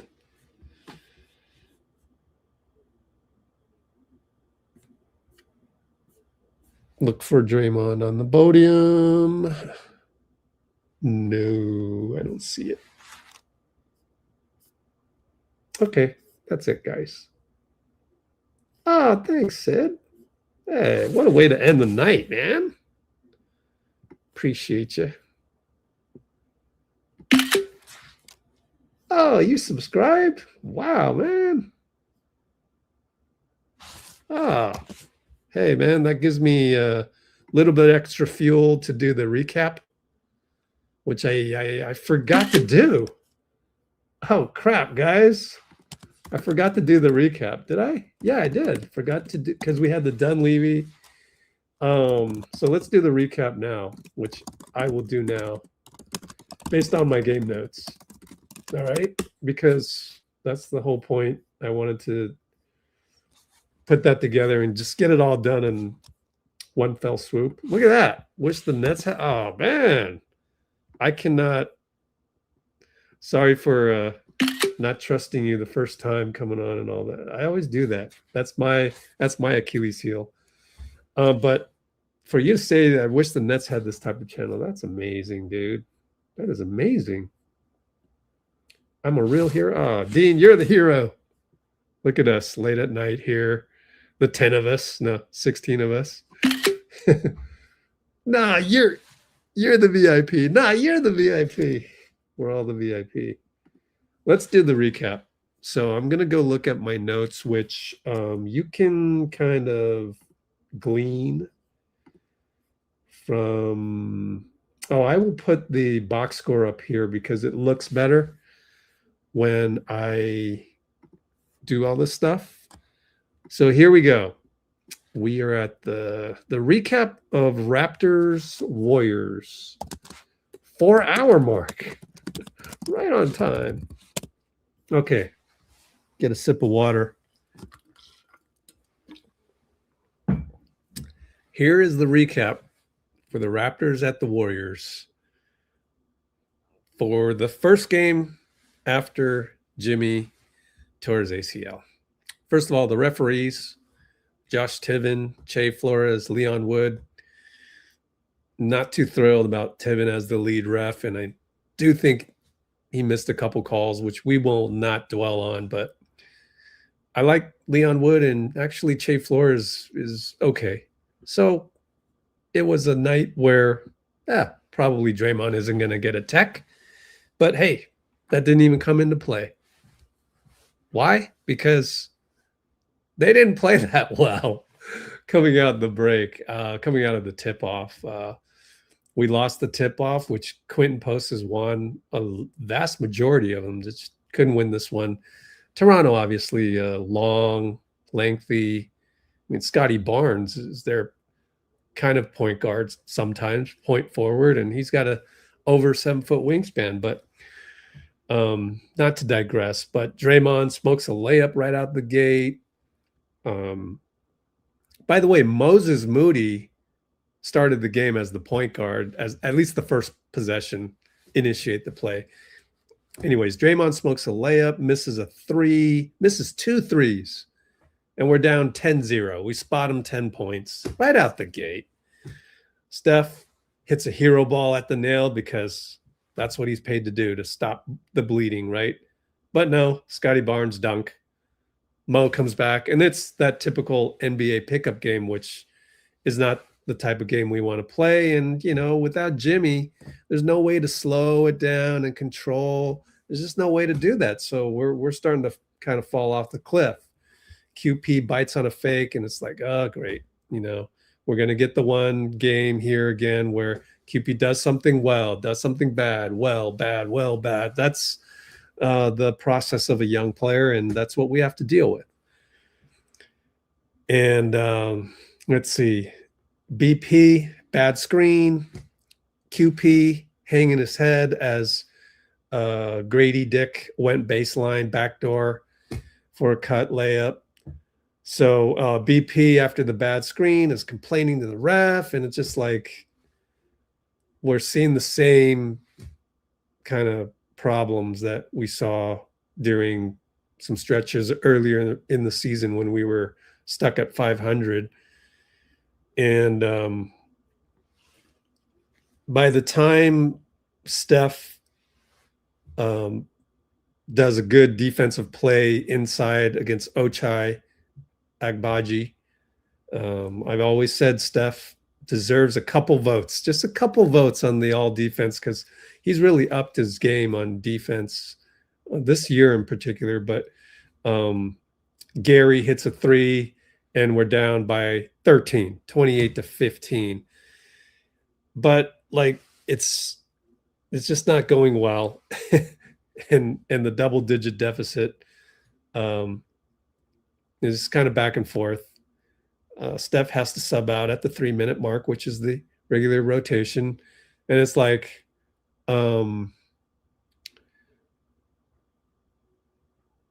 let's see. Gee even hits a three on the catch right before Steph subs out. Assist Melton. So we're down 12, which is respectable.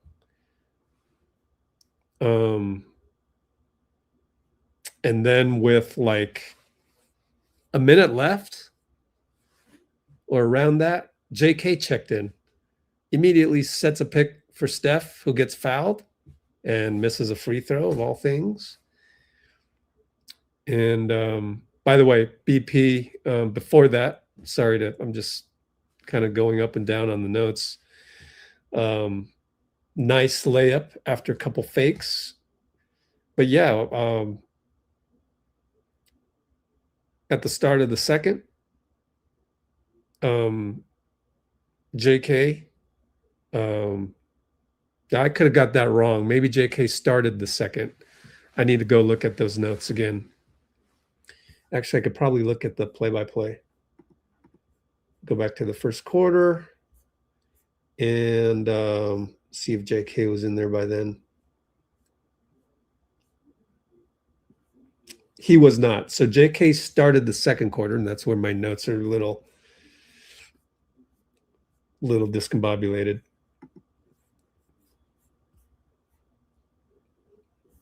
So JK's in the game, and we're like, whoa, yeah.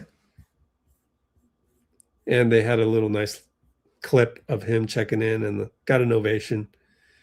And it did kind of heal the wounds of the last, at that point, 21 hours or less. Just to see him get a defensive rebound, quite honestly, which he did on one of the early possessions that he played in. Then he got a roll catch, fouled, and it was like, yeah, I remember JK. And he missed both free throws, unfortunately. First one was way off. First one was short. Second one was way off the back rim. But we had a lot of grace and knew that he would be rusty. Steph had a couple air balls, and it just kind of looked like we were just out of it, which is understandable considering we just had a devastating injury. So air ball, then a brick, and literally didn't hit the rim for a while because the next time he hit a jumper swish at the nail. So technically hadn't hit the rim for a while. Even had his nose plugged a little bit. I guess he got hit in the noggin. And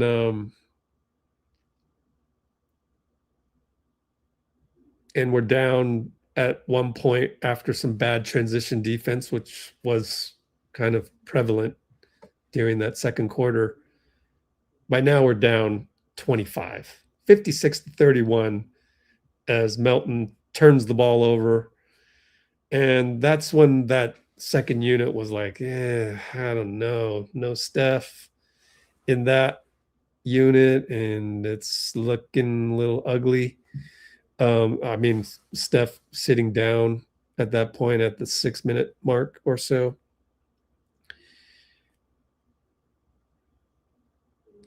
And I figured, well, maybe Steve just has a lot of trust in Melton because he's been having a good week, almost averaging 20. And let's see.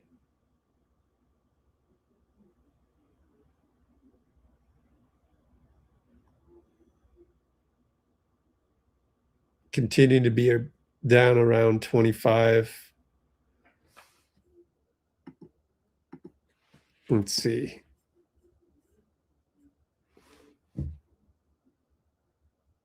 Melton took a bad 3. Scottie Barnes went 94 feet after make. The transition defense was a problem, especially against a long team like that. Steph came back in. We're still down by over 20. We had a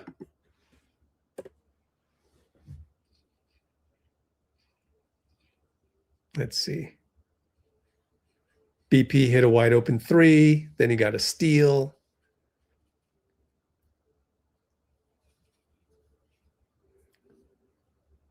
We're still down about 25 though.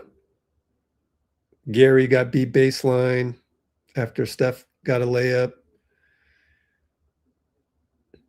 Jamal Shed hit a 3. Draymond, risky pass to Steph, out of bounds. Although Draymond wanted a challenge, we didn't challenge it. And second quarter is winding down, under a minute. Nice little, let's see. Nice little offensive rebound tap by Draymond to Buddy, who saved it to Steph, who hit a 3. And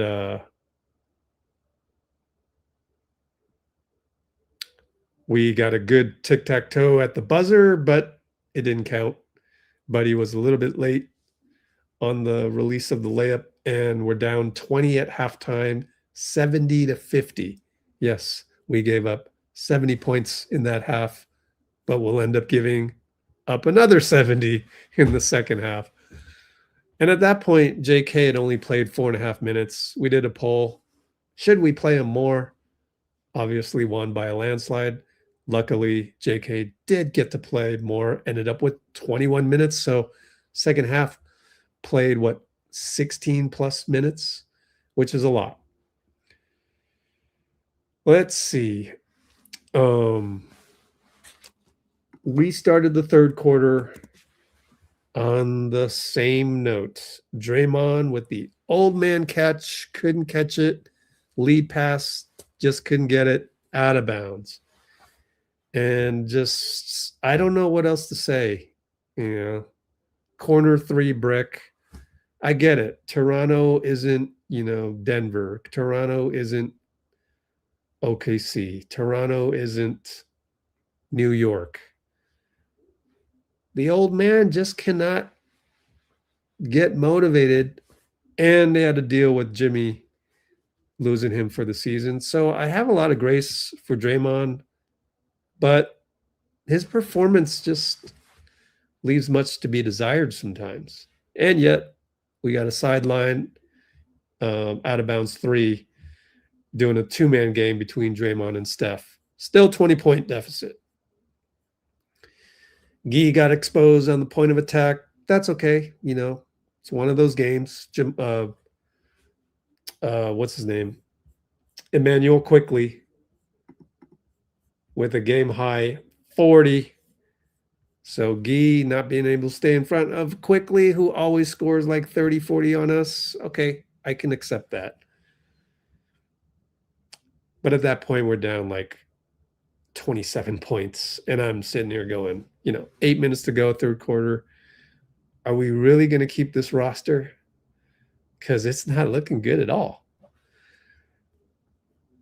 Now, to be fair, we've seen this kind of a blah performance by the veterans, namely Draymond.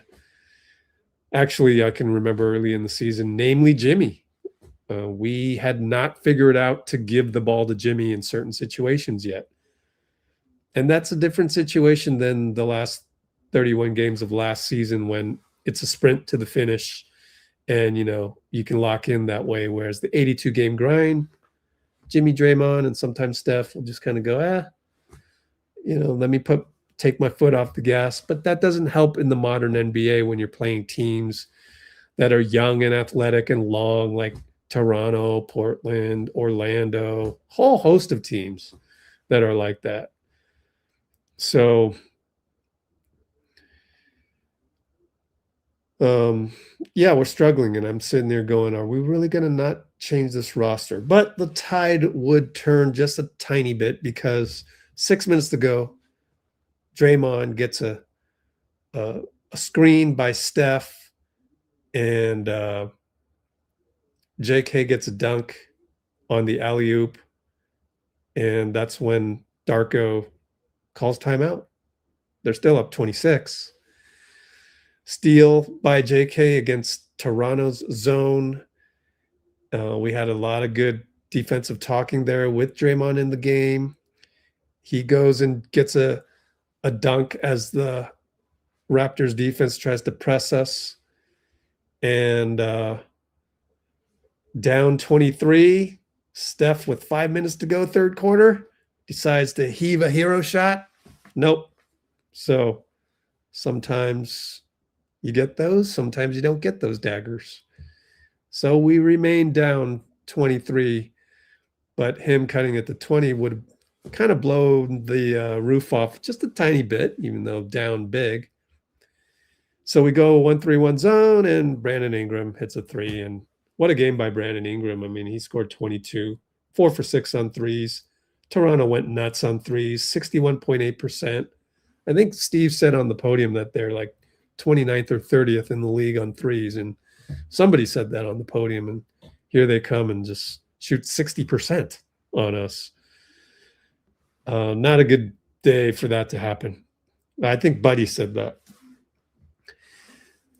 And Steph then takes another hero ball in the corner, missed that one. And at that point, we're like, hey, Steph, how about give the ball to JK this time? Which did happen. He gets a defensive rebound and he drives and he gets fouled. So good job by JK because he had 8 trips to the free throw line, 7 for 10 from the field. He posted up Brandon Ingram and went with the rip through, hung in the air, and one, and hit the bucket. All of a sudden, we're only down 23 again, 99-76. Third quarter, 2 minutes, 46 seconds left. And at the 2-minute mark, JK feeling it, late clock, one-on-one hang time, and one again, down 20. And that's when I go, hey, look, that's why Aaron Turner, his agent, goes to Twitter and thumb types like psycho stuff. I get it, because this guy, JK, he should be integrated somehow, especially now without Jimmy. He damn well better be. And a bit of bad luck, because we had some scramble defense on Toronto. Ball ends up in Battle's hands, of all people. The lefty hits a three, and we just can't really crack that number, although we would get it down to 14 later, because Melton drove and kicked the ball out to Quinton post, 3-ball good. Melton gets a steal over to Buddy, 3-ball good. We're down only 104-90 all of a sudden with less than a minute to go, third quarter. JK gets a rebound and he finds QP under the hoop. We're still down 14. But just when we think we're getting some, major momentum, unfortunately, we have discombobulation between the young guys. QP can't help it, handed the cookie jar type foul. Will Richard isn't happy with that. They discuss it. Deficit goes back up to 16. And by then that's Emmanuel Quickley with 33 points. But JK goes 94 feet, under 4 seconds left in the third quarter, and keeps the game respectable at, I think, around 14 points. So can we do anything about it? Well, we decided to come out zone, and once again, I mean, this is something the coaching staff really has to figure out, because you can't blame the players to come out in zone and they hit a 3 on us. But yeah, that happened again to start the fourth. But JK kept attacking. And then as the game went on, JK's losing the ball a couple times as well. But Melton would keep things respectable. Another, reminiscent of Steve Smith type of move by him. If you guys remember Steve Smith, Atlanta Hawks. And we're only down 115-98, still 10 minutes to go. But yeah, every now and then some of these young guy, new rotation, no Jimmy problems would arise, such as, once again, Will Richard and Melton. This guy zigged when I thought you were going to zag. Turnover. 5 turnovers on Melton, unfortunately. Overall turnovers, 16. But hey, look, first game without Jimmy. It's probably going to get messy sometimes. And Brandon Ingram decides to take over. Not take over, but he decides to eat Quinton Post alive and hitting jumpers, and we're back down by 21. And yet, Pat Spencer would make a difference in the corner on the blob, baseline inbounds, gets a 3 from JK, and Will Richard gets a defensive rebound, touchdown pass, Pat Spencer to Buddy. Hey, we're down 16 again, and we're keeping things alive. So let's see, what else happened? Pat gets an inside bucket from the pick and roll with Will and Trace. Timeout again. Darko, we're again down by 14. Fourth quarter, 8 minutes, about 24 seconds left. And yeah, at this point, we're checking the plus minus. Draymond, minus 27. Steph, minus 25. BP, minus 24. Yeah, I don't think we can put them in again. These guys are going to have to come back all the way if they're going to come back. So we had a few crazy sequences, and that's what happens when there's no Jimmy again. Ends up Will Richard traveling, and this is after we got a steal. So that one was a real tough one with 7.5 minutes to go, because right after that, Scottie Barnes comes back, says, hey, I'm the leader of these Raptors, hits a jumper at the nail, up by 16 are the Raptors, just can't quite crack it. And yet, Buddy does the lost ball trick, gets a corner 3, we're down 13. In fact, we get a good defensive sequence. They get a shot clock violation. JK comes back, offensive rebound, put back, no foul. I thought he was fouled. We're only down 11 with 6 minutes, 10 seconds to go. But they let Emmanuel Quickley do the old hesitation dribble, which is a palm ball in the 90s. But in this era, that's a nice play. That's a good move. That's BS, in my opinion. So Quickley turns Will Richard, gets a foul on that, palming the ball in any other era. And we're back down by 13. And yet Buddy comes back with a 3. Left open for some strange reason. We're only down 10 with 5:26 to go. And Buddy hit another three. Buddy, what a game. This guy relegated to the bench.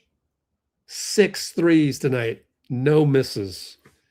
25 points. 5 free throws made. No misses from the line. And we really were down by 10, believe it or not. But BI comes back, 3 ball, good. So when you don't have any length to do anything really against Scottie Barnes and Brandon Ingram, who have over 7-foot wingspans and can shoot, that's kind of our kryptonite, especially with the team that's kind of small. The only answer that we had would be a JK open 3, could have cut it to 9. No, missed it. Make or miss league. And that is pretty much it, because of all people, the guy who gave us the dagger was Sandro Mamukelashvili. 3 ball after another Emmanuel Quickley palm ball. Put him up 15. We had a nice little design play by JK to go and cut away for Buddy to get a 3 ball at the top. So that kept it at 13. But then Mamu got 2 offensive rebounds. Quickley hits a 3. Now JK would hit a 3, but we're totally out of time by then. It's under 2 minutes. And the game pretty much ends at that point, as you saw on our Discord server. Or actually, as you saw in the post-game interview, that's when Steve Kerr was asking JK, hey, do you want to stay in the game? Or at this point, conditioning-wise, I can put in our 2-way contract guys, namely LJ Cryer and Malavai Leons. Let him play. JK goes, okay. So that's where the Steve Kerr pat on the chest, which I was burning him in the commentary for. I was like, you're going to pat him on the chest. You better play him. But no, I was wrong. All they were talking about was conditioning. And the game ends right after that by an 18-point deficit. Gave up 145 points. But hey, we literally had a chance. If JK makes that 3, it's a 9-point game, and you never know at that point. And that was with 4 minutes and 31 seconds left. So valiant effort by the young bench with Melton, of course. He's I can't consider him young, but actually a fun game if you take away the first half. Fun game if you take away the first half. So worth it, you know. Now that we've done the recap, hey, it wasn't that bad, right? It wasn't that bad. And that's why we do what we do here, to rehash and reappreciate and reset our gratitude. So yeah, let me take a look at the comments, but recap went for 25 minutes. Very thorough recap. Oh, thanks, guys. I appreciate it, guys. That's worth it, right? The best part is if I can hurry up, I didn't have time in the back-to-back to do the one from the other night, but then you get a chance to have this in podcast form. I like to add highlights and stuff, but it's really hard to do the video form. So, yeah, maybe what I should do is find a highlight reel and cut that up rather than trying to do my own highlights. Yeah, but the video version of this recap that I just did, tough to do. All right, Shivansh. Well, amazing recap.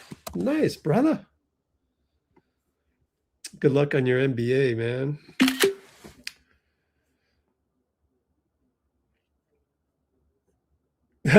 Love that.